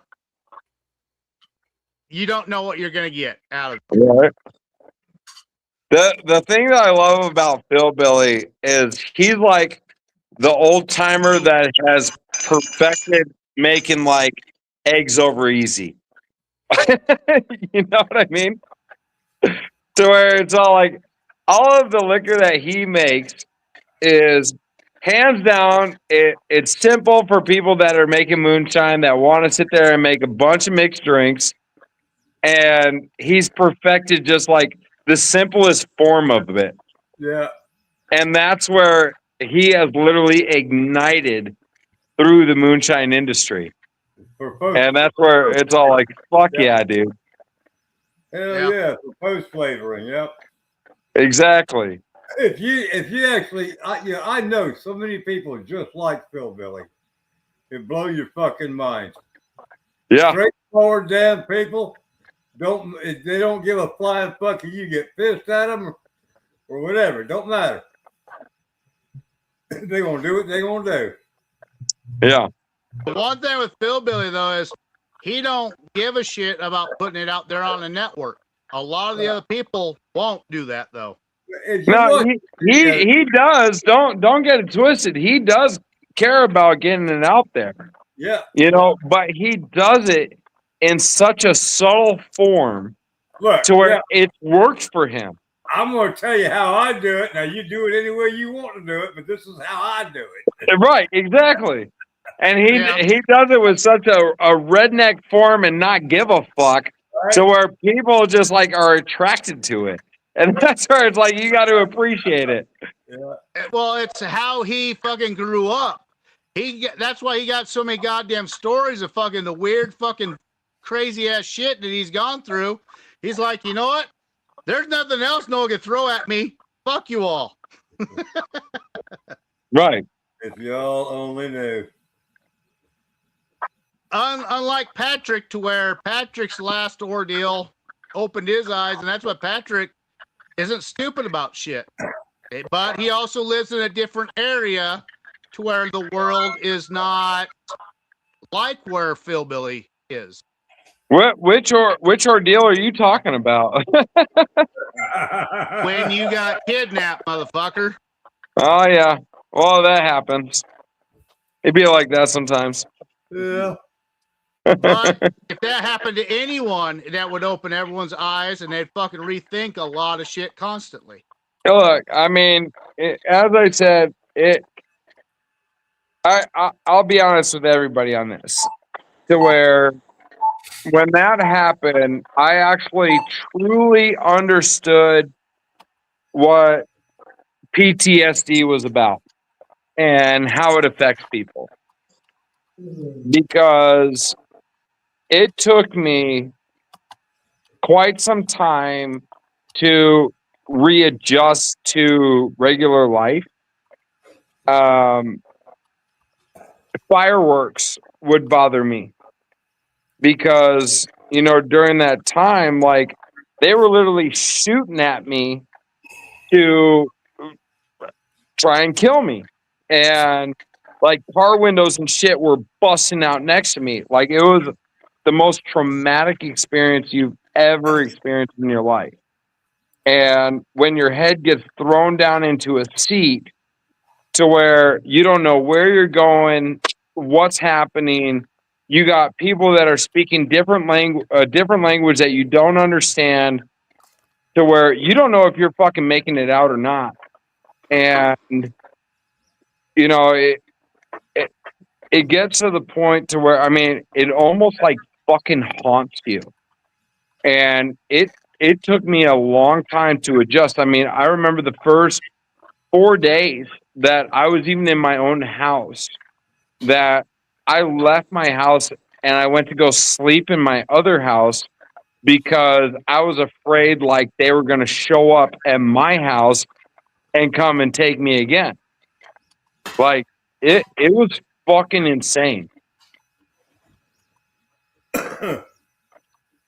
Yeah, I completely understand that, because like when I was in Marine Corps, when we were in special ops and I was in fucking Colombia, I had no clue of what the fuck, the clusterfuck I was getting myself into.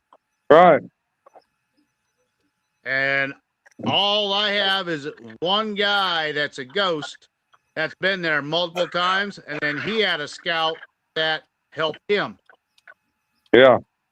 We're fucking coming down through the clouds at fucking night with fucking purple vision, and I didn't fucking pay attention to what fucking the guy signaled me at with the lights behind me, which meant for me to fucking put my hands in front of my fucking face and shit.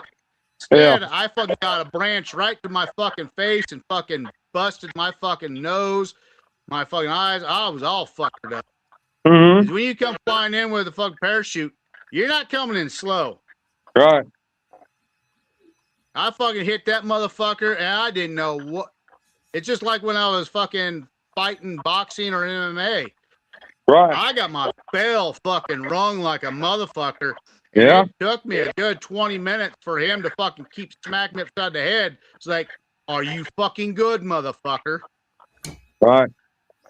Well, I just had this incident that happened, what was it, 3 weeks ago? Or 2 weeks ago? When was the Super Bowl? 2 weeks ago? 2 weeks ago. 2 weeks ago, I was down with the guys that are in the embassy here. I was out and about with them, and I told you about who they are. Yeah. And we were out and about. We were drinking, having a good time, like whatever. And then this fucking dude and his woman, they come to me, and they're all like, "Oh, you're from Estados Unidos. You're from the United States." And I said, "Yeah." They're like, "Oh, well, what do you think about Trump?" I was like, "I love fucking Trump." Well, that fucking stepped a bunch of shit off. Then this motherfucker sat there and he's like, "Yeah, I'm fucking El Chapo's, nephew, blah, blah, blah, blah, blah." And I'm looking at these guys that are with me from the embassy who, like, are part of the goddamn fucking Delta Force. And so, like, this is not the type of shit you want to be fucking saying right now. I'm just saying that.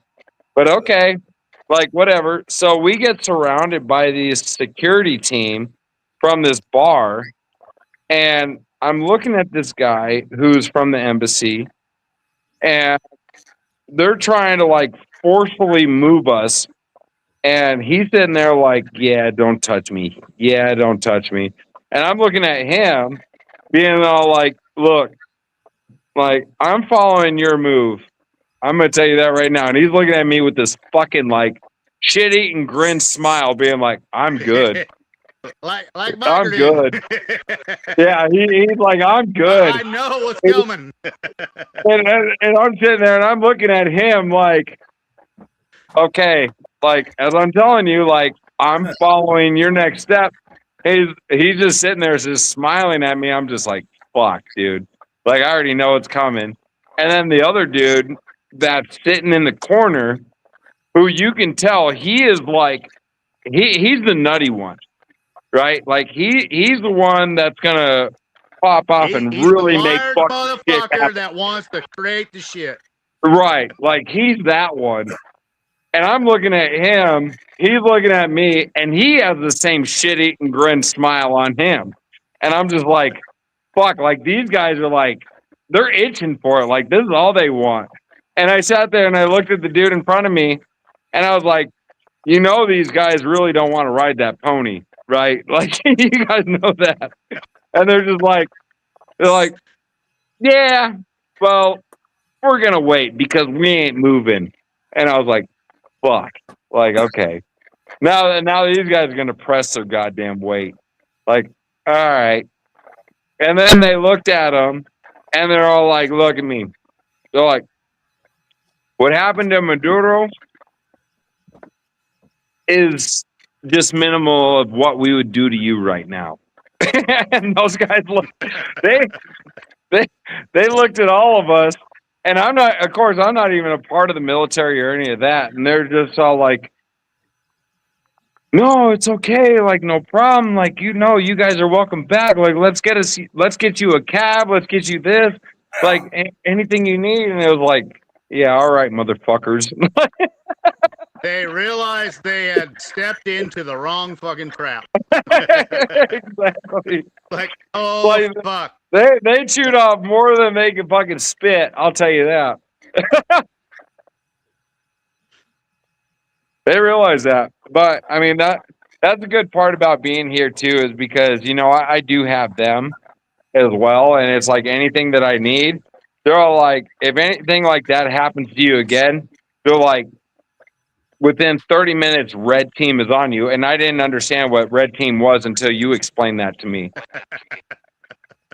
And I was just like, fuck. Red team is the opposite of stop. Red team means go like a motherfucker and plow them down. Yeah. But when they sat there and they said, they're like, yo, if that happened, you contacted us.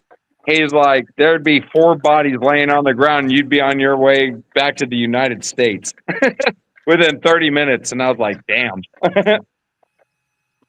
Yeah. There's a lot of people that don't understand a lot of fucking the common sense of military. And when you are not just regular military, you've been other than military, people like when you said they were smiling, I'm going, yep, I know exactly that smile I've given to so many other motherfuckers. Dude, It's like slow motion to guys. It was like I don't know, man. I don't know how to explain it. To where You're a it's all civilian. like You're like going these are the guys that have little, like, you can tell just by the look on them, to where we had 8 people surrounded us, and it's just me and this dude, and this dude's just sitting here with like just this fucking shit eating grin on him, to where it's just like not even a fucking worry in the world. You know, he's just sitting there like smiling and laughing, and he just knows that, like, if it really comes down to it, those people are literally done within seconds. And it was just the like, other okay, thing a lot of people you don't are that realize is with motherfucker. those guys like that, there's also a team that follows them around to make sure they don't get into trouble. So they know there's another set of guys out there that's ready to come right through that fucking door that don't give a fuck about anyone that's gonna fuck them up straight up. And that was the people that was surrounding us, because we went out with 4 other of them. And it was just him and I that were surrounded, but the other 4 were on the outskirts, and they were just sitting there and just the same with the same shit-eating grin, like it was nothing. Like, it was fucking insane, bro. Oh, I know. It's because those people don't realize, like, when I got into fights, everyone seemed like they were in slow motion to me. It's because of my reaction time was so fucking fast. It's ridiculous. It's like, okay, you got 4 guys on one on me. That's fine. You're all bigger. That's fine. I'm going to break your fucking knee. I'm going to break your fucking knee. I'm going to kick you in the balls, and you're getting fucking goddamn kneed right in the fucking nose. See, and that was a crazy thing. Like, I didn't even know what the fuck he was thinking. He just sat there and he just looked straight in my eyes, just being like, I'm fine. He's like, I'm fine. Like, I ain't moving. He's like, don't worry. I was like, look, I'm following you. That's all I'm saying. Well, that's like, like I'm just when I was following in you. fucking Florida, when I was fucking at the fucking some of the big parties and shit, and some of the fucking clubs. They seen me in one fucking fight take out fucking 4 guys within fucking 10 seconds, and they were all bigger than me. They were all on the ground, and the bouncers and all that were talking to the owners like, yeah, I think we want him on our side. I think he can have a few free drinks. Are you mad at me? Right. And then later on, they just made me their beer guy, to where I was like, yeah, I know how to make all these fucking mixed drinks. Like, I'll crack a beer for anyone. They're like, do you want to do that 2 nights a week? We'll give you fucking $200 cash. Why fucking not? Duh. I'm getting free booze, and I get to fucking see all the women I want. But they also realize, like, well, this guy's fucking backup. We have an issue. He'll be over that counter in a fucking heartbeat. Yeah. From what I recognize about these guys, they're just like such a different breed. You know what I mean? You know. Oh yeah. Us military guys, when we get together, when we've done shit that no one else has done, we can look at each other. We'll literally fucking do like a fist up, and then we'll look at each other. And we'll judge each other for a few seconds. But then you're going to see that shitty smile, because then we're going to know, yeah, I know you've been in shit too. Right. Right. Hey, Joe. It's all like through the connection that I had with them, and from like finding out that, you know, they are Delta Force, but they didn't speak about any other missions or anything like that. Like, they didn't do that. They're really like, they're really silent about what they do, but it's all like, they're like, yeah, you know, we're a part of this, and yeah, and that's it. But as It's far as because like, they've if, done shit that no one if else has you didn't- done. if And you they've killed try people to that like, if they would fucking roll back in time, they're like, maybe I should have just shot this fucker in the crotch instead of just shooting the fucker in the head.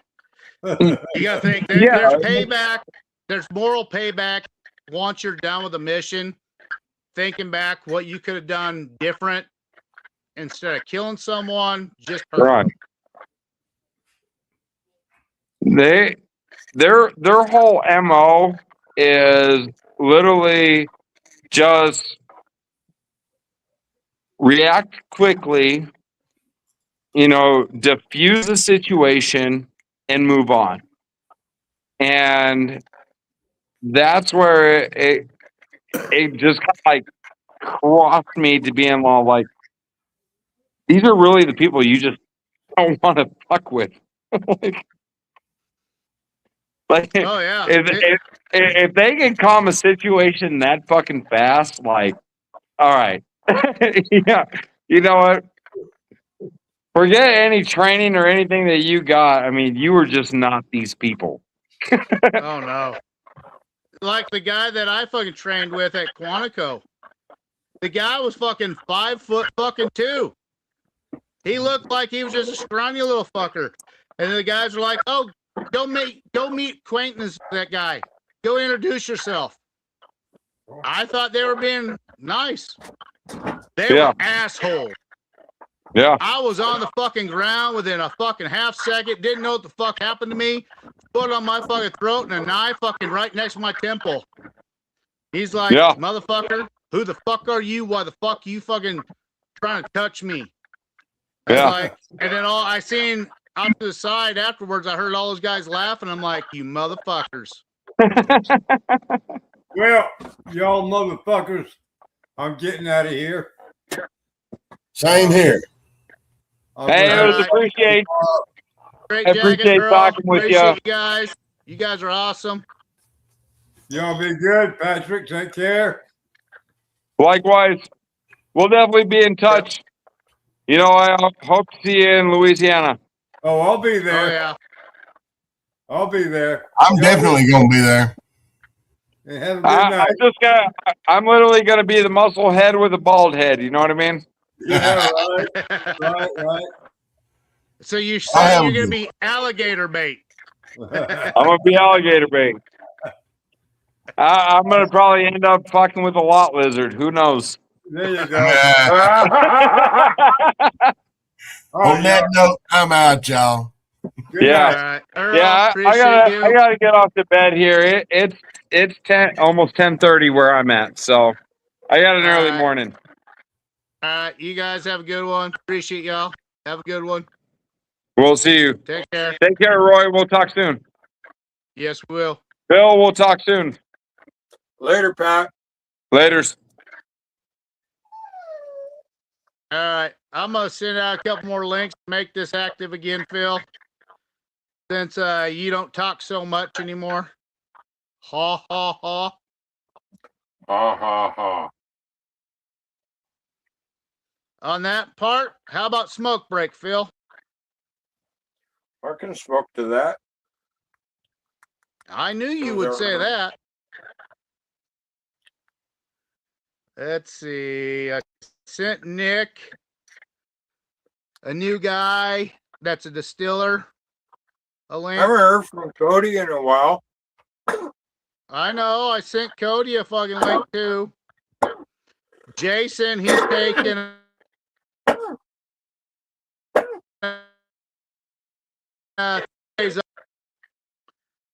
I'm sending Scully Roy, your audio is going really fucked up. It's because I'm sending out links, so I'm double dutying right now. Uh-huh. For a second, you went Mr. Roboto, and then you were breaking up real bad.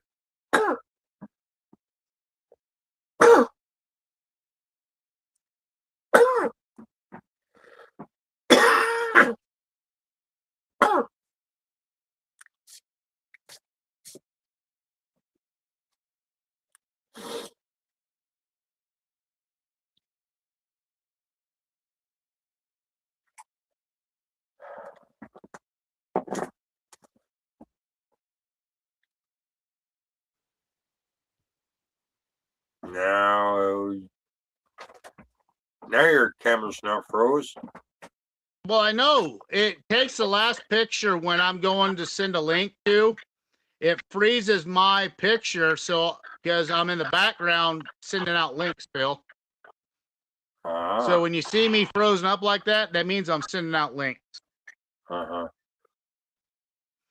gotta go get me another beer. I'll be right So back. do I. Yeah, I bet you I can get mine faster than yours.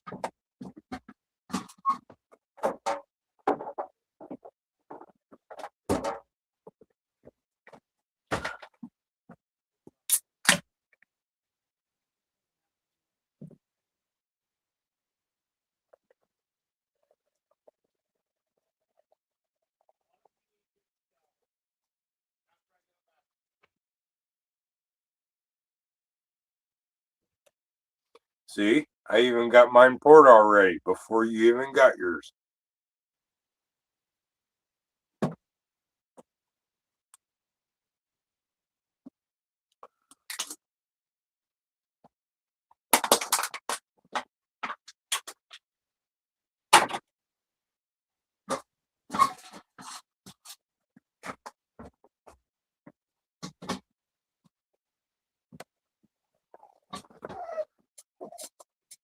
To anyone still watching, Frost.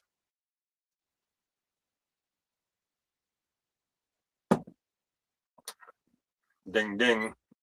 Beer round 5.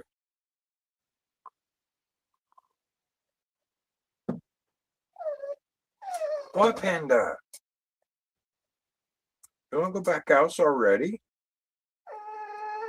What? Baby. Why? It's so fucking cold out there. No, it's too damn cold out there for you. You can't just sit out in the cold all night. No. No. 9. 9 house. 9 house. Aufgehend. No. How's Panda doing? She's wanting to go back out in the cold. She's already spent most of the show tonight out either out front in the cold or out back in the cold, and I let her in for dinner. And now she wants to go back out in the cold. Hey, if she wants to be out in the cold and she's leaving you the hell alone, might as well do it. Yeah, at least she won't be whining at me. Exactly.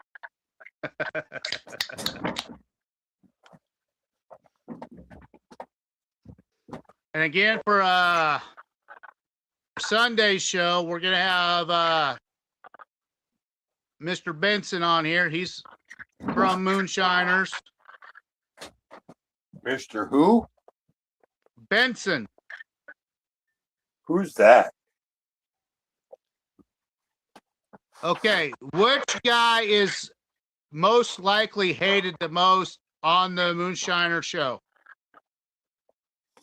The asshole I refused to even acknowledge, much less shake his hand, when he walked past the the militia booth at Maggie Valley. Who was that? That fucking fucking.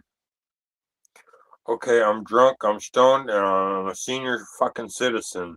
So I'm not fucking drawing the name right quick, but I do remember Eric Buckland trying to tell me that in person he's a good guy, but on camera he's paid to be the asshole.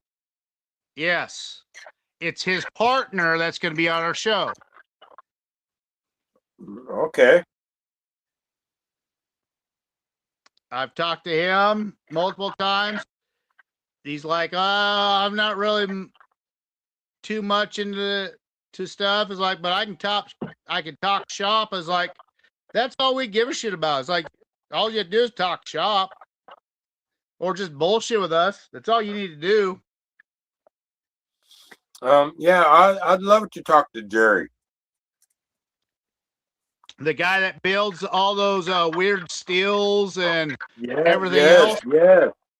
Yes. That's who's going to be on the show Sunday, Phil. Jerry. You don't realize how many people I message every other day and how hard it is to get info to these people and chat with them and get to like Yeah, me well, and get them to fucking hold come that on? thought, though. Okay, well, hold that thought. Jerry earned my respect when I found out that the same time the militia was trying to do the hurricane relief stuff, Jerry was doing his own thing on the hurricane relief stuff also. Yes, he had his own personal building that was basically a shop for anyone could come in there and fucking get anything that they needed. Yeah, yeah. Well, I remember watching Jerry's live videos about that, and Jerry earned my respect right there. Yeah, same with John Boy. John Boy was stuck in North Carolina for 3 weeks, and he was cooking for fucking anyone and everyone he possibly could for. Again, it's everyone gives a shit, talks a lot of shit about hillbillies and all that, but when it comes down to people helping each other, the hillbillies are the biggest ones that help you one another. Uh-huh. Unless you live in Washington. Yeah, exactly. It's because we're too far away, Phil. What the fuck? What do you think about? Yeah, well, if you expect me to show up at any of the special events, somebody's got to pay for my plane ticket because I can't afford it. Not this year. Well, I know, but Phil, saying if you lived in fucking maybe Tennessee or Kentucky, how many of these events would you be able to go to? Almost every Most of fucking them. one of them, huh? Yeah. So you might want to think once you get that place paid for, maybe about moving that direction. You know what I mean? Be around all Yeah, your well, brothers and sisters. Yeah, well, I still have my eyes set on either North Dakota or South Dakota, maybe Nebraska. Either way, it's going to be an underground former missile silo, underground bunker. Just Phil, because why would you want to survive all that shit when you could just have all the good memories and say, you know what? Fuck it. You'll kill me. You're going to kill me with all my brothers and sisters. Fuck you. Right? Yeah, well, as a scientist, I know what's happening to the Earth in the next 20, 30 years. And if I had the money, I would go underground as soon as possible. Yeah, in 30 years, Phil, are you going to be around? Or would you rather have everyone know your name before you go in the ground? A bunch of people already know my name. And very few would fucking remember me the following week. Yeah, but if you're over on that side and they get to fucking hang out with you all the time, they would remember you forever, right? Yeah. Isn't that more important? Yeah, well, either way, we're living in the world of the Twilight Zone, at the end of the outer limits, and life as you know it is seriously about to change. Oh, well, let it fucking change. That's why you prepare for shit. Yeah, well. That's why I got fucking 25,000 rounds of fucking ammo. I got fucking 1.5 fucking containers of fucking safe guns. Now I gotta go buy a new fucking gun safe that's gonna have 36 fucking guns in it, so I can fucking stock up more.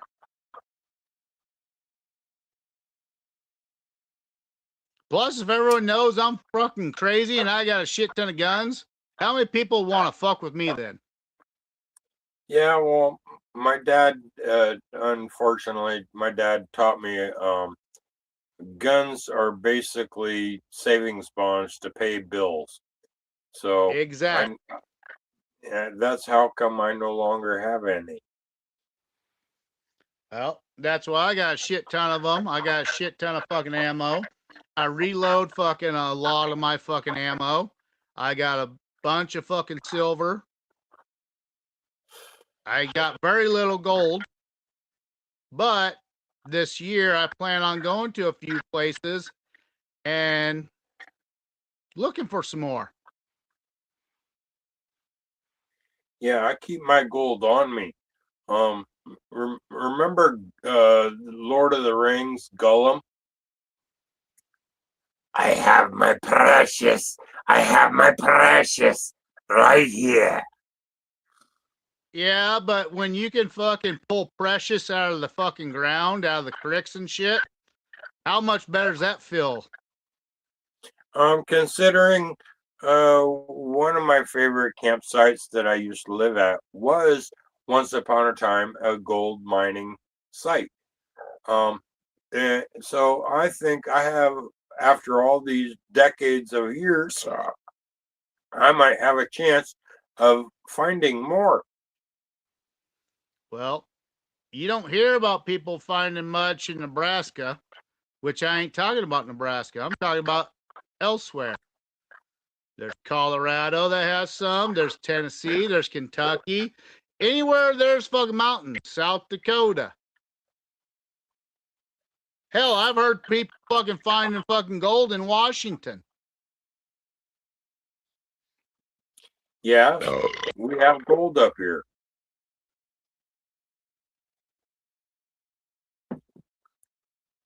I'm about a 20-30 minute drive to a former gold mining camp, now a regular state campground. Well, I know in Colorado a specific place that has fucking gold no one knows about because it's fucking snake infested. Rattlesnakes. Why are rattlesnakes there? It's because there's fucking gold that keeps them fucking warm. Yeah, anything west of Mount Rainier, I don't have to worry about any fucking snakes. It's when I go the other side of the mountain that I have to worry about the snakes. Well, on the other side, you got to worry about Sasquatch and others. No, Sasquatch is all over the states, all over this state. Yeah, I've heard them multiple times, multiple campgrounds, and you know they're fucking close when it smells like somebody that hasn't had a shower in a month. So you mean Brandon? Worse.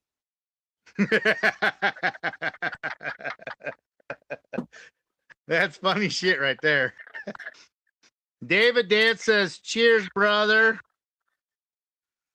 And good night, my friends. So ding, ding, ding. Get a drink out for fucking David Dance since he's going to bed, Phil. There's no.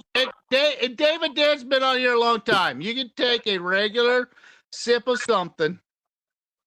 No, I'm fucking already fucked up because I took forever in a day to eat my dinner. So I'm drunk from an empty stomach. I just had a cheeseburger a few minutes ago just to try to fix that. But I'm already on. Phil, you know how to fix all that shit. You know before we go on the show, you're supposed to eat something. Yeah, well, I forgot. David Dance says instead, smoke break, Phil. Fine, I'll smoke to that. See? But you always got to be prepared, Phil. Remember, before we get on the show, you always need to eat. Yeah, I know. Except for this time, you forgot. Well, instead of eating before the show, I was trying to get the kindling chopped to get ready for the fire.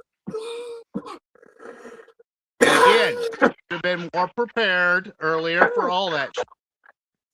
Yeah, well, I got a call from my brother in Texas today that interrupted my normally scheduled program. Well, was it a good phone call? Yeah, well, just a regular. How you doing with your brother? You know. He didn't want to kick you in the balls for being fucking not chat with him. No, actually, yesterday I got tired of him being quiet, so I called him. Oh wow! So and then he called me back today, and then he said he'd call me back again tomorrow.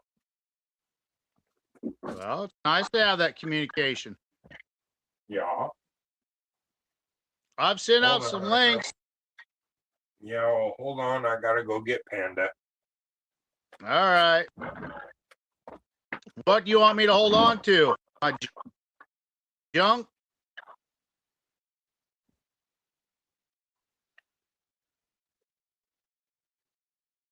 Send a link out to Miss Lisa Day, Charlene, and Richard.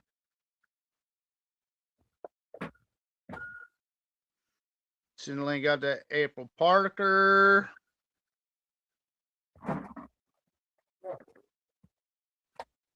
Panda, come on. Damn, there's a lot of my cousins that are on here still.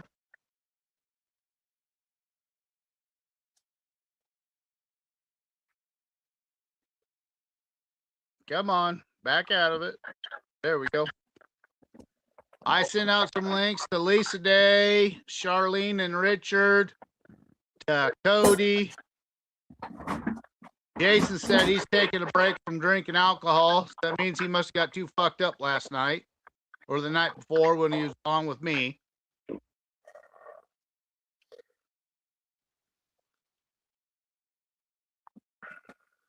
there anyone you want a link sent to, Phil? Not in particular, no. Okay. Have you talked to your daughter lately? Either this morning or yesterday morning. She just got a new job, and she got initiated. The only way that job can initiate you.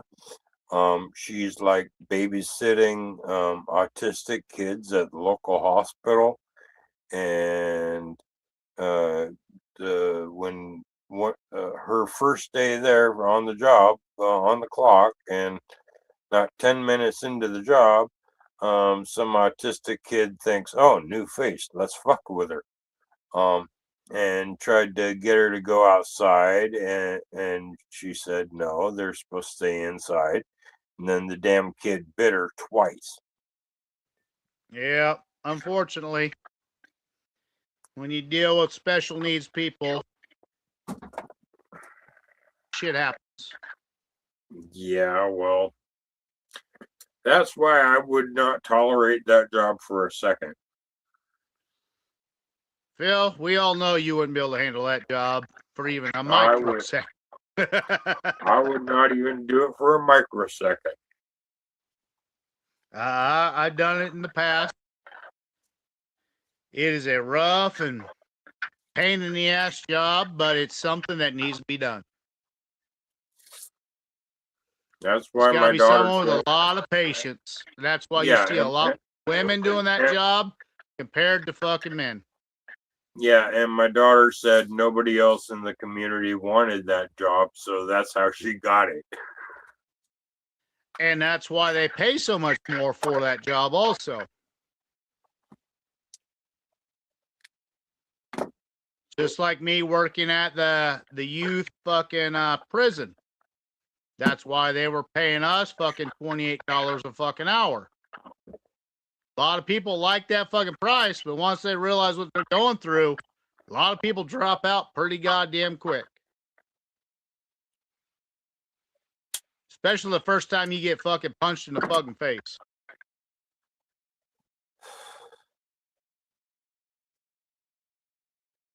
Yeah, if and I you'd was be surprised how many people get punched in the face. If I was in that kind of position, I would take the position of a Marine drill sergeant in the barracks. Yeah, and you'd be the first one to get your ass kicked by fucking the whole goddamn group. That's where you gotta understand fucking logics. You sweeten up the pot, you play the fucking smart game, you last a lot longer, and then they'll actually tell you what's going on there so you can actually settle fucking shit before shit goes fucking south. No, I would be more like Gunny Ermy. Yeah, and you'd be the first one stabbed. I've seen it 100 times where I was there. I was there fucking 587 days. And I watched 100 people get fucking stabbed by either something foreign fucking made or by a fucking fork, which they fucking started taking the fork away. But you could fucking understand that. I'd still go at it like Gunny Ermy. Nah. I was more laid back to where like I was like, if you want to do fucking something stupid, go right to fucking ahead. But just give me a heads up. That way fucking I don't fucking have to go to the hospital. Or one of your fucking buddies don't have to go to the hospital. Like, so you don't give a shit if I'm gonna do something stupid? It's like, no, if you're gonna do something stupid, at least give me a heads up. That way I can make sure one of your buddies, their program don't get fucked up. Oh, okay. I'll do that. And everyone else is like, how the hell are you getting along with all these kids so much better than everyone else? Because I was a troubled youth myself. I'm not fucking stupid on that part. And now Panda won't shut the fuck up again. Right. Yeah, you can hear Panda loud and clear, huh? Oh, fuck yeah. Sounds like she says she needs to go in the fucking goddamn house. Fuck you in the goddamn bar. Well, if I do that, that pretty much restricts the heat from the house. Well, go pick her up and put her on the fucking couch. Is she gonna fucking stay on the couch or is she gonna come back and whine and bitch? No, she'll come back and whine and bitch. In fact, she would be fighting to, if I tried to put her on the couch. Actually, no, that means you gotta deal with her. Remember the other night when I said I'm glad Brandon was out of the house for a while? Yeah. Because the night before, Panda's he tried to bring Panda in, and she got pissed and tried snapping at him, and then his language came rather abusive progressively. Like, first he said if she snaps at him again, he's going to hit her.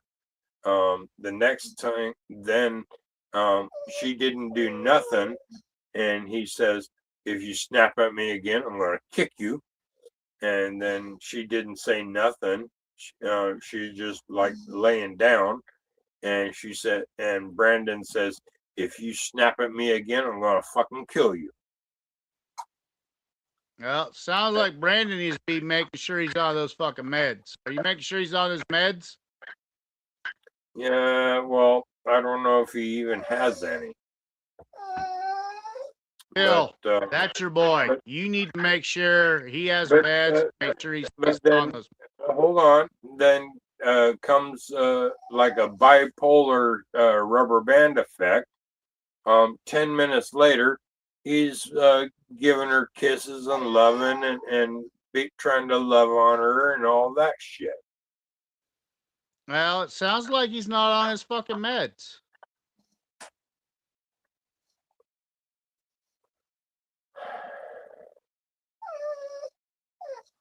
And a hush. You just need to make sure that he's got meds and he's taking them, Phil. You know what I mean? Yeah, well, I don't even know if he has any. Well, that's where you're the fucking father, you're the dad. You need to fucking start paying attention to that shit, Phil. I'm not gonna preach to you on that shit, but If you don't want shit to fucking fire up against fucking Panda and him and you, it only takes fucking 5 fucking minutes for a fucking phone call or a conversation. You know what I mean? Yeah. If you can fucking get ahead of the ball game and fucking make sure none of that shit happens, it only takes 5 minutes of your day to fucking do that. It'd be probably a wise fucking thing to do. It's like with my wife right now. She's on fucking muscle relaxer, a sedative, and a pain pill. It's because she wasn't fucking thinking right, and fucking she fucking threw some fucking hard candy in her mouth, and she broke one of her back teeth because she don't like to drink milk or eat cheese or none like that. So she's got a cracked tooth in half. Her cheek is all fucking swollen, and she's whining and bitching at me. It's like, you're the fucking one that don't drink milk. You don't fucking eat cheese. You don't fucking take your vitamin that the doctor told you to take. That's all on you. It's like that one time where you fucking told Chris Palin's like, listen, motherfucker, you can't get so drunk and so fucking stoned and so stupid to where you can't fucking know what the fuck you're saying and expect fucking people not get pissed off at you. Right. It's the same thing. We all got to do that fatherly thing, even though we don't want to do it ever so often. But it's just like you, like when you had to take certain meds to fucking keep your heart beating right. Because you want to fucking stay alive. And then all of a sudden your doctor's like, you know what? Maybe you should fucking drink a little bit of alcohol and that might thin your blood out a little bit and you'll fucking stay alive longer. Yeah, the paramedics have not had to carry my fucking ass out of here since I started drinking again after a long-term sobriety.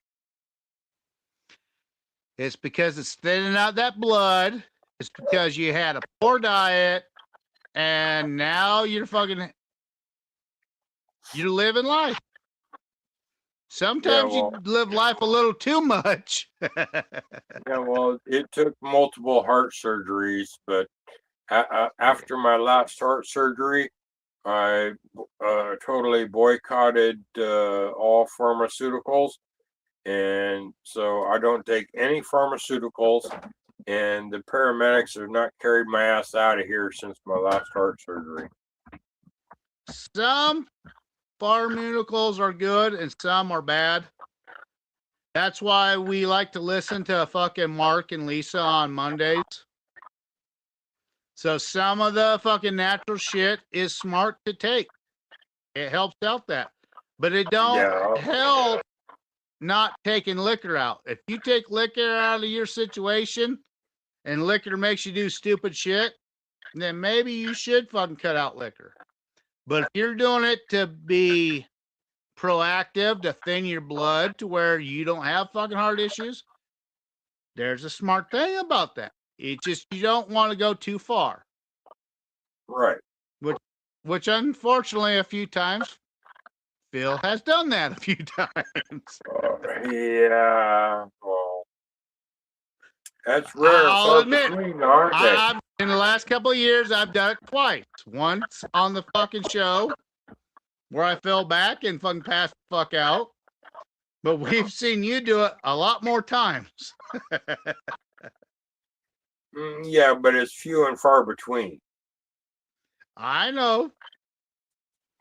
But like the discussion I had with you earlier is like, if you ate earlier and fucking ate in between the fucking show 3 hours later, that'll absorb a lot more alcohol and you'll be able to hang out more and you'll be able to remember more, right? Why are we still live? That's because we have 17 fucking viewers still. Oh. And remember, the viewers pay for this show. Yeah, okay. Well, now down to 60. Yeah, well, so who was our viewers? It don't say who the viewers are. Oh. Not on my end. If I was on my laptop, it would say who the viewers are, but I'm on my fucking cell phone. Oh. Well, the viewers should be speaking up in comments. Let us know who you are. Hello. Last comment hasn't happened for 5 minutes, and that was David Dance. That said, pick her up and give a baby some love. Phil Brandon needs them meds. Yeah, well, I'm just glad Brandon's out of the house for a few days. Oh, Brandon, Phil, you fucked up there. You better get some whiskey ready, because David Dance says shots, Phil, no smoking this time. come on, Dave. I'm already fucking drunk. See? That's one of your biggest supporters is David Dance. You pissed him off on that where he said, you gotta fucking man up, dude. Fine. Phil, Fine. I'll let you off on this one, and you can do a half a shot, okay? Fine. You can do a half a shot. You don't need to do a full shot. Fine. This will be a brandy from Philip Bass. All right. A brandy from Philip Ass? Bass, as in like a bass guitar or a bass I fish. know. I've been a smart ass there, Phil. Uh-huh. Prost.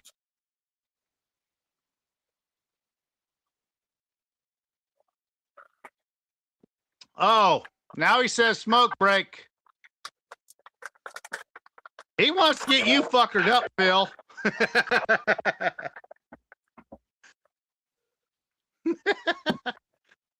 I think David Dance is your worst enemy right now. Other than Dave's not here, eh?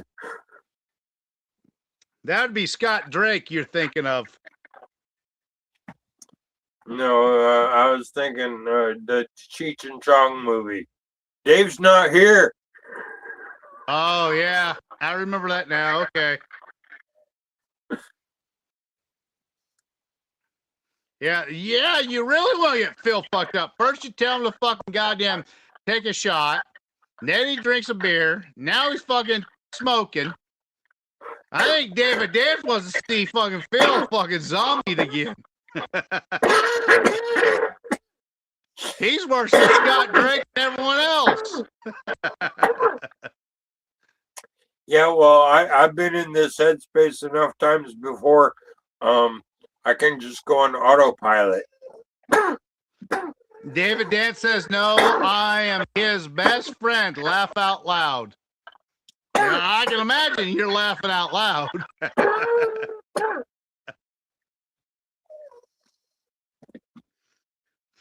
It sounds like you might be Brandon's best friend. Seeing Phil so fucked up. But back to my daughter's new job of dealing with those autistic kids and shit like that, and how I can't deal with that for a microsecond. Yeah, Brandon's one of those type of kids. I know. Fucking having to deal with Brandon is in and of itself an issue. I know. I can see that plain as day. Like the quote, someone having daddy issues. Yeah, I have daddy issues against my kids. Well, Phil, let me ask you this question. Would you rather have fucking your son there or your grandson there? Brandon is much better than Joe. Exactly. No, because if Joe was there, he would be bringing transgenders in your bar. Yeah, well, apparently he's dating one in California. Californication. That's what I'm saying. It's like you could have someone screwing lesbians and breaking up the family compared to having transgenders in your fucking goddamn bar. Yeah.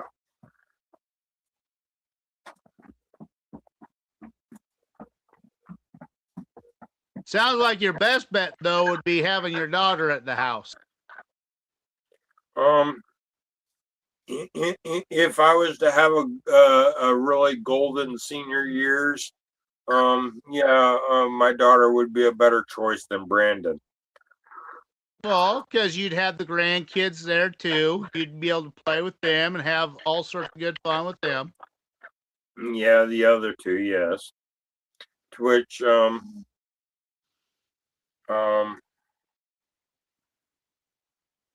Sunday my daughter turns 38.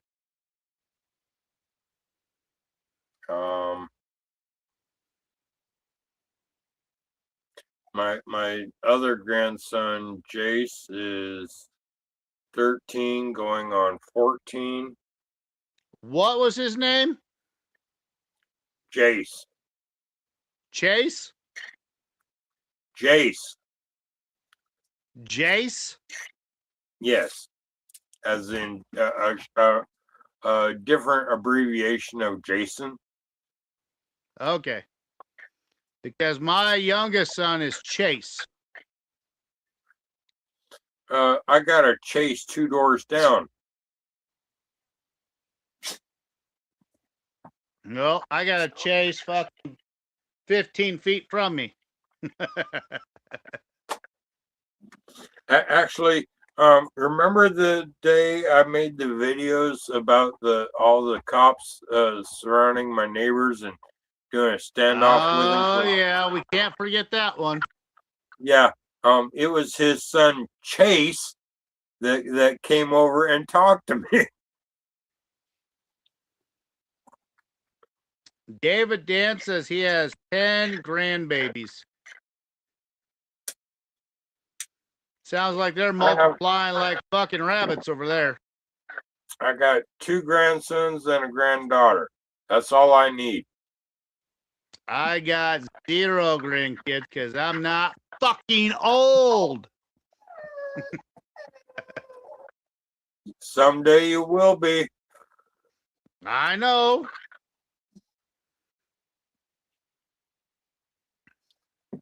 My daughter's actually been talking about possibly doing that, but her and her husband are working on getting a house instead of renting now, and they're working on their fucking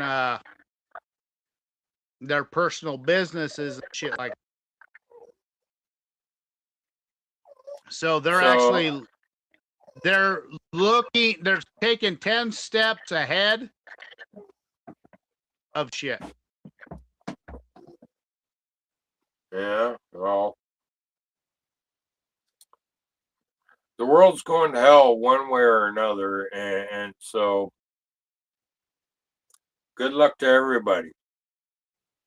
Well, that's why all my boys fucking know how to fucking shoot guns. They know how to make snares. They know how to fucking crap shit.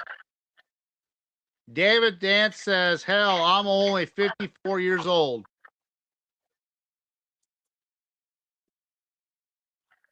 I got a few years on him.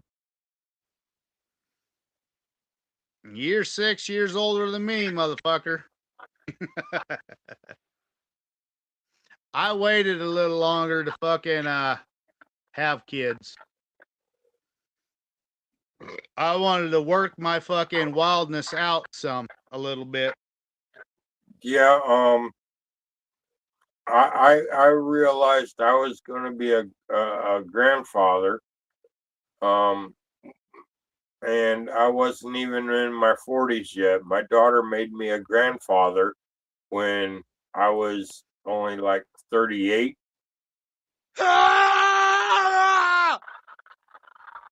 Yeah. Exactly. I thought that'd be perfect. I knew what you were getting to. I was like, oh, I gotta have that screaming fucking sound. Yeah. Well, that's all right, because I've got some people around here to where they're fucking 31 years old and their kids already have a kid, and they got grandkids already.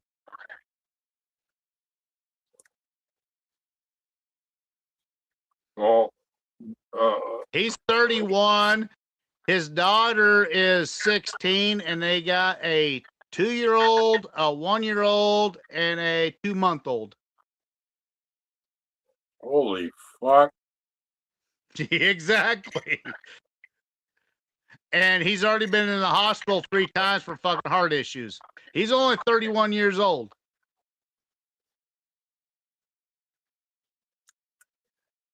Let me And guess. he's not a big guy. Let me guess. He got the COVID shot. Yep. Liberals like motherfuckers. Yeah, well, I'm But a never, pureblood. but never taught his fucking kids about using a fucking goddamn condom. Yeah, I'm a pureblood. I don't get those any kind of vaccines. That's with my dad. That's with fucking me, my wife, all my kids. Except for my daughter. She was the one fucking liberal one that, oh, we got to get it or we're going to die.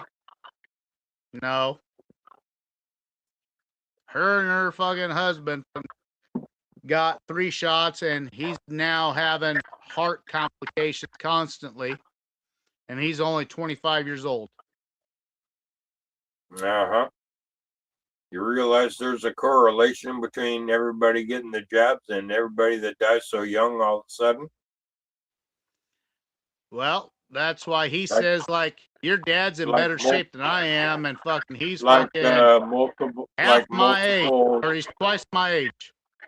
Yeah, like multiple professional athletes just dropping a heart attack on the field. Yep, that's happened quite a few times. Same with MMA fighters. It's the jab is the only thing in common. Yep. On that thought, ding, ding, ding. Since you said jab, that made me think of shot. Uh-huh. I'll smoke it. I'll smoke on that. Look, that jar is empty now. I have no more fucking blueberry jalapeno. Shame on you. That means I gotta make some more, motherfucker. Especially since your ass ain't making it to goddamn Louisiana, motherfucker. Yeah, well, if somebody was to pay for my ticket, well, fucking I'll show up at any event you want. But fucking yeah, so you're saying you're a liberal, you're relying on everyone else for doing your shit? No, I'm saying I'm living in a libtarded state that cost me so fucking much to live. Yeah, and that's why you need to get the fuck out of that stupid goddamn state. Trust me, the minute I can, the minute I will. So you're gonna move back to California then? Fuck that. David Dan says I was 36 years old when my first grandbaby came into the world. The furthest south I will go would be to my brother in North Texas.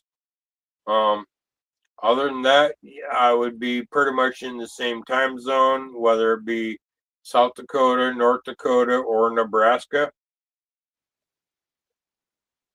Well, Phil, you know, if you come to Nebraska, it is the cheapest state in the United States to live at.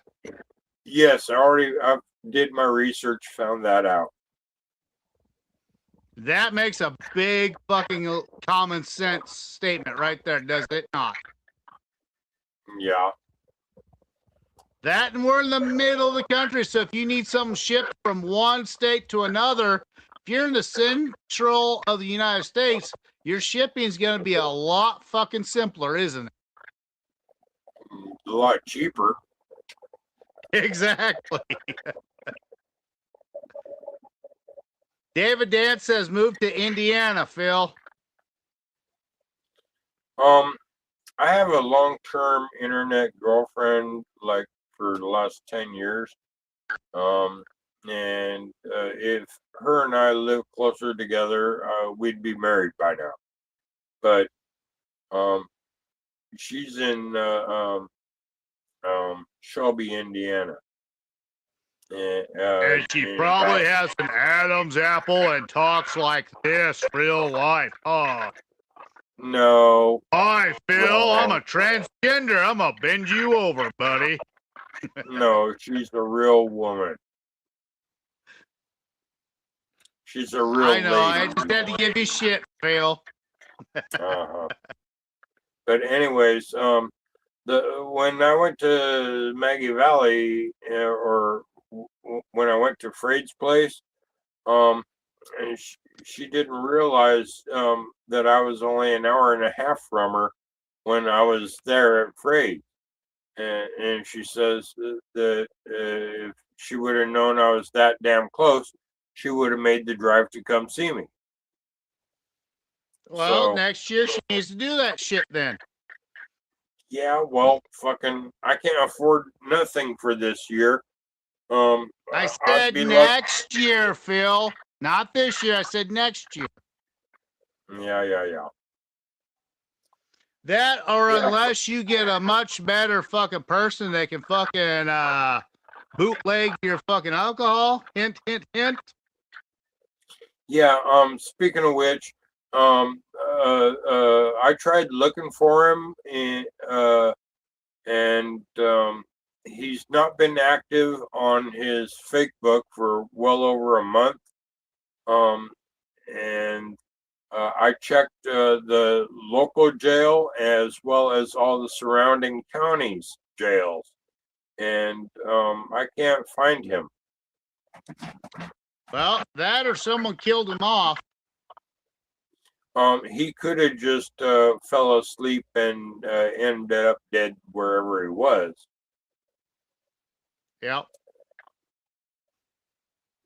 Well, I said you need to find yourself a fucking good bootlegger, Phil.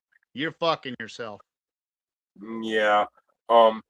Because of him plus 3 other women, I am no longer going to front any jars.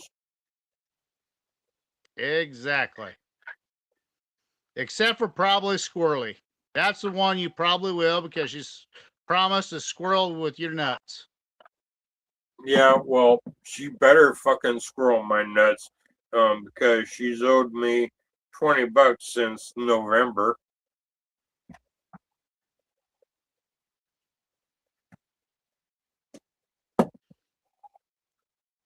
Well, Phil, on that part, you should go ding, ding, ding since you finished that beer in front of me, motherfucker. You saw that. You should have said it. You should have said ding, ding, ding. You know the rules. Especially, you know the rules when you and me are hanging out back. Yeah, well, the ding was for shots. This was just a beer, not a shot. Yeah, but you fucking always call that fucking a ding too. Yeah, well. You can always make a mixed drink. You have 7-Up and you have alcohol there, Phil. Yes, you can always make that your shot.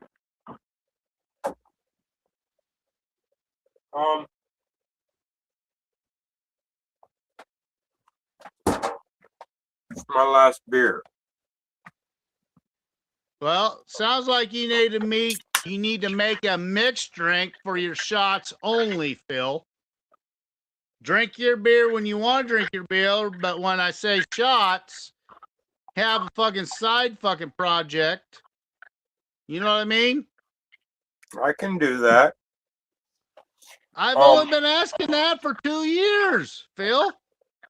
Yeah, well, the flavors I got now, I can actually do that and not really think twice because, as you just mentioned, I do have 7-Up, and of the last 5-6 different flavors I've been come up with the last couple months, they all taste a hell of a lot better if I use the shots as the base drink into a mixed drink, topped with 7-Up, and it brings out the flavors that much more. That's what I've now been trying to tell you, Phil, for years. You've been stubborn or too drunk and not listening. Yeah, well, if I do that with the orange, and put the 7-Up to it, it's just like drinking an orange crush soda. If I do it with the There grape, you go, Phil. You know what to make for your fucking goddamn fucking ding ding dings then.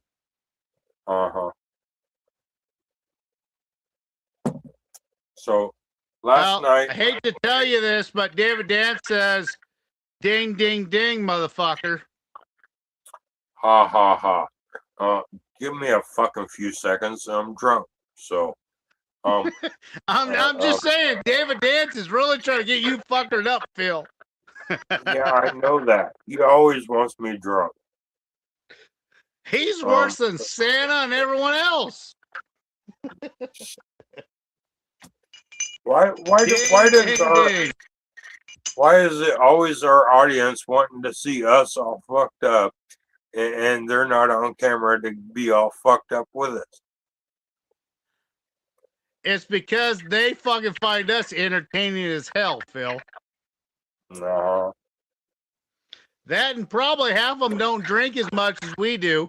They might be doing what you do. They might sip on beer while we're fucking drinking fucking liquor. They're like, I bet you Phil will be too fucked up. He won't know what to do. I bet you Roy will be that same way. I bet you fucking Nat will be that way. Yeah, well, guess what? It's on my clock says 21:12, so I gotta go feed the fire. All right, feed that fire. All right, what the fuck else am I gonna drink now that I'm out of my fucking blueberry jalapeno?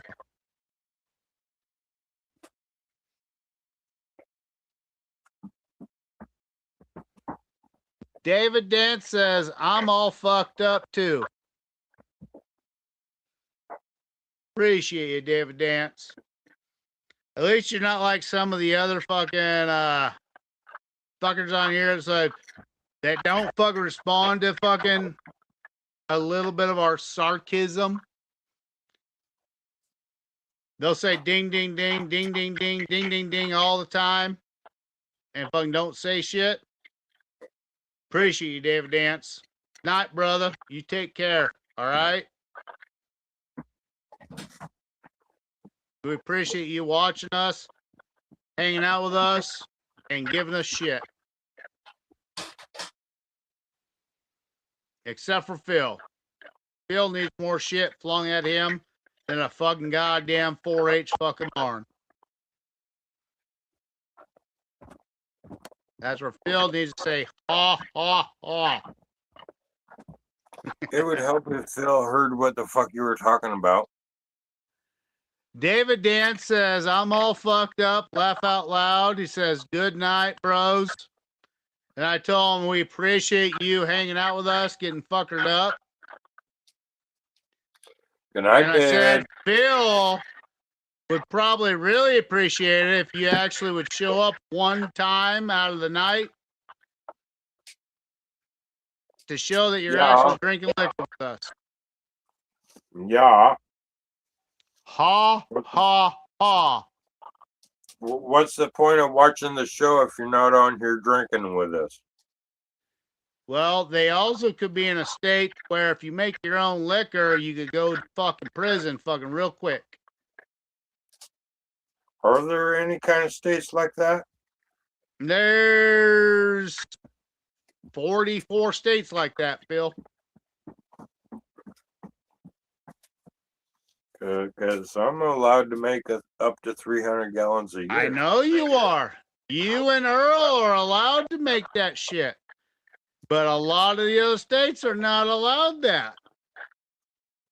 And that's what me and fucking and Eric Buckland were talking about last night, about a certain someone fucking got busted fucking after Popcorn Sudden Jam, and all of a sudden started being on podcasts and shit, and now people all around him are getting busted. It's like, gee, I wonder why that's happening. And then again, he's one of the guys that fucking keeps talking shit about the collective.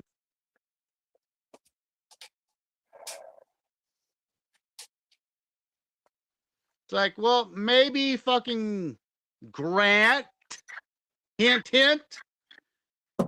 If your fucking charges didn't get fucking dropped, why are you fucking talking shit about everyone else? Hint, hint, hint. Right? Huh, Phil? Yeah, you lost me a bit, but okay. If someone had federal charges on them, and all of a sudden they got dropped to fucking minor charges within a year, does that not smell like a fucking goddamn snitch?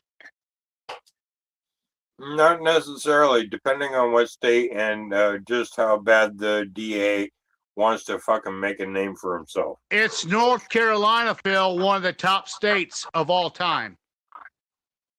Yeah, I'm sure those states over there are a bit harder on that. Yeah. So yeah, you're they caught him red-handed with fucking a shit ton of alcohol and fucking mash and fucking running a fucking rig, and now all of a sudden he's fucking on minimum charges.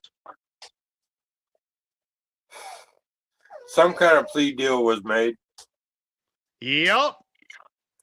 And afterwards he got busted. He all of a sudden is all over the militia and fucking posting on the militia. What's that fucking saying to you for your cop sense? Well, I want to know who the asshole is so I can delete him.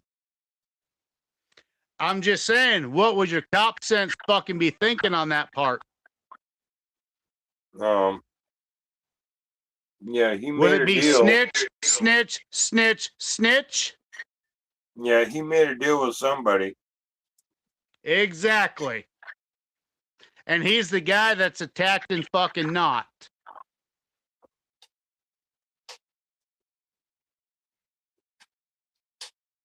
Which one? He's attacking Afraid Not. What other knot do we not have in our group? No, I got that point, but as far as I know, there's a couple people coming after Freight. But look at the fucking shots. I'm not gonna say his name. I'm not gonna give him any recognition whatsoever. Well, the only one I can think of is Waterboy. No, it's not Waterboy. The guy that got busted right after Popcorn Sutton Jam. Same time fucking Red Dog got busted. It's because he fucking said, if you want good fucking liquor, you come see me at my place. You set your fucking self up all yourself, motherfucker. They took his steel and everything. 3 weeks later, he whines and bitches about shit, and all of a sudden people give him another fucking steal, and now he's all over the fucking militia.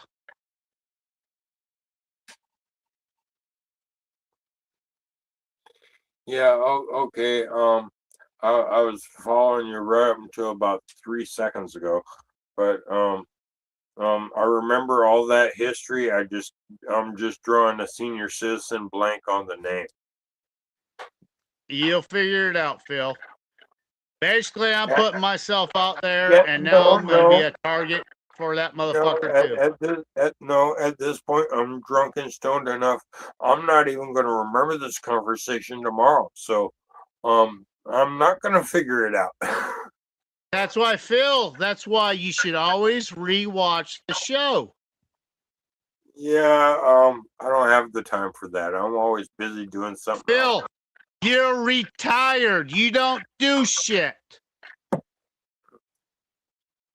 I do whatever it takes to keep me sane. Yeah.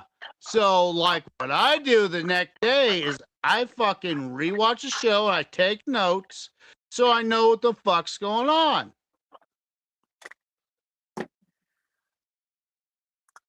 Yeah, well, nobody wants to see me go insane, because if I go insane, I will go in the bedroom and put on my full tactical gear and go to war with the world.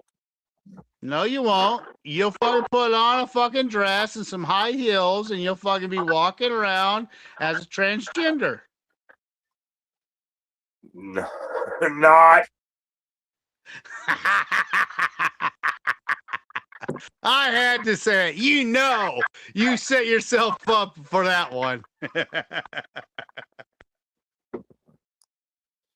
No, if I go in my bedroom and put on my full tactical gear, when I come out, somebody's getting hurt. So is it going to be a transgender that's going to get hurt from behind? It's going to be fucking any libtard. I know, Phil. I'm playing with you a little bit, all right? Why do I still see a live counter? It's because we still have fucking 13 people live. And they are the people that pay for the show. Okay. Well, I hope they know the difference of a boys' room and a girls' room. Oh, goddamn, I hope so too. They don't fucking. They goddamn need a fucking skull fucking. Am I not right, Phil? Let's just say a wood chipper makes a really good pedo treatment center.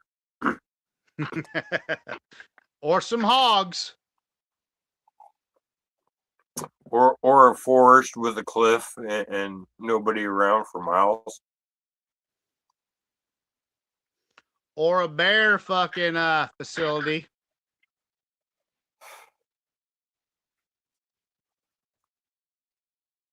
It would be rather interesting if I could.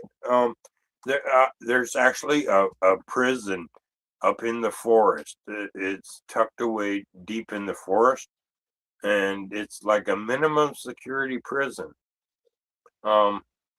They just get a really nice fucking view every goddamn day. But, well, that's just like in Florida with one with all the fucking gators around it. Alcatraz. Yes, but what if a body was to show up just outside their perimeter? They wouldn't give a fuck because the gators will fucking handle that shit.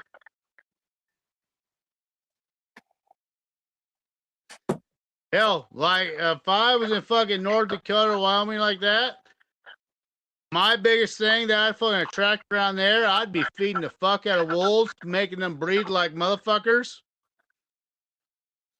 I like a prison surrounded by wolves. Guess what? If you fucking survive and get away, you deserve it. well, that's what I like about gator trash. Is if the gators don't get you, the snakes will. Exactly. If not the snakes, it's gonna be the hillbillies too.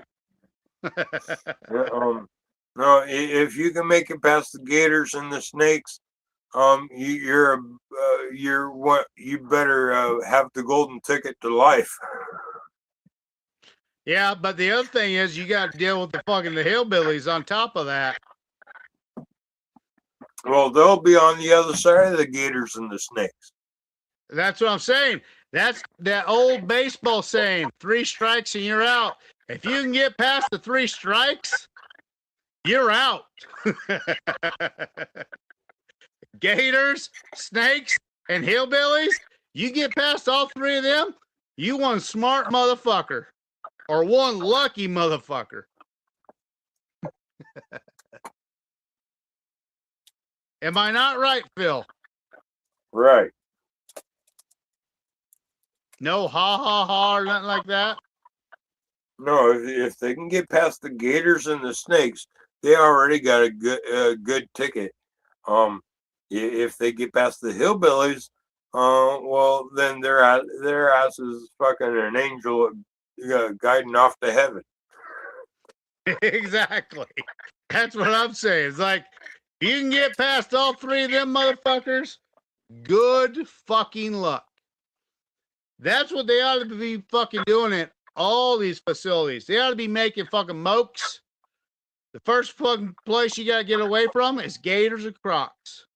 The second one should be fucking gated by fucking goddamn mountain lions or fucking goddamn wolves. The third one should be a bunch of drunken fucking rednecks fucking with NASCAR flags all over hell. If you can get past all three of those levels, you fucking are granted a mission. Well, let's make it even better. Let's take all the major libtarded cities like San Francisco, Los Angeles, New York, Detroit, Chirac, and Minneapolis, Seattle, fucking Portland. Take all these Olympia. Yeah, unfortunately, Olympia, but fucking turn them all in. I'm just outside enough city limits that I can get outside the prison, but turn them all into prisons, and just like the movies from the 80s with Kurt Russell, Escape New York Escape or from Escape LA. Yes. Movie Escape from LA. Yes, Escape from LA, and the second one he did, Escape from New York. And turn all these libtarded cities into prisons, just like in the movies. And watch how America changes. I guarantee you one thing: Nebraska don't have to worry about none of that shit. Us farmers and ranchers, we have more than enough common sense to where someone comes from fucking the city. We see their fucking county plates and they want to fucking try shit here. We got guns that reach out to a fucking mile to fucking 10 feet. You're fucked. Unfortunately, for the heartland of America, and especially the cattle industry or the oil industry, Fort Worth is fucking completely libtarded. Oh, yeah. Phil, that's why I said I love living in Nebraska. We have oil rigs here. We have the biggest water oasis in the world underneath us. We have all the corn. Everyone's raising all these other grains, Milo, fucking barley, rye, wheat. Back up a few seconds. Back up a few seconds. You said your water. You got a good aquifer under you? We have the largest aquifer in the world underneath us. That's not necessarily a good thing. Yeah, it is, because it takes fucking 17 years for the water to filter all the way through to get to the bottom of the aquifer. Yeah, but I'm thinking about continental plate breaking and they've already talked about that, Phil.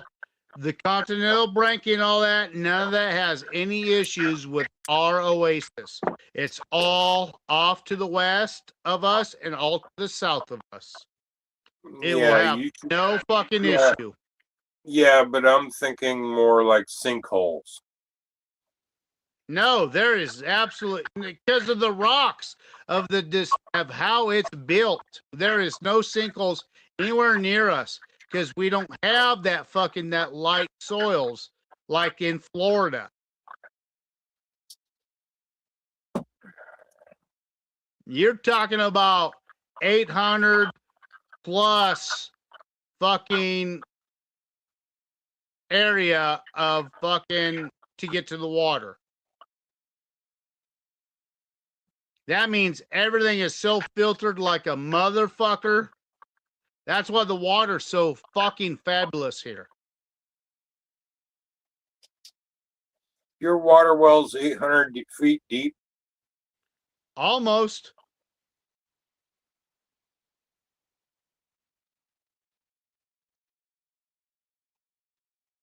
Okay. Does that not explain how well the water is here? That means that's getting filtered like a motherfucker. There are some spots that are 200 feet, but the water there is not as good as where I'm at, to where our water wells are, was it 670 some feet? You go to fucking, to, what was it, 80 miles north of us, it's 800 feet.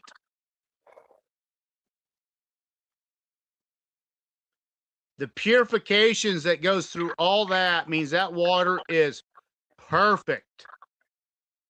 Yeah, well, I happen to know my aquifer under my feet is not as deep as yours. I am so close to the water table that that's why I live in a flood zone. Every winter I get flooded because my water table is not as deep as yours. Well, that's the other thing is, if you guys have that fucking bad fucking issue of fucking what you've been talking about, what do you think's going to get affected? The water, the first fucking thing. That's going to be interrupted. It's going to be toxic and all that shit. Well, I just remember the difference between today and when I first moved in this house. Back when I first moved in this house, our little community here, we had our own pump house and our own well to our own aquifer to our own water table. And we had really good, clean, sweet water. And then over the years, somehow we got libtarded enough to switch to city water, which then immediately introduced a bad tasting water of chlorine. And instead of going fucking just $40 a month a water bill, now it's like $120 a month water bill. Yeah, it's because the libtard bullshit. Yeah, and not only did we, back then we on our own well water, we had clean sweet water, and now on city water is chlorine, poisoning us with chlorine and other chemicals, and we never used to have to shut or have a boil water in effect for fucking every month. Like we used to have clean water. We never had to had deal with the fucking maintenance of fucking city water, and once a month we have to flush the system and have a boil water in effect type situation. Exactly. Like where I live at, we have city water. I don't use city water when I fucking make my liquor. I go to my mom and dad's fucking place, which is 9 miles away. They have their own personal well, and it is fucking fabulous fucking water. Yeah, well, here's a fucking another flashback memory. When I was living in Montana, the house we were living in, the water was heavy with iron, and we had to once a month, we had to load up the car with fucking 30, 40, 50 milk jugs, and go drive about 5 miles to a natural spring, and collect our water once a month. to have drinking water instead of the heavily ironized water. It's because of the mountains. The mountains cause that issue, Phil. Yeah, well, that was when I was in Montana, and the nearest neighbor was 1.5 miles to the south, and the next nearest Same neighbor with was Wyoming. Same with fucking Colorado. Anywhere you're in the mountains, same with South Dakota, North Dakota, all that. Their water is very heavy in iron and different materials. It's not good for fucking drinking. yeah. But we were able to drive like 5-10 miles to get to a natural spring, and everybody fills up their jugs there. Oh, look who showed up. Evening, gentlemen. How you doing, And Phil. brother? Well, just sitting here waiting for a plane. It's Where's the your month is plane over. gonna fly It's you time to come home. Oh, back to Canada. My 30 days in Philippines is over already. Are You they hear going that, to throw Phil? you? Hey, what a hoser, eh? Yeah, I you're bet you wannabe. have a We get it, lot Phil. of fucking great memories there, though. Oh, absolutely, absolutely. The people, Scott, the places, just amazing. Scott, I have to say you are my favorite Canadian, eh? Oh, thanks, buddy. Well, that's the only Canadian you know either, Phil. So Well, there's that. Actually, I do know a couple others, but they're few and far between. But Scott is my favorite Canadian, eh? it's because he kicks you in the balls all the time, and you like getting your balls kicked. No, it's because he's a hoser, eh? It's Well, because I've you been want to drinking be a enough beer down hoser. here to be You one. got deported, and you're no longer allowed to have the name of hoser. That's why he's a wannabe hoser. Exactly. I didn't have to Oh, even say yeah. that. I knew Scott would cover that 100%. Absolutely. Geez, you guys been on 5.5 hours. Yes, we did have great people on earlier. We had Sunkiss Oh, yeah. or John. We had Patrick. We had fucking Jimmy Crackmore. I mean, we've been having a good night tonight. The numbers good. have been fucking really great tonight. Nice. Sunday I fucked up.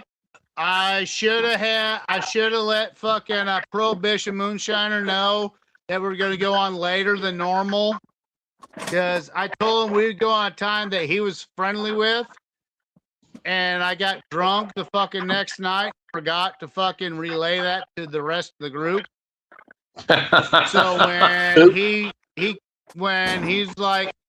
when we were on, he's like, dude, I'm already in my pajamas going to bed because I gotta wake up at 4:30 in the morning. He's like, the next Sunday we'll be earlier. We'll get you on there.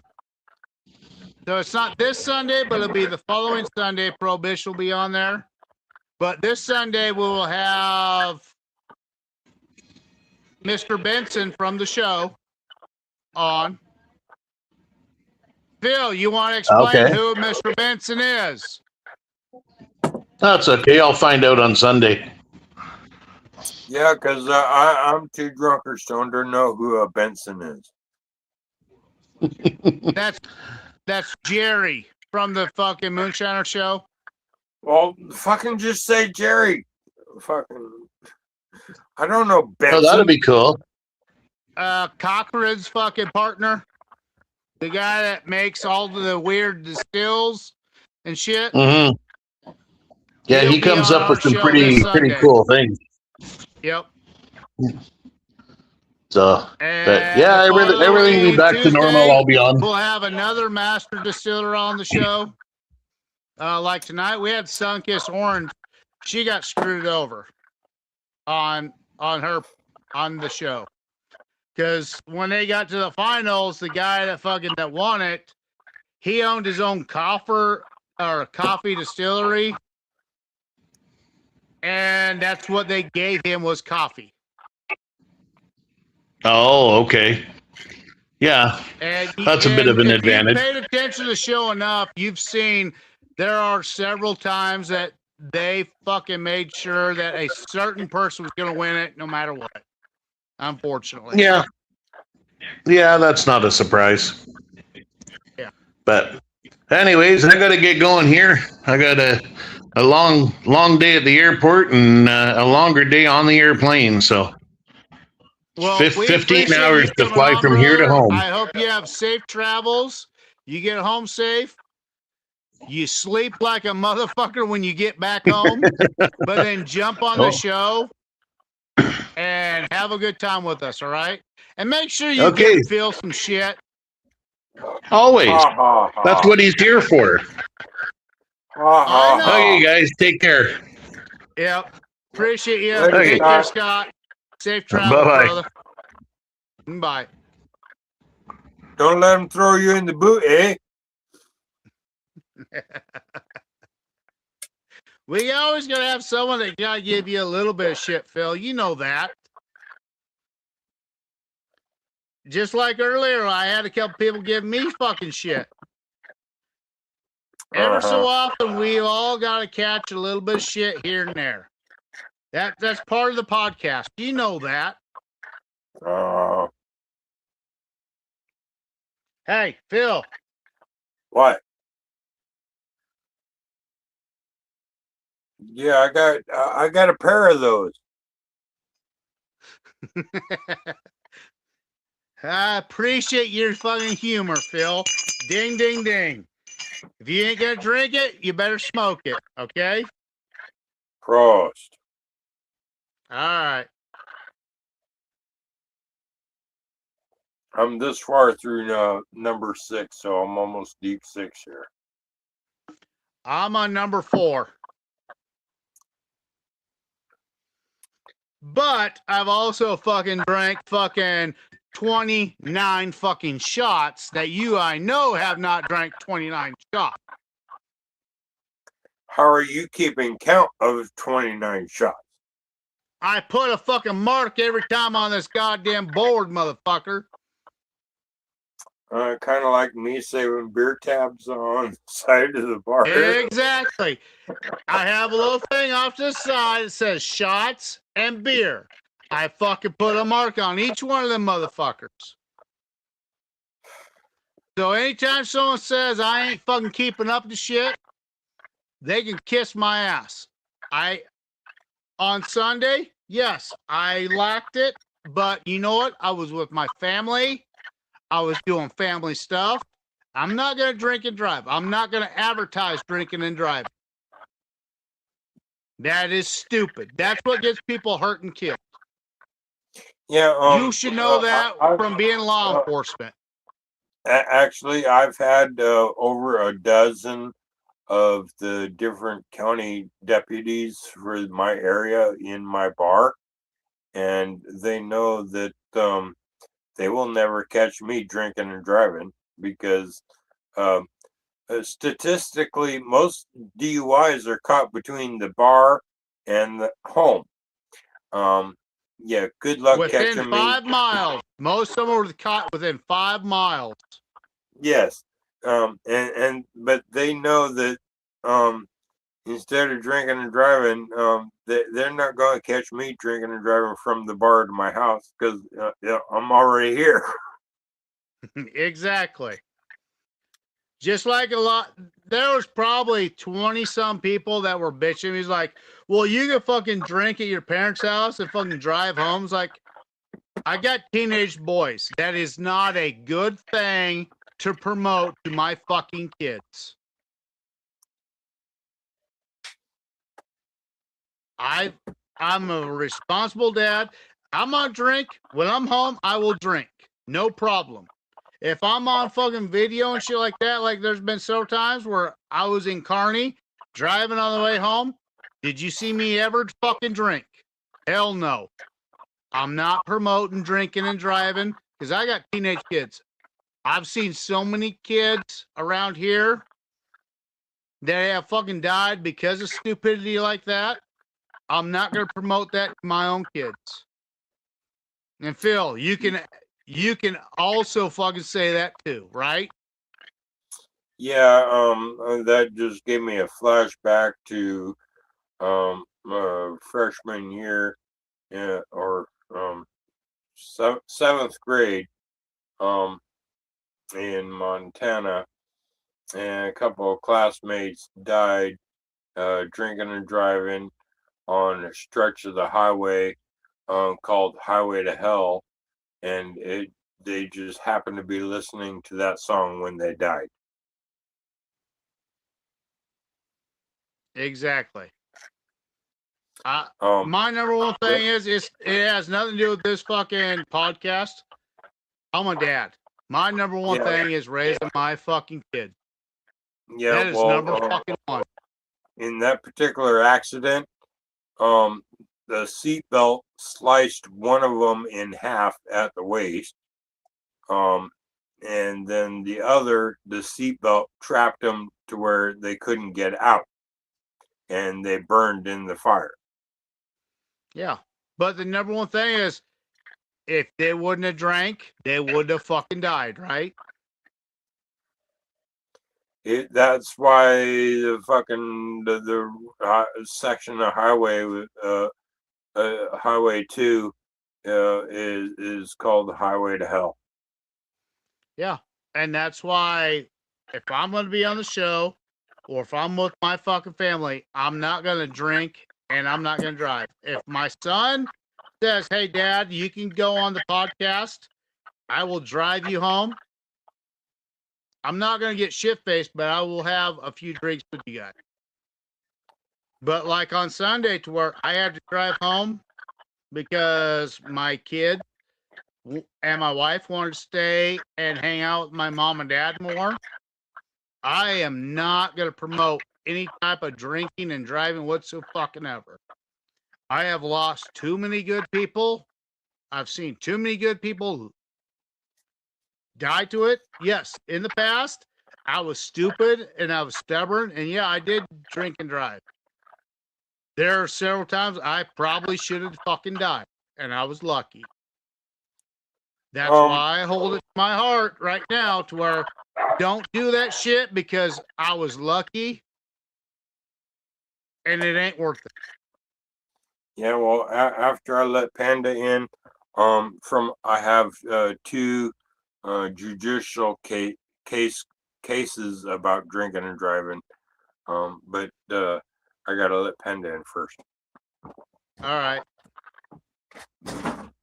So if any of you can fucking get any ideas, you can do what the fuck you want to do. I've seen too many good people lose their lives to fucking drinking and driving. I probably should have died a couple of times doing it. But since I'm a fucking father, I stand up and I say, do not fucking drink and drive. Yeah, that might piss a few people off here. I don't give a fuck. I got 4 fucking kids. They all know the fucking same thing. I have fucking drilled in their head. Do not drink and drive. Now, before I'm too drunk and stoned to remember what I was saying, the two judicial cases I have about drinking and driving is, and fucking years ago, a drunk driver named Kevin O'Dowd has a rap sheet of 3 or 4 prior or multiple other prior offenses, and including DUIs, and he comes flying over a fucking overpass, hits fucking Art and Wade. Wade was on a 10-speed towing Art in the go-kart because the go-kart engine wasn't working. So Wade was using a 10-speed to tow him. when Kevin O'Dowd doing a DUI, hit them. Art had each left and right leg broke in 4 places each leg. Wade was dragged and killed instantly, and Kevin O'Dowd was only sentenced like 10 years, and he was out in 2. And Wade had a good bright life ahead of him, and Kevin O'Dowd basically got off with a fucking hit and run, and causing the Wade's death, pretty much scot-free. Only did like 2.5 years in prison, and then just a few years later, judicial case number 2, a drinking buddy I used to have, him and I used to drink beer in the park, and one day he's drinking and driving and kills a pregnant woman that was 8 months pregnant, almost 9 months pregnant, and pretty much on her wedding day, I think. And he gets served double life because she was pregnant.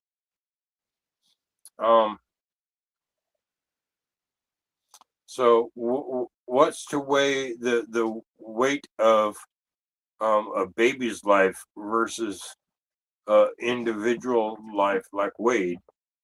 And California decided to use the second case. My friend that's now doing double life, California used him as a poster child for DUI laws, stiffer DUI laws. It's all about liberals, Phil. You know that.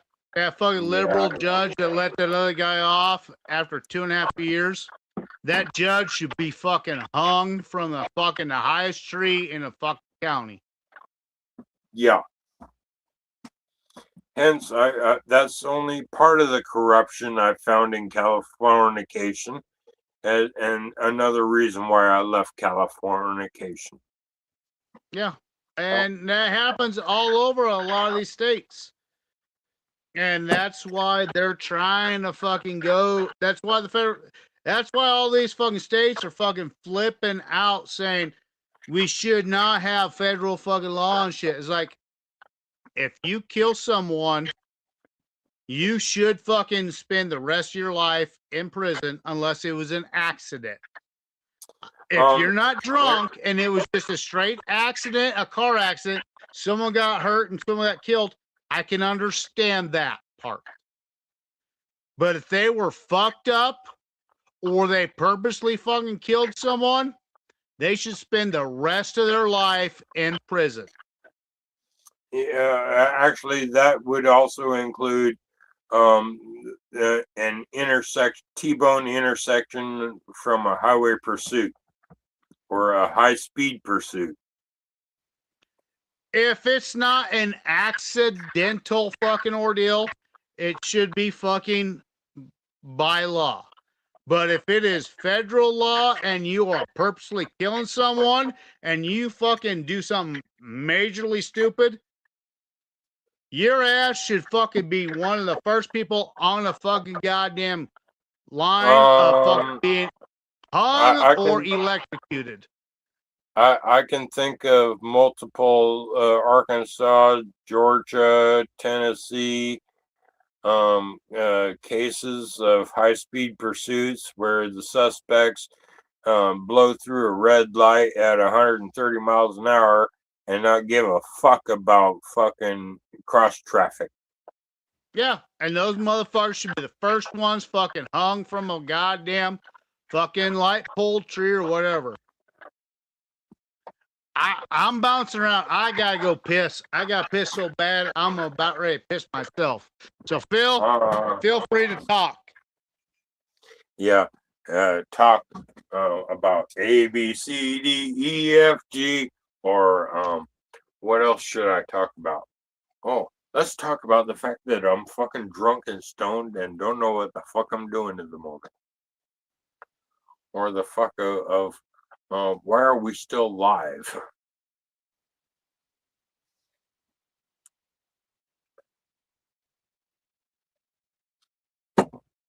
You guys want to see me drunk and stoned? Fine.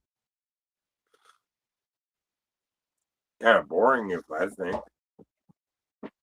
Like, who'd want to watch me? Or do you guys just find cheap entertainment in watching drunks? That's when I had long-term sobriety before I started drinking again in my late years. But when I was doing long-term sobriety, I like to watch the drunks make fools of themselves. That was fun. And thankfully, I'm not those kind of fools most of the time.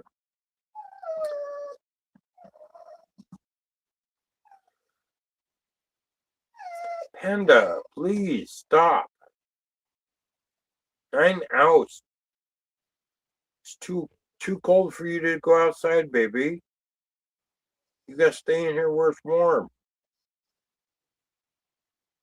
It's too cold out there, baby.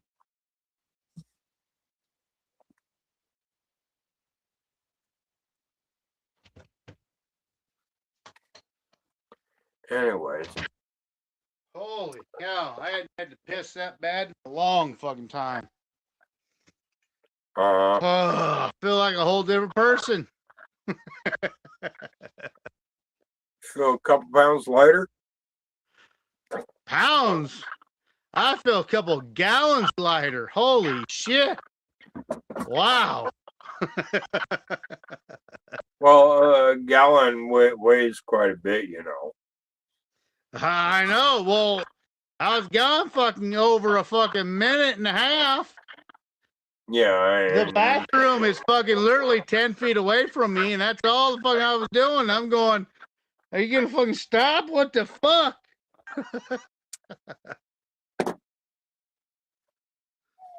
I'm trying to convince Panda it's too fucking cold for her to go out. Send her fucking back out there till she freezes her fucking asshole off, and then she realizes she'll shut the fuck up. Well, I just brought her in like 5 minutes ago, and fucking there's already ice crystals on her leash, so I'm getting about freezing. Well, Phil, the smart thing to do is just let her fucking do her own thing. Yeah, if she wants to be a fucking dumbass, let her be a dumbass. It's the same with Brandon. You gotta let him do his fucking stupid shit, and then fucking explain to him afterwards, like, don't be a dumbass. You know what I mean? Yeah, I try explaining that to Brandon, and he gets pissed off. No, and guess what? Then you tell him, like, if you want to get pissed off, then you can fucking leave, motherfucker. You can spend a lot more money paying utilities, fucking electric, every fucking thing else, and rent all together. Guess what? You ain't gonna have zero money. You're gonna be in the hole. You'll be begging to come back, motherfucker. Mm-hmm. Logistics. That's what I teach my fucking kids. JJ, I don't have to teach him a goddamn thing because his job is on the weekends. He goes out to fucking businesses and they fucking do fucking inventory for all these businesses. He's looking at all these prices of all this fucking shit. He's like, it's $2.50 for a fucking 12-ounce fucking bottle of fucking Red Bull, but yet you go to a fucking 18-ounce, it's 30 cents more. But then he looks into all the fucking shit that's in them, is like, the shit that's in that shit will fucking kill you faster than fucking goddamn drugs. Exactly. It's like that's called pharmaceuticals have changed their game from medicine to fucking goddamn drinks. Yeah. It's not just in your sodas, it's also in your foods. Well, that's why all my boys, that's why they all say is like, Dad, is this meat that fucking one of your buddies fucking raised, or is this something that we fucking killed? They don't want to eat fucking anything fucking outside of the fucking ordeal. My boys are fucking smart enough. They're like, nah, we don't want to eat any of that processed bullshit. Yeah, yeah, well, you're in a lucky spot right there. Whereas, when I was growing up as a little boy, we raised fucking tons of rabbits. Half of them got sent to market. The other half, we ate. And it was, I had to constantly shovel the fucking pellets, rabbit pellets, fucking into the wheelbarrow, take it out to the garden and blend it in for fertilizer. But yeah, but that was your best meat and that was your best vegetables too. Yeah, well, we also had giant cauliflower. I remember that.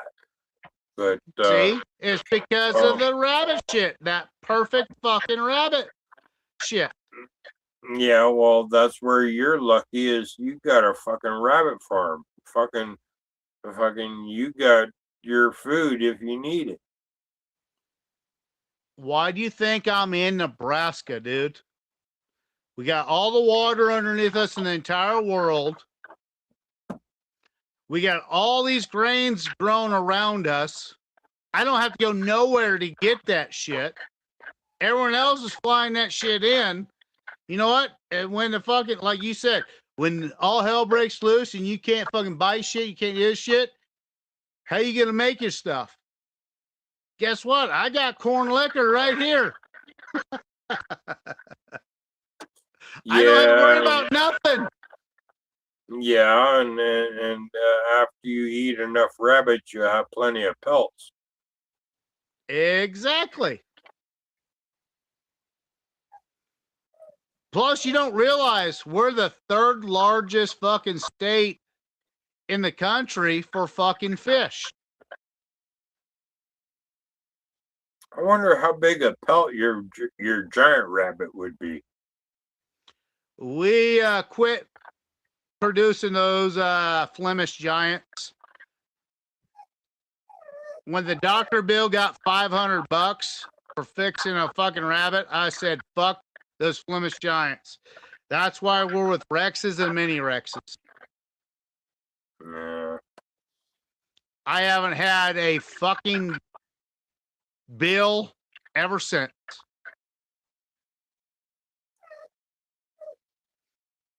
This year, I've already made fucking $700 off a fucking rabbit. And we're only midway into February, Phil. Are you a member of ARBA? Nope. I'm a member of Rabbit Shit and Rabbit fucking goddamn Feed. We sell a bunch of rabbits. We're gonna be getting out of it. Not this year, but next year. But this year, we've only cut down to breeding 7 specific rabbits, which means in the next 2 years, we're already 5-time fucking champions in the county. No one's ever gone. No one's ever been 6. I want to be 7-time. I remember getting a patch from ARBA and putting it on my CB vest. when I was younger, I had one of those patches too. They want $100 fucking down per kid to have that fucking, to do that. I told them they can kiss my fucking white ass.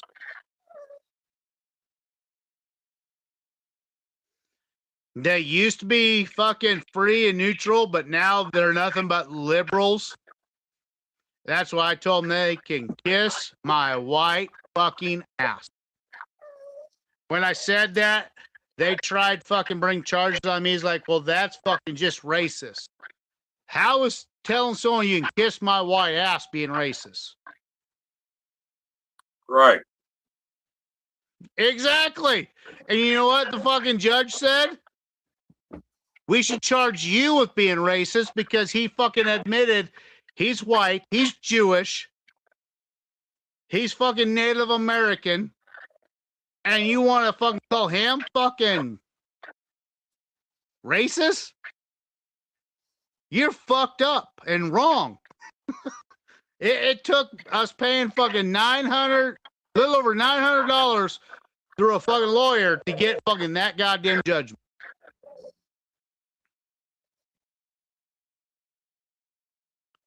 And then after that, a shit ton of people started suing them because they would say something.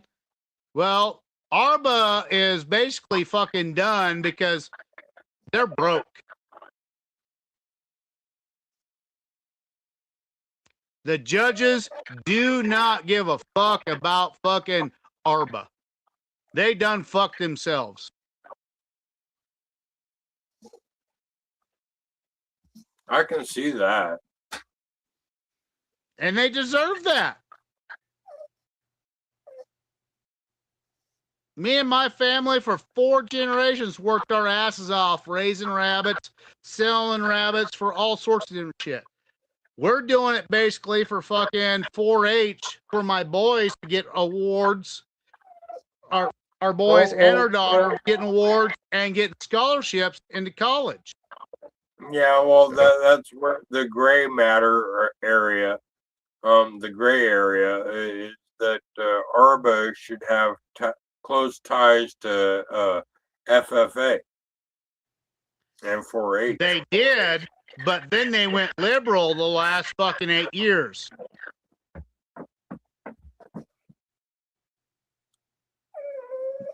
They are backed by FFA, but then they also have another fucking sponsorship, which is fucking West Coast, which is liberal as fuck. Yeah, well, I'm FFA and 4-H for life. No, same with my kids. Like when my daughter found out that fucking they were trying to fucking countersue us, she's like, how can you countersue someone for saying, fuck you about my fucking race and us raising rabbits the way we want to do it and taking care of the rabbits? You know, that's why she's a social worker. You know, she's put away many fucking people for doing stupid, dumbass shit. Yeah, Panda's being a schweinhund. Sounds like you need to put her in the house and say, shut up. That's pretty much what I'm doing. Good job, Phil. I know you gotta love your fucking your pets and all that, but once they get to a certain point of whining and bitching, you gotta say, I gotta have separation. That's the same way with you and Brandon. It's like, nope, I gotta be separated. Fuck that. Yeah, well, she just started walking off like she wanted me to let her out back. But it's too fucking cold up for her to go hang out back. Is it started snowing there yet? I'm expecting it any fucking minute, but it is certainly cold enough. I know they said, what was it? Not tomorrow. No, fucking Thursday morning around midnight, we're supposed to get snow around here. I had an insane moment this afternoon. My brother called me from Texas. He says he's 70 down there, and I had just got done coming home from town. I remember when I look up at where the roof of the car is at the top of the windshield.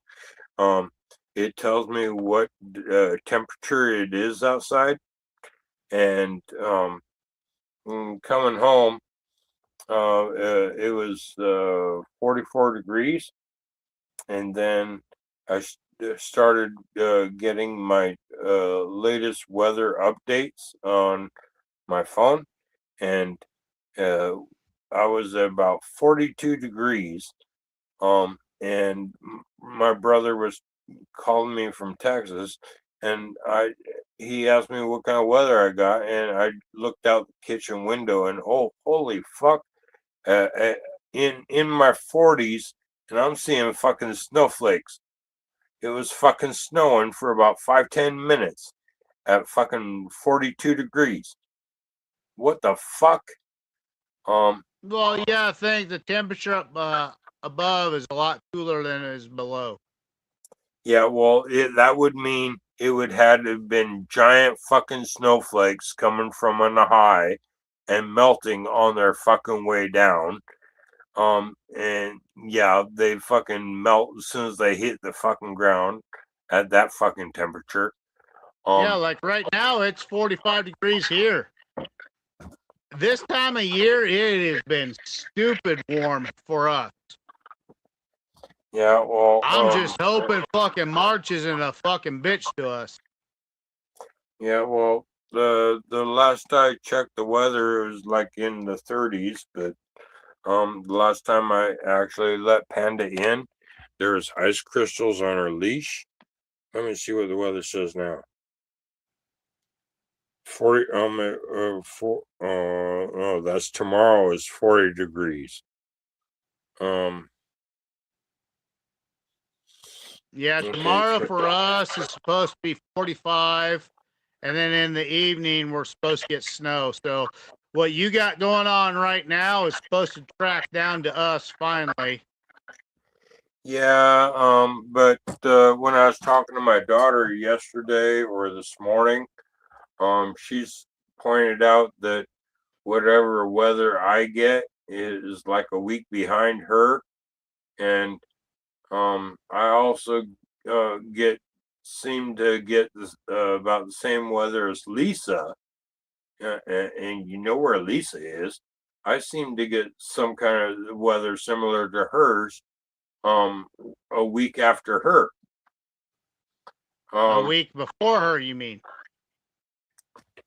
No, there's a couple of If weeks. she's ahead of you, that means you'd have to get it before her. Yeah, if you're looking at the U.S. map, but there's been a couple of times where her weather didn't get to me until a week after her.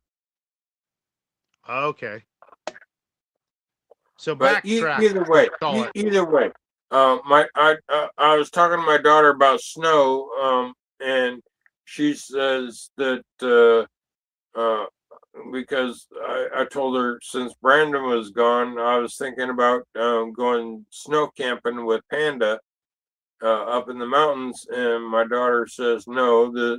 You think the snow is going to be light and easy, and it's actually going to be like a blizzard. So my daughter's told me it'd be safer or better if I just stay home. Well, yeah. Do you have much wood fucking at home? I am on trying to ration it as much as possible, because I know this week's going to be extremely cold, and compared to other weeks. And Chris is going on vacation to Mexico, which means he's not going to have my regular load delivery next week. Sounds like Phil needs to be driving down the fucking roads and picking up some fucking wood. Yeah, fucking, I can't even afford gas for that at the moment. I'm financially Well, it's fucked. better than fucking having a $900 bill at the end of the fucking month. Yeah, that's about what the fucking latest bill was. But also the fact that fucking all of a sudden, today I had to spend the last of my fucking money. I'm broke for the rest of the fucking month. Thankfully this is a short month, only 28 days this month, and fucking because I spent the very last of my money today on fucking tabs on my license plate. Well, you gotta have that. Yeah. I can't afford to get pulled over because of tabs. So I had to spend the last of my money today, fucking $153 for fucking tabs. Damn, you're fucking expensive there. You know what it costs here for us? $23. Just before you said, when you actually asked the question, before you actually answered the question, I was actually thinking 20s. And again, Nebraska is the most affordable state in the fucking country. We raise all our own fucking meat. We butcher our own meat. We don't have to ship it every fucking where.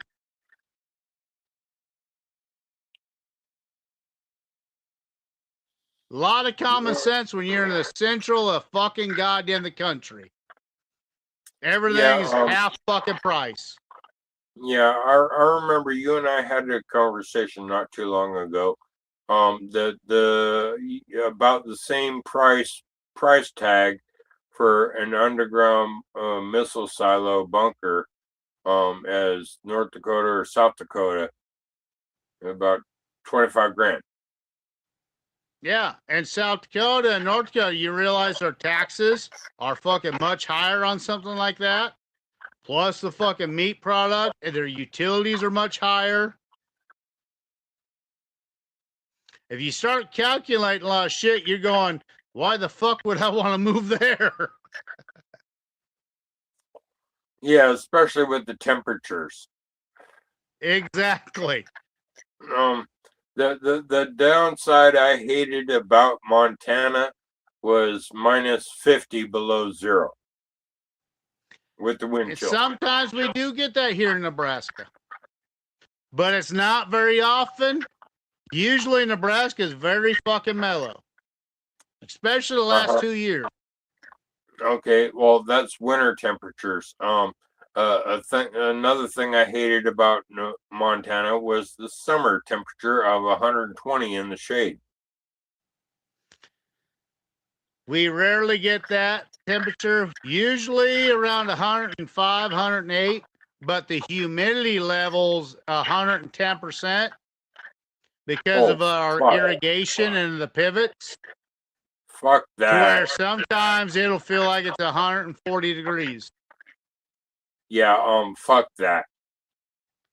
But if you're in a house with fucking rotating air like my grandma always did, no fucking air conditioning, it was a consistent 80 degrees. Yeah, even fuck that. Well, you got to think, Phil, you got to take plus and minuses of everywhere that you're going to be at. You're in a place that has central air, or if you have a house like there's some of the houses around here that are built in the ground. That's why when I left their year-round temperature is around 60 degrees. Yeah, well, that's why when I left California, and came back home to Washington, right here at my house, I never bust over 100, or if I do, it's only 101, and that's for one day of the year. That's the hottest it will get here, and I'm usually in the forest camping by the time it hits 80.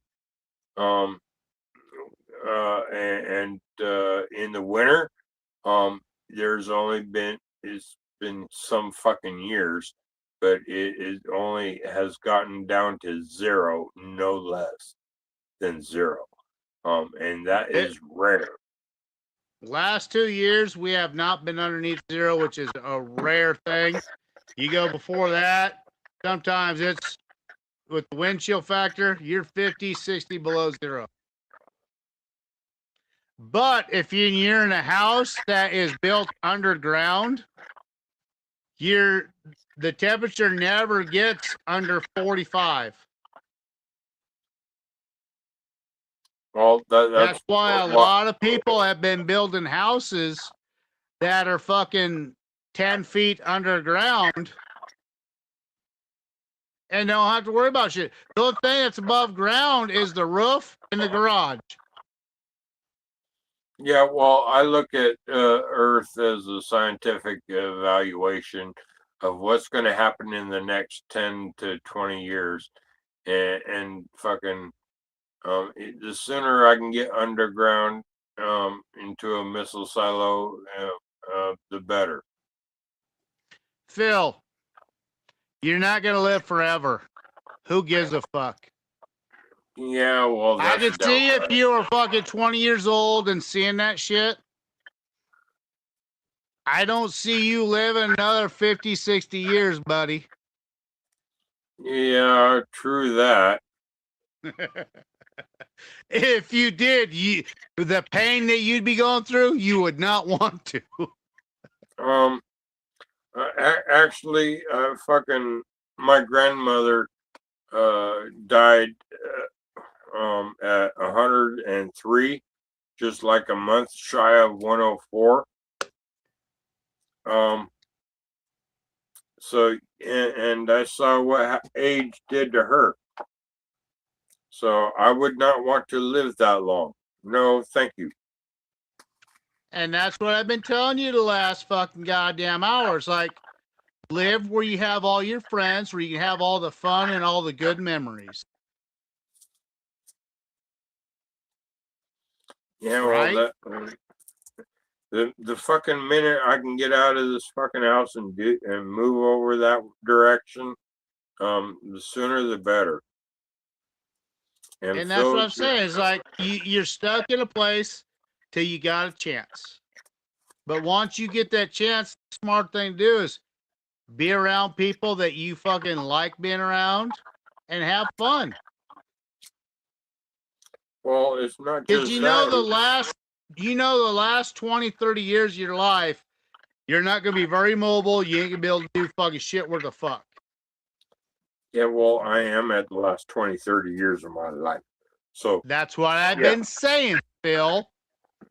Just like I told Earl earlier when he was fucking pissed off about that jar rig. He didn't want to listen what the fuck I had to say because he thought he knew everything. What happened to him?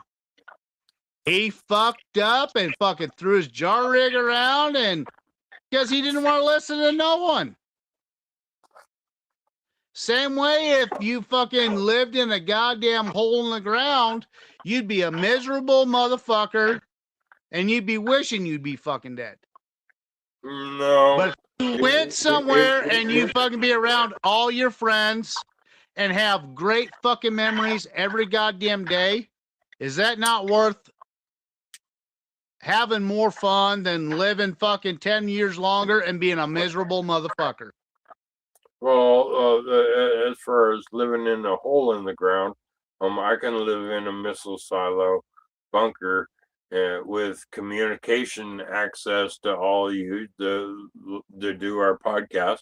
That would take care of my communication and fucking sense of family and sanity and type of I know, but like what if you didn't have that communication? You would fucking go Looney Tunes pretty goddamn quick.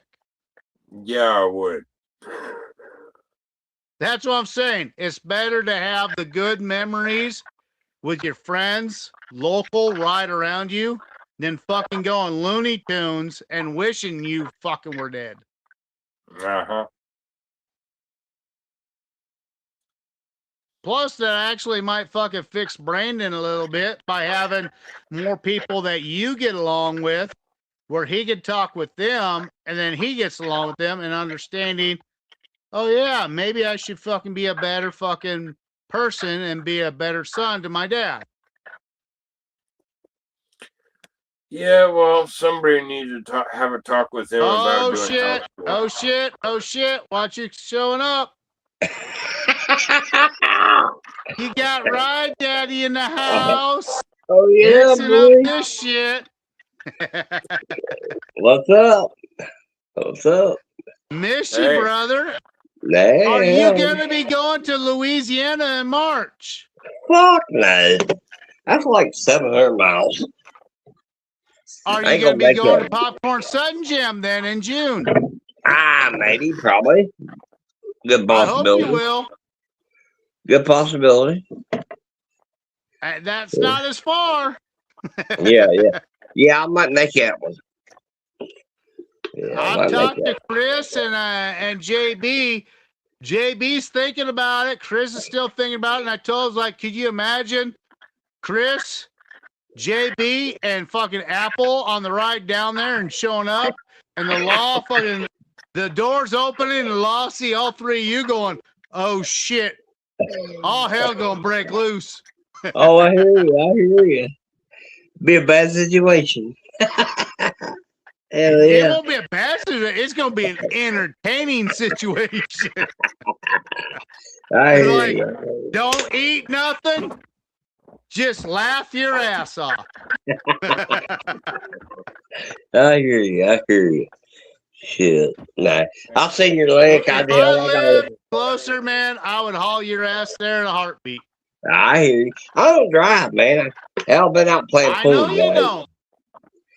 I've been out playing pool tonight. I just got in. So I know, and that's why I always give you guys.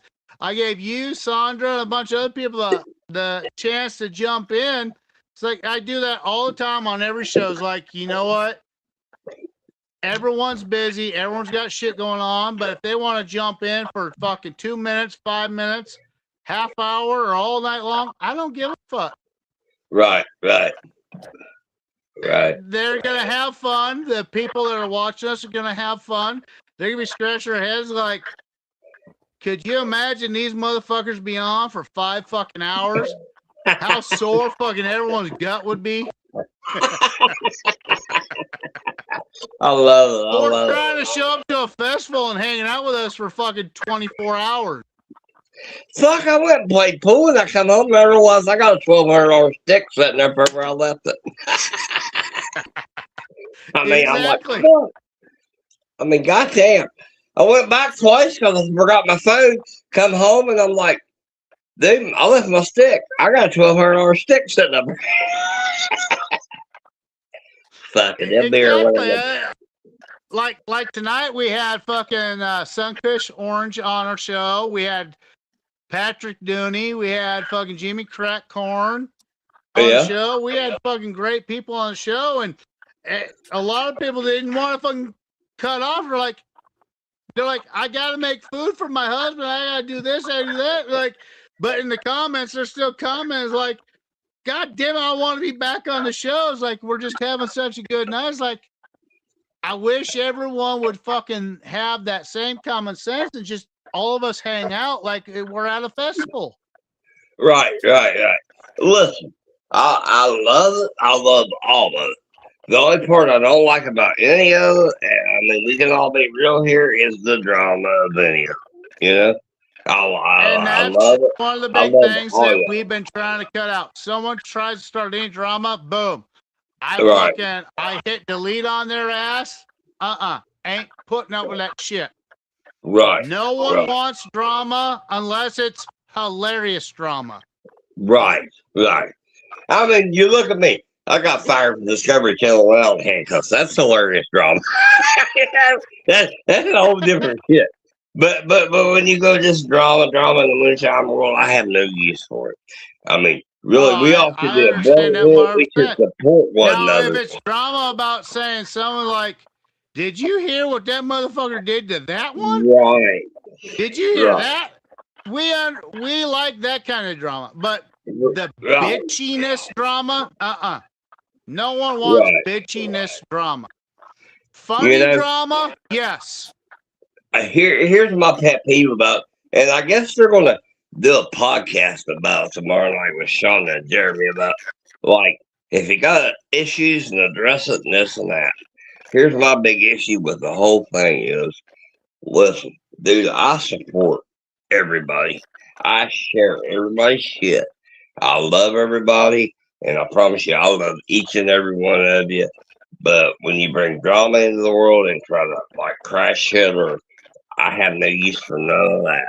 And there's a lot of that going on in our communities that we need to like just cut out.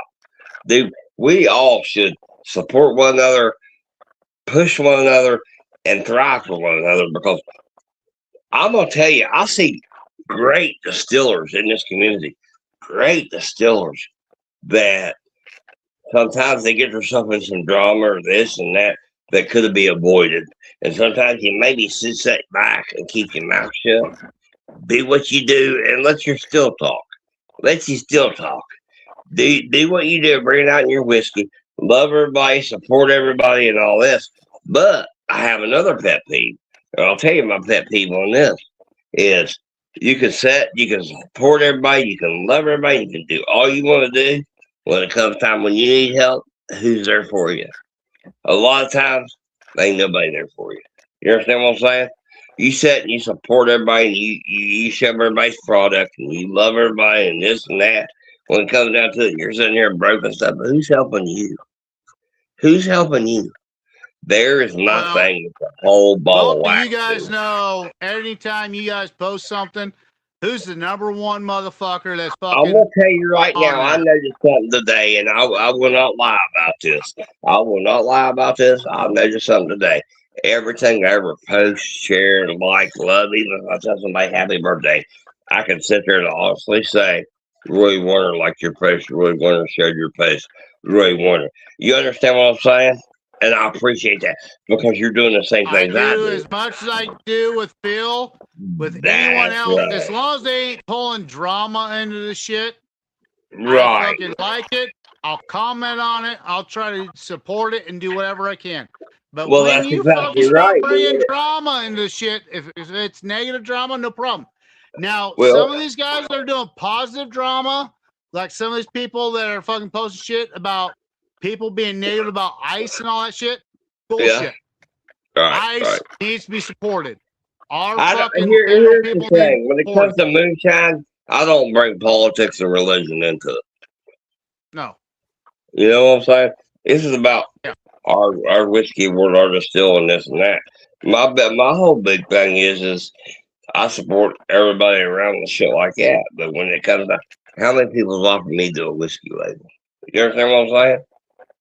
Yeah. There's my point. I'm gonna bring you a point, and I'm gonna tell you straight the fuck up. And you know it. Right up there, my food lover, he knows it. Everybody knows it. I'm one of the best distillers in the country. How many people have offered me to do a label with them? How many people have offered to help me? I promise you. I put out, support, love. Promise, I'm on my own. Dude, I gotta do this myself. Because ain't no motherfucker helping me. You know you got several guys out there that fucking always fucking got your back. They got my back, but they don't know when it comes down to it. I do know there's several people that don't like you, but when I bring your name up and they're like, why would you do that? It's like, because he's backing someone else up. They're like, well, I didn't know that. Like, I would support that. It's like, that's why we all post certain things to help one another. You know, here's the thing. I have been nothing but a great distiller. When I went to Discovery Channel and all that and did that shit that gave me a bad name, dude, I was set up for failure. You understand what I'm saying? They set me up for failure. I did nothing. Actually, it was a two-bladed fucking thing. They set you up for failure, but then they also set themselves up to look like fucking idiots too. I mean, in the end, McGilla discovered that, man. Fuck them. You know, that don't mean nothing to me. But the point of it is, they set me up for failure, and they gave me a bad name for a while. But I just kept being me. I kept being myself. I kept doing what I'm doing. I kept, doing good shit and doing me. But it sticks with you. It hurts you. You understand what I'm saying? There's still a bad Well, it's stigmatism. like the same thing that we had tonight when we were talking about Mama B, how she was set up where she didn't know what about Pochi, and they were fucking making her having to fucking do a fucking making her shit, and she didn't know nothing within 3 weeks of it. Same with Sunkiss Orange. She didn't fucking know much about fucking vodka, and she only had 2 weeks to fucking know about that shit. I mean, they are setting people up for failures constantly. Exactly.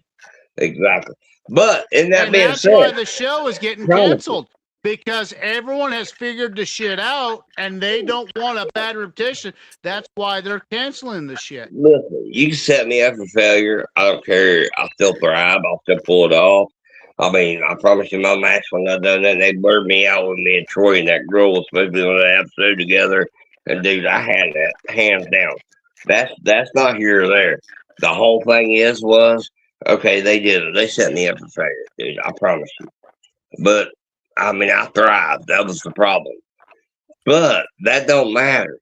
The whole thing that matters is when they do that, you got people that the first thing they want to do is stab at you. They want to shoot at you. They want to drag you down. They want to. What we need to learn to do is, hey, listen, take the benefit of the doubt. And I know this guy.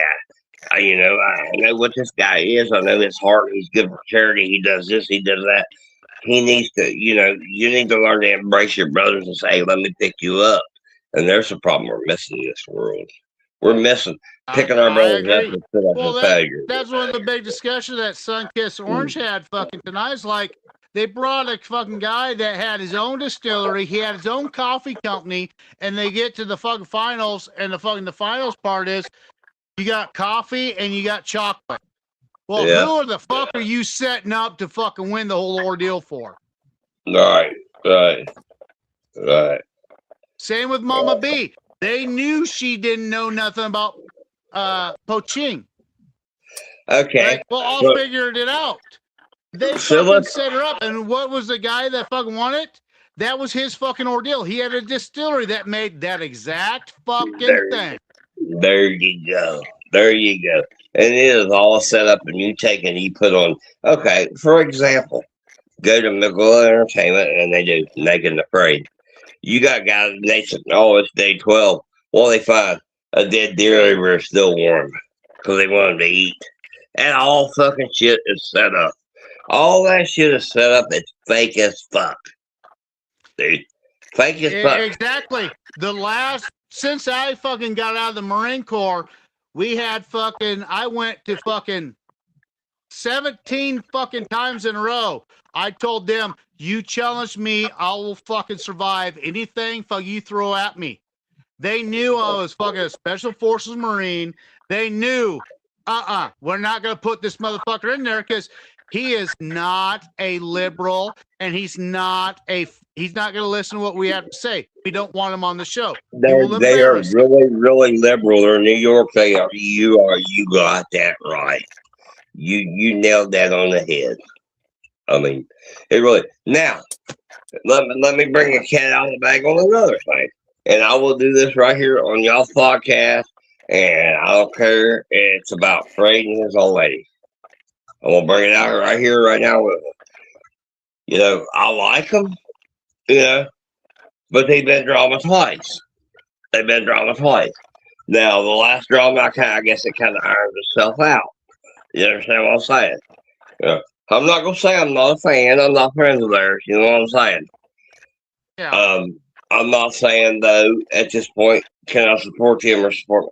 You understand what I'm saying? I'm just sitting back seeing, but I mean, you kind of gotta pick and choose your battles. You understand what I'm saying? Not saying that bad, like I said. I like be a fucking smart, neutral person to understand what the fuck's going on. Exactly. I mean, they had this whole ordeal here just this week with all this drama, and I'm gonna tell you where I stand on it. And if people like it, they like it. If they don't, they don't. Ray likes it, then they do it. But I mean, there's been a couple of times there's been drama, and one time it was directed toward me. At the first time, I remember. I was the one that they fucking had fucking bring you on the show, and it pissed me off. Right, right. And now I'm not saying ill anything about it. You understand what I'm saying? I mean, I got later they understood. They're like, okay, we didn't know what was all going on, and they're right. So like, that's where I we was shouldn't going have with done that. it Like, that way. you have to. That's where I was going with that. Like, they were thinking one position, wasn't thinking a separate, but then once fucking everything got out, they're like, yeah, we should have been thinking different. Exactly. So sometimes, and like I said, that's not like Fred, Dustin, I promise you, I'm not here harboring any ill feeling. I'm just telling you, sometimes you got to pick and choose your battles and not. I mean, maybe you ought to talk about to the person about what's going on before you ever air it out publicly, because maybe you might find out the right story before you bring it out and try to put somebody out there in the mud. I know, but then sometimes someone brings something out that we don't know that's out there, but bring it fucking to the backstage. And unfortunately, that's why we don't have a couple of people on the show no more, because right. Someone was fucking negative about someone else. Phil can actually give some advertisement on this. It's like sometimes people fucking don't know what they're pissing off about and not having a conversation about. If people would have more conversations about in the background, none of this shit would come out online. Here's my whole thing with this. Probably you should step back, take a position, and talk to the person that like you're going to go confront, maybe ahead of time, and find out the whole story before you bring it out and try to bring it out like this is what's going to happen. You understand what I'm saying? Like be a little more patient about it, because we're all humans, dude. We fuck up, and I promise you, I'm not a perfect dude. I fuck up all the time, trust me. But you have to step back sometimes and say, if somebody brings something to me and Roy, say Roy did this and Roy, and kind of like it, okay, let's put it back to like what was brought on me there a while back, and I forgave him. Like I said, it's cool, but you have to go back and say, hey, how could I handle that differently? And maybe you should stop, take a break, and think about what you say to someone, and maybe talk to them on the side before you ever bring it out on air or try to bring it out. That was the big thing that I was trying to bring up. I mean, Phil can bring in some of that. It's like we didn't know Phil was getting pissed off with us because he felt like he was the butt of some of the jokes. We didn't mean none of it to be that way. Right. And we were just brothers. You know how brothers are that pick on each other and play the fucking game with each other. Oh, I get it. Phil did not like it, and we didn't understand it. And that's one of the things we said off to the side. It's like, please let us know. I understand that. And I mean, sometimes I'll make you the butt of the joke. And I mean, and maybe you don't even know that hurt your feelings or put you in a position to where you was. It got to a point where everybody was making me the punching bag of the jokes. Right. And I understand that, dude. And I apologize for ever did that, but I get that. I get where Roy's coming from, and sometimes we do that and maybe make you the butt of the joke or whatever. And dude, honestly, when I do it, I promise you, it's not to like. I just, I like to aggravate you. It's not purposely. Sometimes it's just happening, and we're drinking. We're fucked up. We're speaking before our brain actually functions. So sometimes our fucking mouth runs 10 times faster than our brain functions. Like, you know what? That was probably not a smart thing to say. You get 50 fucking liquor makers that are moonshine, whatever. I don't care. You get 50, 30, 20, 10, whatever we do. And we got a big community. And you all start drinking and you start taking shots at each other and poking at each other. I'm sure I've hurt people's feelings. I'm sure I poked the wrong bear here and there. And that happens. But honestly, if everybody looks at it and takes it and kind of lets it roll off their shoulder because we're friends, I mean, I promise you all, we come in here on a podcast one night, and y'all pick on me because I got fired from Discovery because skinny dipping in the pool and fucking pissing their sink and eating their chocolate chip cookies. Hell, that happens, dude. I don't give a fuck. But sometimes people take some kind of shit to heart. You know, they kind of take it more Yeah. as word. You got to kind of let things learn to roll off your back, and just we need to really be if we could all stand up, support each other, love each other, and let all that drama roll off our back. Look what a strong community we could be. Look how much if we support each other, love on each other, how much we could roll. If you're doing something, I sit here and I share your shit, and I put your shit out, and I trust you, and I try to put. Then how much stronger can you be? You could be a lot stronger because you have another Well, person's support. KB said that fucking last year when I was at Popcorn City Jam. It's like, you know, if everyone just quit whining and bitching, complaining about each other, and everyone has different liquors, everyone has different tastes. Yeah. If everyone just fucking had each other's back, we would never have no issues with the law. And that all comes around to like, you got people bitching, I make better liquor than you know. Come on, dude. Come on. We all make pretty good something of our own. And that's where liquor making comes in. Like you got your own personality in your liquor, and I can taste your personality in your liquor. That makes you a liquor maker, man. That makes you, and that's what makes me want to support it. And you know, I And then support a lot of sometimes, you people. know what? Everyone challenges each other to where you step out of your fucking goddamn safety zone and you fucking do something that you're not used to. You're gonna fucking do something. You're like, you know what? Fuck it. I'm gonna do this. I'm gonna try this. If I don't fucking make it, a lot of people say I'm fucking done with it. No, if you fucking try something different, you don't make it. Guess what? Tweak that motherfucker to where you can actually hand someone a fucking jar and say, here's the jar, shut the fuck up, enjoy it. Honestly, I can't say anybody can bring me anything I ain't never made better.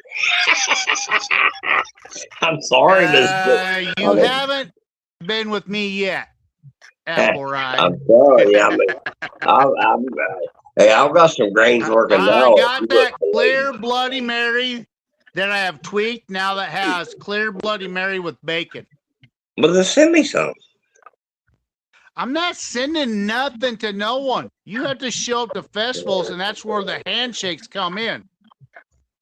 Oh my goodness. That's where we get each other to show up to these events better. You know what I mean? Yeah. There's nothing better than one of us giving each other a fucking personal, true handshake and a hug to one another. You know what I mean? Yeah, I agree. How many guys get to fucking get a handshake and a hug to JB Raider? How many of these guys that are passing away, that are getting older and shit like that, where you could say you have memories and you've hung out with this certain person and that? I wish I could have hung out with. I can say I'm truly blessed there because all those guys. I've been many nights as I sat and I drank all night with JB Rager. I drank all night with him. I drank all night with a lot of these guys. I promise you, and I can say I'm blessed there. So I see that point. I see that point. Yeah. Like with JB Raider, you got Popcorn Sutton, you got fucking Mr. Love. There's so many people out there that have so much tradition, so much love, that a lot of this community just ain't seeing or being around and don't realize the tradition, the love of the liquor that they have fucking made. Well, it's no longer going to be there. I will tell you this, and I'll learn this. And I tell you, I'm going to tell you, I kind of learned this in a different way. Is the love of your liquor and what you bring out in someone's taste. And I learned this kind of from Alfredo. We was sitting there one night, and we were sitting there with JB. It was just me, JB Rager, and Alfredo.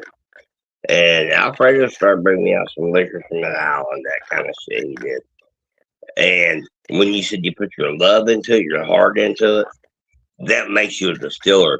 And when a guy can sit there and drink that, and Alfredo brought me some passion fruit and this and that, I could taste what he brought from what he had to work with from his environment.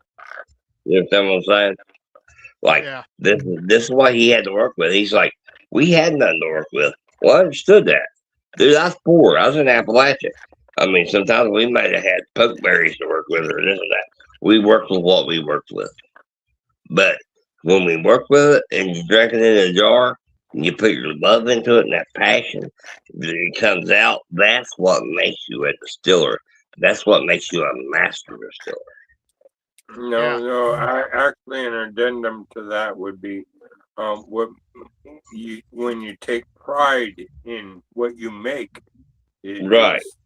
makes you the master. Let me tell you something. Pride you take into making it, and then the people understanding the pride that you put into it.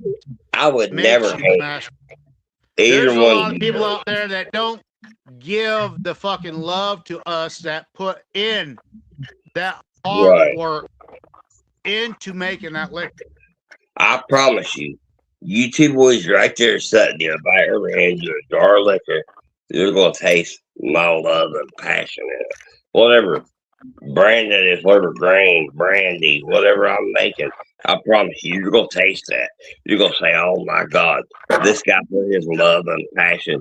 You're going to take, and that's what makes you the best liquor makers. You know, you ask that, tasting that love, passion. This guy had what he had to work with. I don't care what it is. Like I said, fruits, grains, whatever. When you sit and you take it, and I hand it to you, Roy, whichever one of you, and I hand that to you, and you say, oh my God, this guy had what he had to work with, and he brought me this great jar of liquor. That's what makes you a distiller. That's what makes you a moonshine. Anyone can make liquor, but it's the ones that when they hand you that jar and you can see that smile on their face and that pride in their heart. Oh, right. It's the passion you put in. Like I said, if I can't taste what I thought you put your heart in the jar, I don't know. I don't know, dude. I mean, I promise you, like I said about Alfredo down there in the, Cuba and shit, and he told me this is what I had to work with. So it just, and you could taste that in that jar. You could taste it. Hey, this is what the guy, man, he brought it out excellent. But the base thing is, when you put that passion in that, if you don't take the fucking speaking back, the heartbreak, what people tell you, hey, have you thought about tweaking this or tweaking that to make it better, to make your heart that much better? If you're not listening to that and you're fucking, all you're hearing is, oh, that's bullshit. No, they're trying to help you make your liquor better. Right. And I mean, that's what we all should be here for and support and stuff. I mean, and I've had guys that I could pick on and maybe tell them, hey, you can make us a little better. But I've had guys that, like, you couldn't even, how can you make us any better? You understand what I'm saying? When you get them guys there's two people fucking saying that shit, that's fine. But if there's fucking 300 people saying that is great, who gives a fuck about those two people when you got 300 people saying the fucking the other? Here's the thing that you assign when you got people that says, I don't know how to make it any better. You know what I'm saying? Hey, you made this. How do I make it? I don't know how to make this any better. And that's where your passion, your heart comes in when you really do. Yeah. And I promise you, if you sit and you distill something and you distill it over and over, you get it right in your heart and you're passionate, people will taste that. It comes out. People will taste that. Yeah. I just did a couple multi-grain too. Go ahead. I just mashed in 2 barrels, and I did one that was American honey malt with honey and oats and wheat and corn, and mashed it in, and it's okay. I like it. But I did another one that was it's got a rye and American. No, wait a minute. I'm sorry. It is it's a breeze grain, and it is it's got prunes and raisins in it. It's different, and I'm impressed with it. I mean, what I got mashed in. So I've been reaching out and I've been getting some premium grains. I'm paying almost $4 a pound for. You know what I'm saying? So I'm stretching out. I'm making a lot of whiskeys, and I'm starting to age them and stuff, and doing a lot of that. And I think your passion will come out in that. But you got to sometimes spend the money on the extra grains these days from where we were years ago, to where we go get corn out of the field or oats or barley and this and that. Sometimes you got to go with these premium grains, and I've been doing a little bit of that. So that's what I got going on. Like with me, I had a guy, our seed dealer. He's got hundreds of fucking seeds that he can fucking send out anywhere and everywhere. We're in central Nebraska, so he has so much fucking shit that he can get his hands on more than anyone else in the world.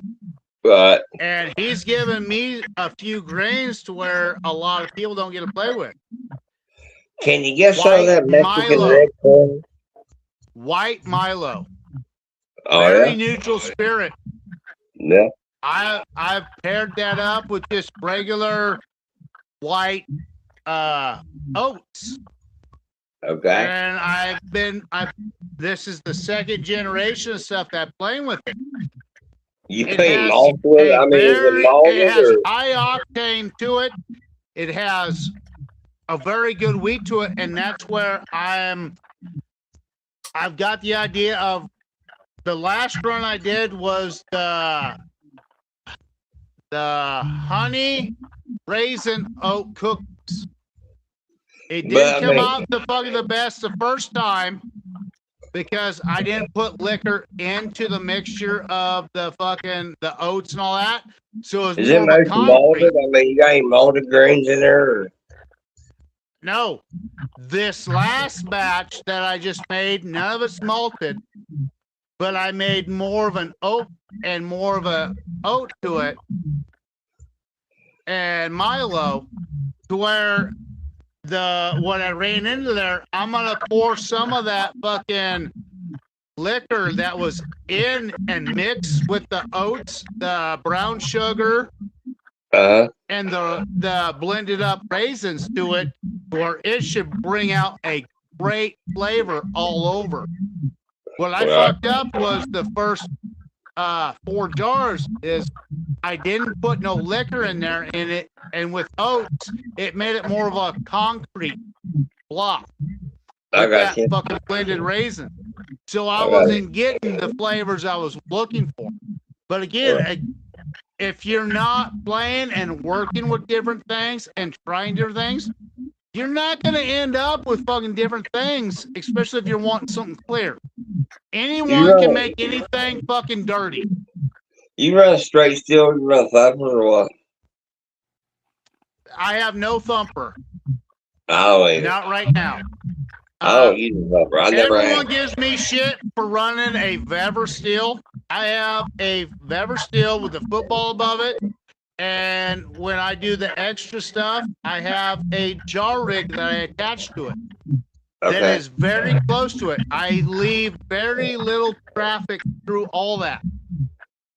But when I do that, I mean, I run a traditional. I mean, here's the thing. My heritage is Scots-Irish, and I run, Scots and Irish whiskey. I mean, and I don't believe you have to have. If you know what you're doing in your first distillate, I don't believe in the thumper, dude. I mean, I'll take you. This is Georgia Double and bring your proof up, but these guys improve fusion shit and then the thumper and this and that. Let me tell you something. I'm gonna infuse shit. I'm gonna make sugar shine, straight vodka, neutral spirit. I'm gonna put flavor in the end. I mean, that sells too.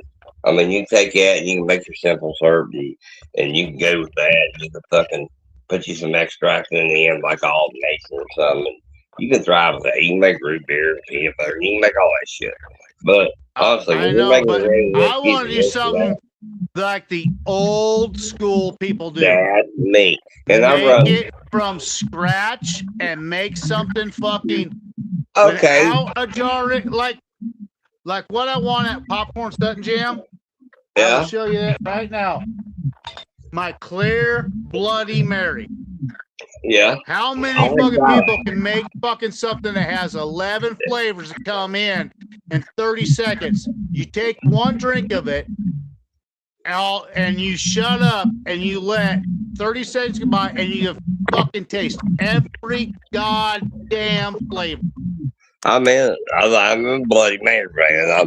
I gotta try that. How many people though that will do that?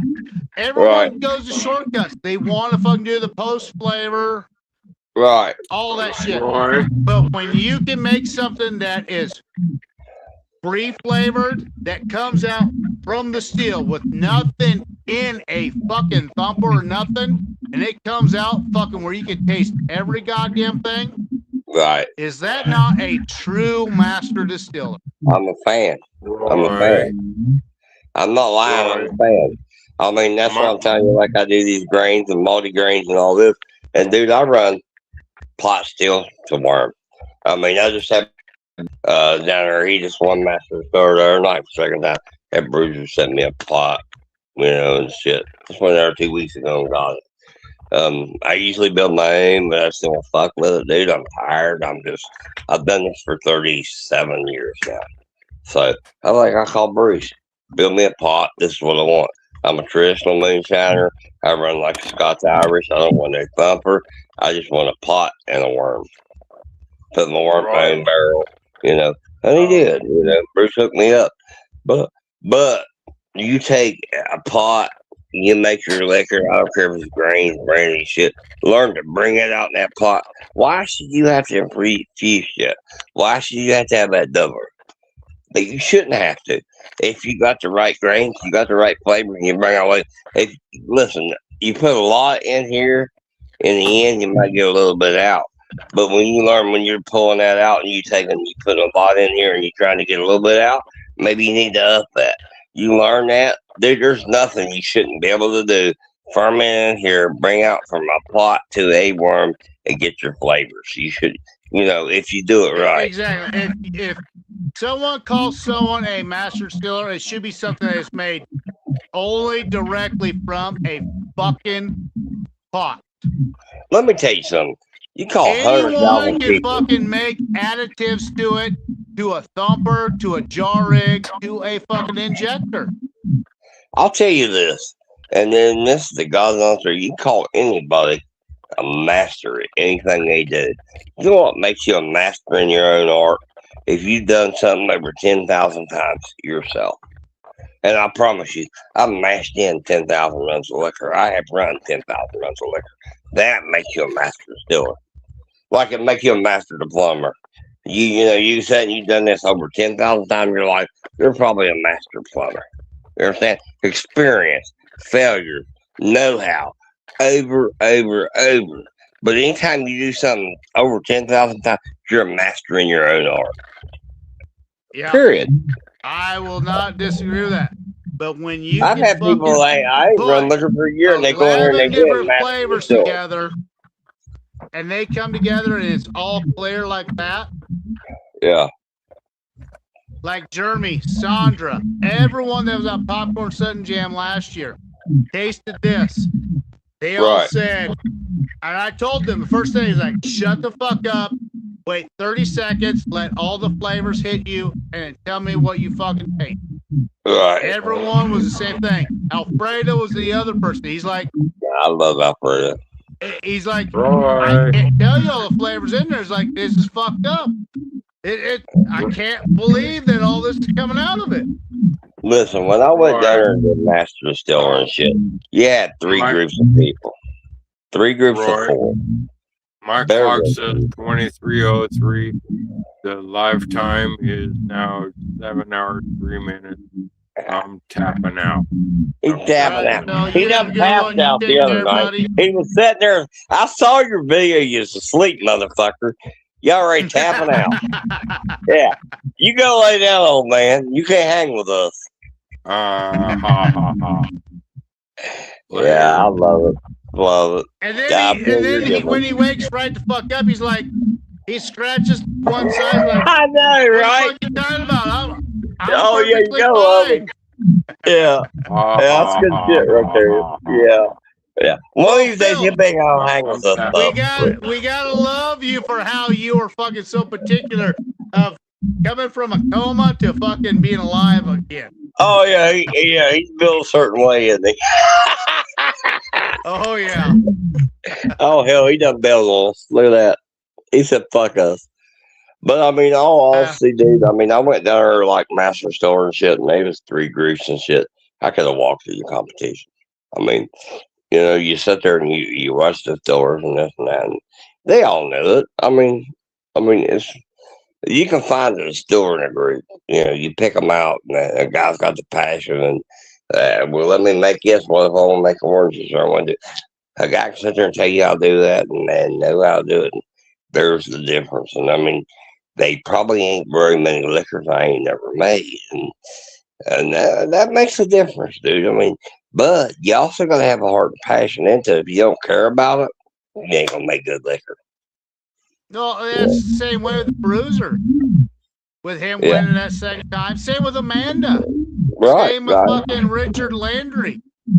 I mean, there are certain people that are out there that have that passion that people are like, oh, whatever, what about this, what about that? It's like, no.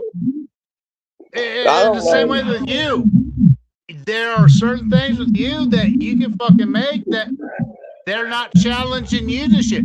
That's why they didn't bring you back a second time for redemption, because they don't want to look like a fucking idiot because they fucked you over on the first show.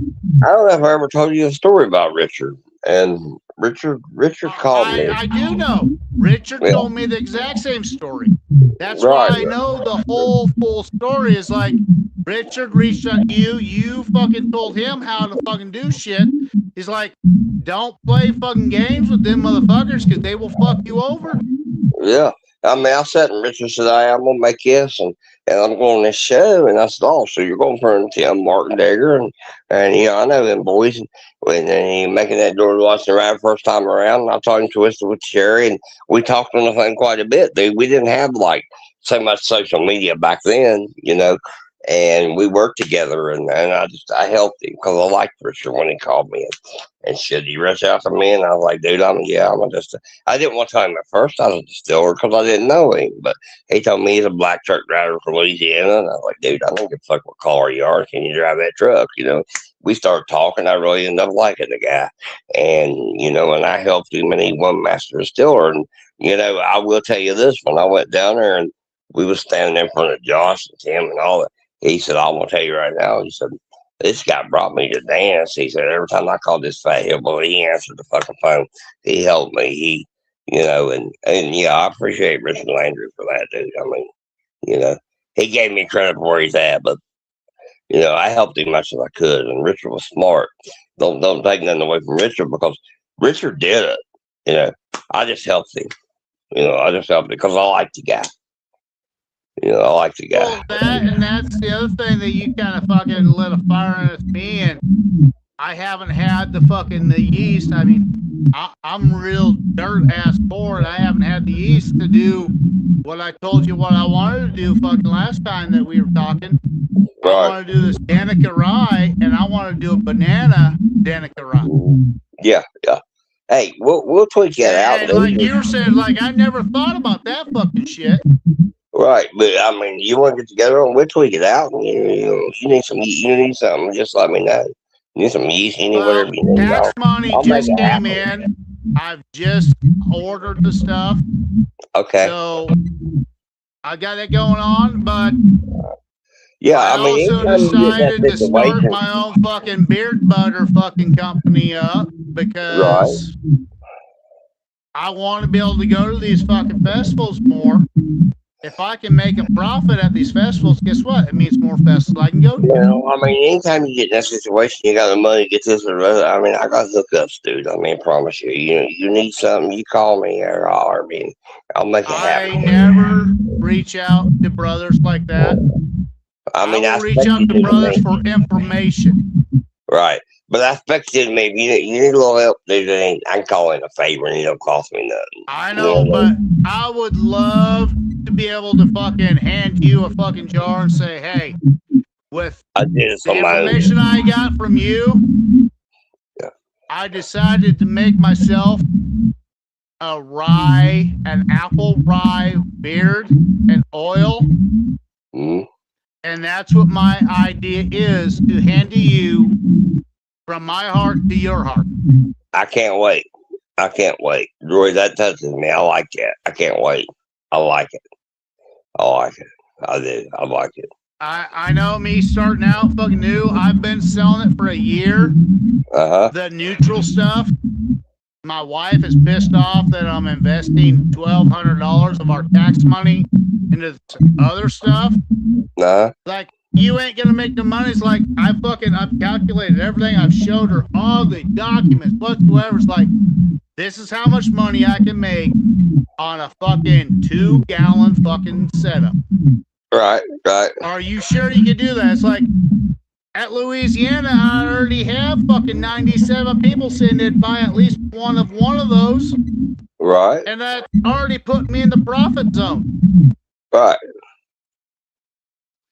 So if that's put me in the profit zone, guess what? That means the fucking trip is a positive. That means when I go to Popcorn Sun Jam in June, because I'm also doing jewelry, I'm doing fucking bracelet, I'm doing fucking rings and shit. Oh yeah. I do all that shit. What does that do? That gives me more chance of fucking making more profit to go to more of these fucking festivals. More festivals I go to, the more liquor I bring to it, brings out my name more, and fucking more people realize what the fuck I can do. Right.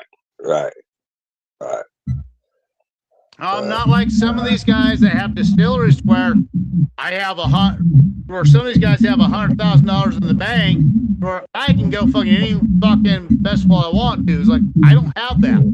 I got 3 teenage kids at home. I got a wife that has health issues. I got health issues. So I gotta come up with extra money to fucking do these things. I get it. Dude, listen, I've been through 2 divorces, walk away from $250,000 home, and I live in a $5,000 house trailer. You know what I mean? I get it. Trust me, I get it. I don't drive. I don't have a fucking vehicle. I get it. You know what I mean? I get it. Because, if I drove and I'd be at everything, but I don't, dude. And I don't have the money a lot of times. I promise you. The money I make is from distilling. I have no side job. I don't work a job. Everybody, what do? I make moonshine. You know, I live off moonshine. Moonshine feeds me. I can't work a regular job because of the brain damage and the permanent nerve damage. I only get a couple of hours a day where my fucking hands and brains fucking function together to where I can do that shit. You got my boys are like, Dad, I can help you do that if you show me how to do that. Right. They understand what I'm trying to build. Right. And I'll teach them a good craft, but even in my situation, you guys thinking you could say you had $1,200-$1,500 a month to live off of. Dude, I gotta make that in liquor. That's what I live off of. You understand what I'm saying? If I don't sell that much liquor that month, I don't eat that much. You get it. You know, I gotta sell enough liquor. That's the only job I have, dude. I'm a distiller. I'm an illegal distiller. With me, having 3 teenage kids, they need clothes, they need imagine. shoes, they need fucking food. I don't hate it, dude. I don't hate it. I'm working every fucking side thing I can to fucking try to make them have fucking stuff. Right. To where I'm hustling, they understand what I'm trying to do. They're like, Dad, if you can fucking do what you fucking want to do, it's like you can make money on that. That's going to help all of us out. My boys understand. Here's the thing. I don't think you can go legal and make any more money than what you would illegal. Actually, here in Nebraska, if you have a mini distillery, the first year you start out costs you $1,500. You can make up to 3,000 gallons. After that is $1,000 you pay. But that's taking that. But 3,000 gallons putting on store shelves, you gotta promote it, just gotta sell. No.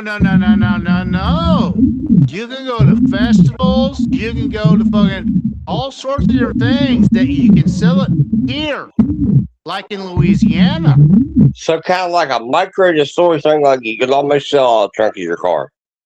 Plus, The other thing is, like, I could bring someone in, like, I can have Apple Rye bring in his special apple rye recipe for Nebraska, or Richard Landry with his, or John Boy with his, and say, stamp it, it's John Boy, it's these guys' personal recipes, sell it there. I only need to have 3 fucking recipes, and I bring in 10 fucking other people, and their fucking shit is selling, I'm making money. There's money to be made there. Yeah. See, on my behalf in West Virginia, and I mean, I can do it for, I mean, I don't think it's that much, dude. I mean, I could probably do it for $650 to get a legal license. But, dude, I'm making more money illegal than whatever with legal. I mean, if I went legal today, I'd be in the hole for 10, 12, 15 months. I know, but my plan is with the guy that is my dad's best friend. He has got $500 million in his bank account. He has no kids, no grandkids, nothing. Well, that's good. Investor, yeah, I he see has it. fucking 75,000 acres of fucking pasture land and farmland. Right. He's a retired doctor, to where on one side of the county line, I could do a distillery. On the other side of the county line, I could do a brewery. Okay. On that one side of the county line where there's all that pasture land, we could do like fucking Kelly Williams does. Have campgrounds, a campground fucking group, which is only 12 miles away from a big fucking museum. You have people that can come there, that can camp. Right. Shower. You have a fucking couple of ponds where they can fish from. Right. Yeah, it might be a $2 million investment, but after that $2 million investment, once you have that fucking dedicated, it's going to be bringing in money left and right. You know, I mean, look at where the whiskey and distillery industry is now. I mean, Jack Daniels, Jim, they're all suffering, dude. They got whiskey they can't get rid of. They're all foreign owned, and everyone knows that. That's why they're not buying their shit no more. They want American made shit. But they're not selling their whiskey. And I'll tell you why they're not selling their whiskey. This next generation that's coming up behind us, they're all in the weed deal. They're not drinkers. I mean, right now the whiskey industry with legal distilling is suffering. I'm not saying they are drinking, but they want liqueurs, not hardcore liquor. They're not wanting the bourbons, the whiskeys. They're wanting the liqueurs, the sweeter stuff, along with the beers. And that's what I'm saying. It's like, I can make that, and at a facility here in Nebraska, I found out with me building all that as a distillery, I might have only $170,000 invested. Okay. And in between both buildings, I can have a bar that can serve all that shit. They can have food, but food trucks that come in, so that we're bringing in food trucks. I don't have to worry about the food contracts. There's your like I said, I've been working the whole system and figuring the whole system out to where through the brewery, the distillery, and the bar, I might have $400,000, and with the camping thing, I have $450,000 invested altogether. But it's all collective worth will be over $3.5 million. Well, I've been sitting and I've been contemplating. Okay, where I'm at right now, my area, it's booming, dude. We got a steel mill coming in. Well, I'm in from like a town of 5,000 people. Understand what I'm saying? Well, now it's booming. It's going to be, we're going to be a metropolis. We got steel mills and hydrogen plants, and we got all kinds of shit coming in. And we got interstates, one of the biggest interstates across the country, Route 35 comes in through here. One of the biggest traffic areas. We go to 64. I mean, I'm in a hub. And I sit here and I put all this together. And here is where I'm at with it. Distilling is good. I could distill legally, set up a distillery legally, and I'll probably make maybe under even. I don't think I'd even break even on the whiskey, but where I break even at is merchandising and tourism, like kind of what you got in Gatlinburg, and when you go in, you can do so many free shots in the distillery, and you got a good looking girl behind the bar, and you got candles and T-shirts and soaps and liquor out there on the shelf. People buy after they taste it and shit like that. There's where your money's at. Honestly, like barrel whiskey and doing it, there's no money in it right now, dude. I mean, whiskey's in the tank and aging whiskey's in the tank, and I hate to see it, but it is. Unless you can age that shit within a week and it tastes like something that's been there for 5 to 10 years. I mean, you really can't duplicate in a week what's been there 5 years. Oh, yes, you can. James Aubrey, Patrick Dooney, he is world renowned right now and winning fucking awards left and right. I just don't see because it. there is a certain process which James have taught me some of it. I haven't gone the full bore of what he has, but I have done the sheared wood that goes in there, which I personally char. Yeah. 7 days. Between 5 to 7 days, it is completely fucking done. For a quart of my liquor, of my aged fucking whiskey, I'm getting $55 a fucking quart. That's pretty good because I'm getting 40 out of my age here, so that's pretty good. My bourbon, I'm getting 65. No shit. That's good money. My brandy, I'm getting fucking $40. That's good. That's good. That's good.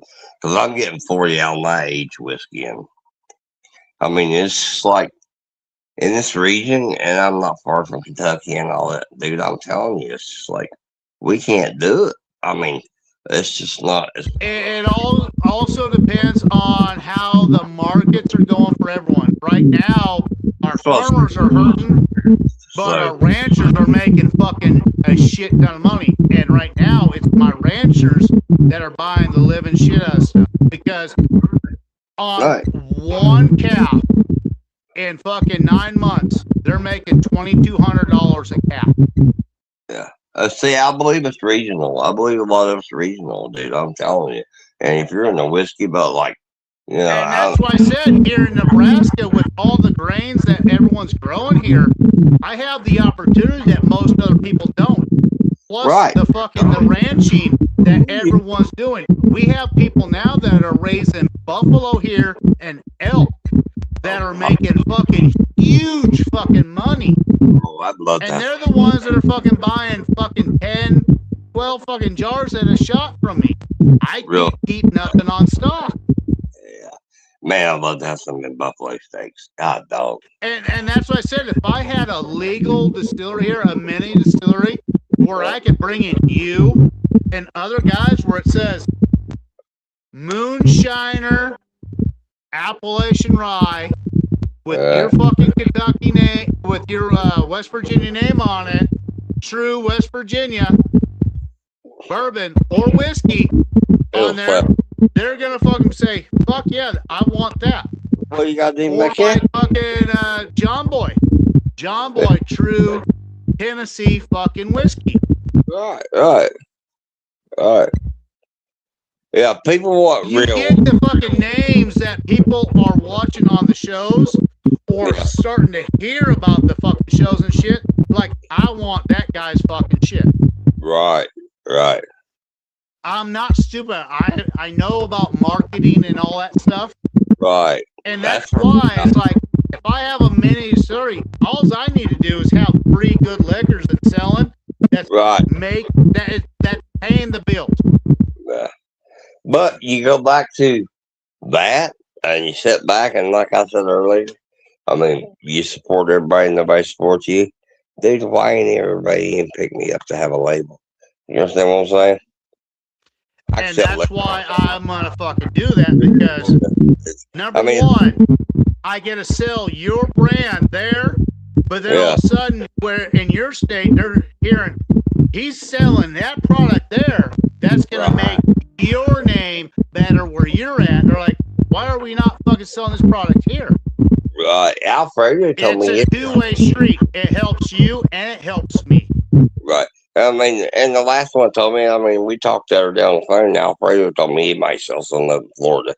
You know what I mean? Have some ride day liquor in Florida. But I mean, be honest with you, why wouldn't you want to do it? I mean, dude, I mean, and again, it's an experience. If you make money, I'm not looking to be a millionaire. I want to break even. My thing is to help my brothers and sisters. I want to thrive and see my friends thrive, and if we could help each other, and we could do a label with each other and shit. If I build the silver tomorrow, and guess what? If I have fucking 10 of my fucking brothers and sisters fucking doing good, right? It's coming out of my distillery, right? It's helping me. Duh.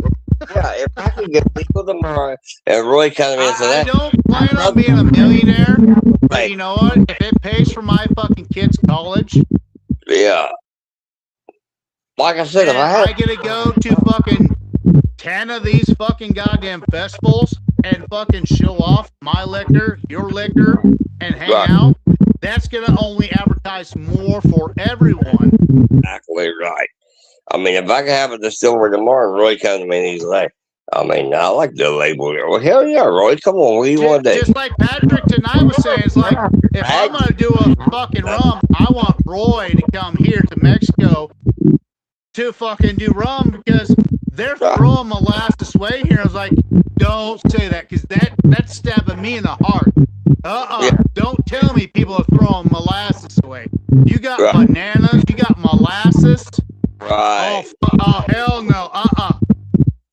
Yeah, I agree. I tell you, the whole community needs to back the fuck up and realize that, hey, these people out there support you. They love you. We all should support each other. And when that comes to that, they'll do good. But it never will, because I promise you, someone's always going to have turmoil. You know, it's going to be, there's always jealousy, there's always bullshit. Yeah, but I agree with that. But the other thing is, like with my fucking clear Bloody Mary, no one's going to be able to make that exact same thing, because that came out of my garden.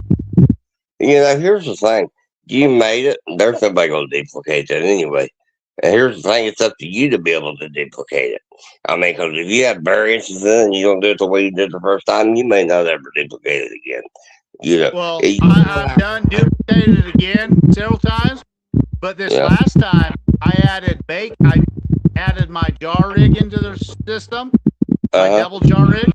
I added some lightly cooked bacon to it, so now it's a true Bloody Mary. It sounds pretty good. All the vegetables and you got bacon in it.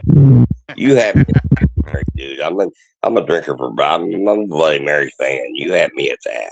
I mean, you know. And Popcorn Sun Jam, you can talk to Jeremy and Sandra and everyone else.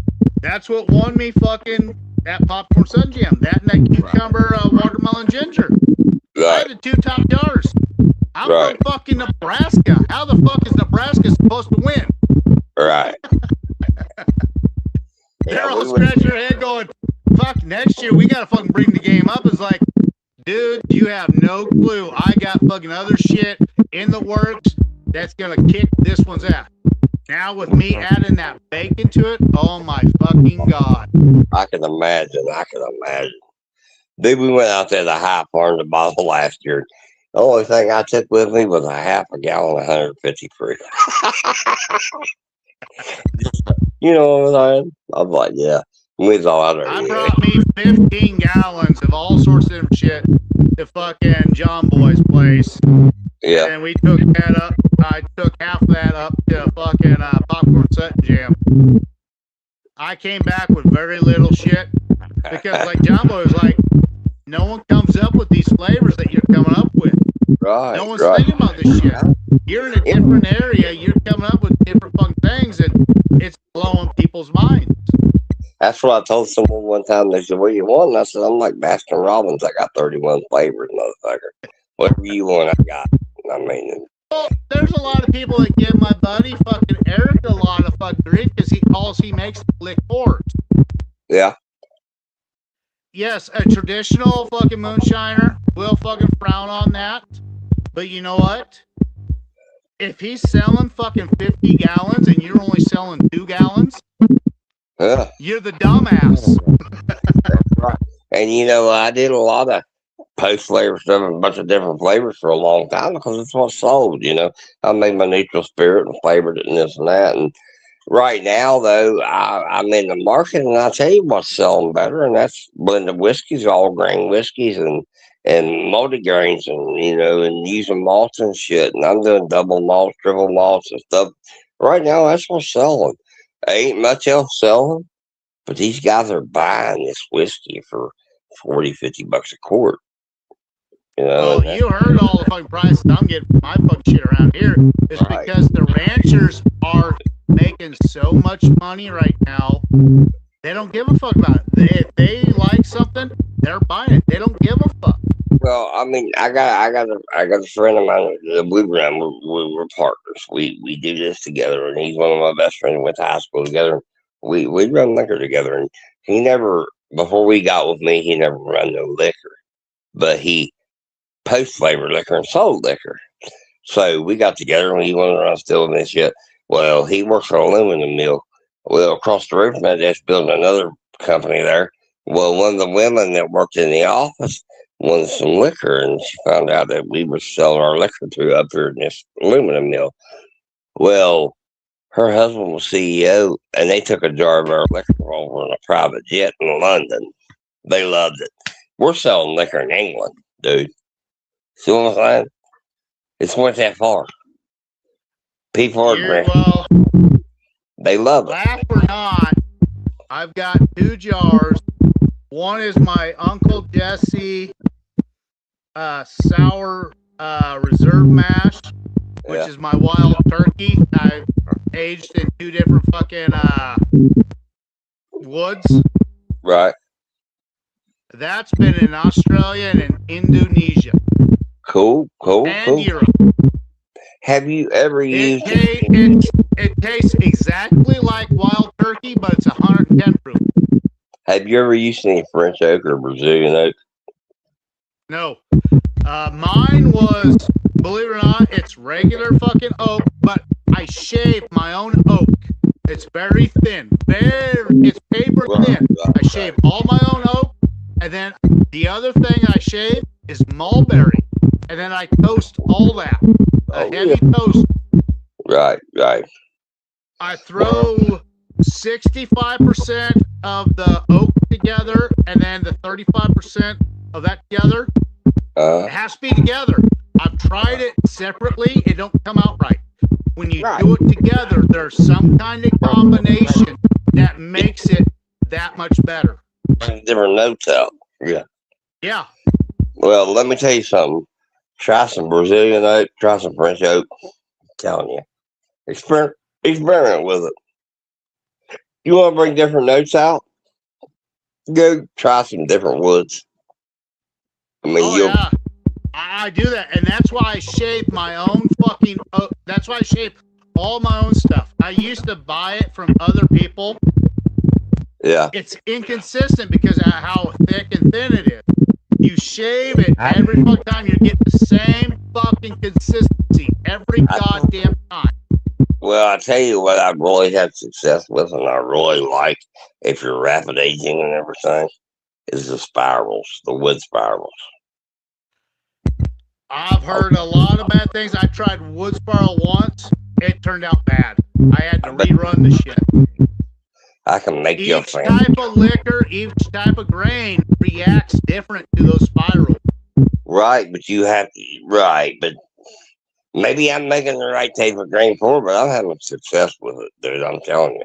Like a Prince Oak. And that's why I like shaving my own wood to where it is paper thin, and I lightly char it every fucking time. Right. I'm getting the exact consistency. Well, fuck, when I'm getting fucking $45 to fucking $65 a fucking quart, Pretty good, ain't it? There's nothing. I'm not fucking wrong about it. It's the customers that appreciate that shit. Right. Yeah. Oh, yeah. You done something right. There you go. Well, hey, I'm going to get off here and get to eat and have me a drink, man. I don't disagree with you on that. I was about ready to say it's getting late. Got a couple people on here saying, Roy, your background noise is getting bad. Yeah. It's probably because I'm getting too drunk. All right, boy, man. Hey, you holler at me, bud. Anytime, you're welcome on the show, brother. Take care. Love it. Have a good one. All right, buddy. I'll see you later. Yeah. All right, be good. I appreciate you. I appreciate all you guys fucking staying up, watching us, drumming some. Yeah, I know the background's getting bad. I've been trying to fucking neutralize it somehow. I don't know what the fuck's going on. So I'm basically going to fucking cancel this fucking show out.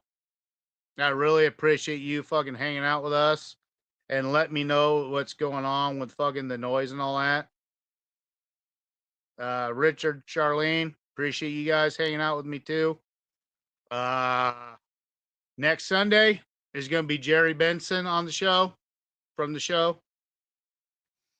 We are rescheduling fucking Prohibition Moonshiner for down the road a little ways.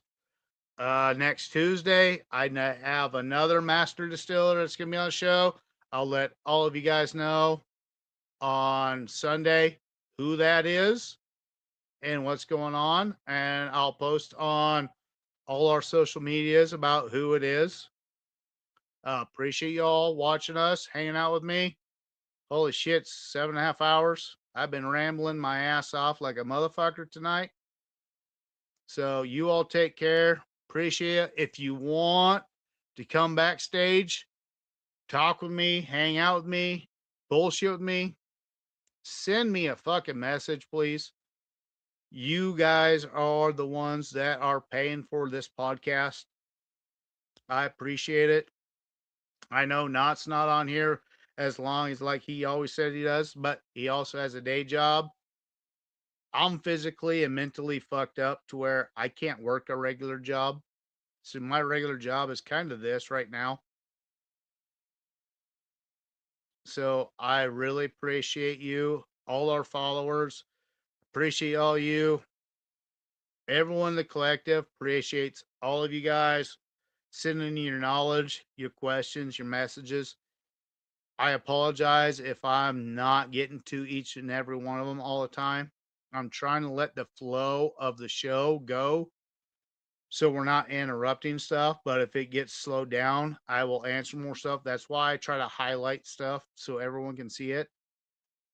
I know on other podcasts, people fucking break up all that stuff, and a lot of people get pissed off about it. So I'm doing something a little bit different than a lot of the other podcasts. At least make sure that you guys are highlighted and everyone else is seeing what's going on. That way, it's not just live, but when people rewatch this, they're seeing exactly what's on there. Drummond Live. Good night, brother. Appreciate you. I would really like to have you come on the show sometime. If not, in the fucking background, at least we can have a conversation man to man. I mean, that's why I like doing these podcasts is even though we're not live, we can actually see each other face to face and have that conversation. Hope things don't go out south like with Yosemite Sam earlier tonight with him and his fucking goddamn jar rig. He got all pissed off. Again, I told him it's finicky. You need to listen. He didn't want to listen. And then later on, he said, well, I didn't understand what you were saying. When you start something new in this community, jar rig, thumper, a different fucking mash, any of that, you have to learn it and understand it before. It's just like fucking having a girlfriend or a wife. If you don't know and you don't have a conversation with your girlfriend, your wife, they're going to get pissed off with you. Same with the fucking mash. If you're not fucking paying attention to it and you ain't fucking tasting or watching what the hell you're doing when you're making a run, it's going to get mad at you sometimes. So pay the fuck attention. Y'all, me, not, Straight Jack, always appreciate y'all guys. We love you. Take care. You have a good night. I'm going to end this. Take care.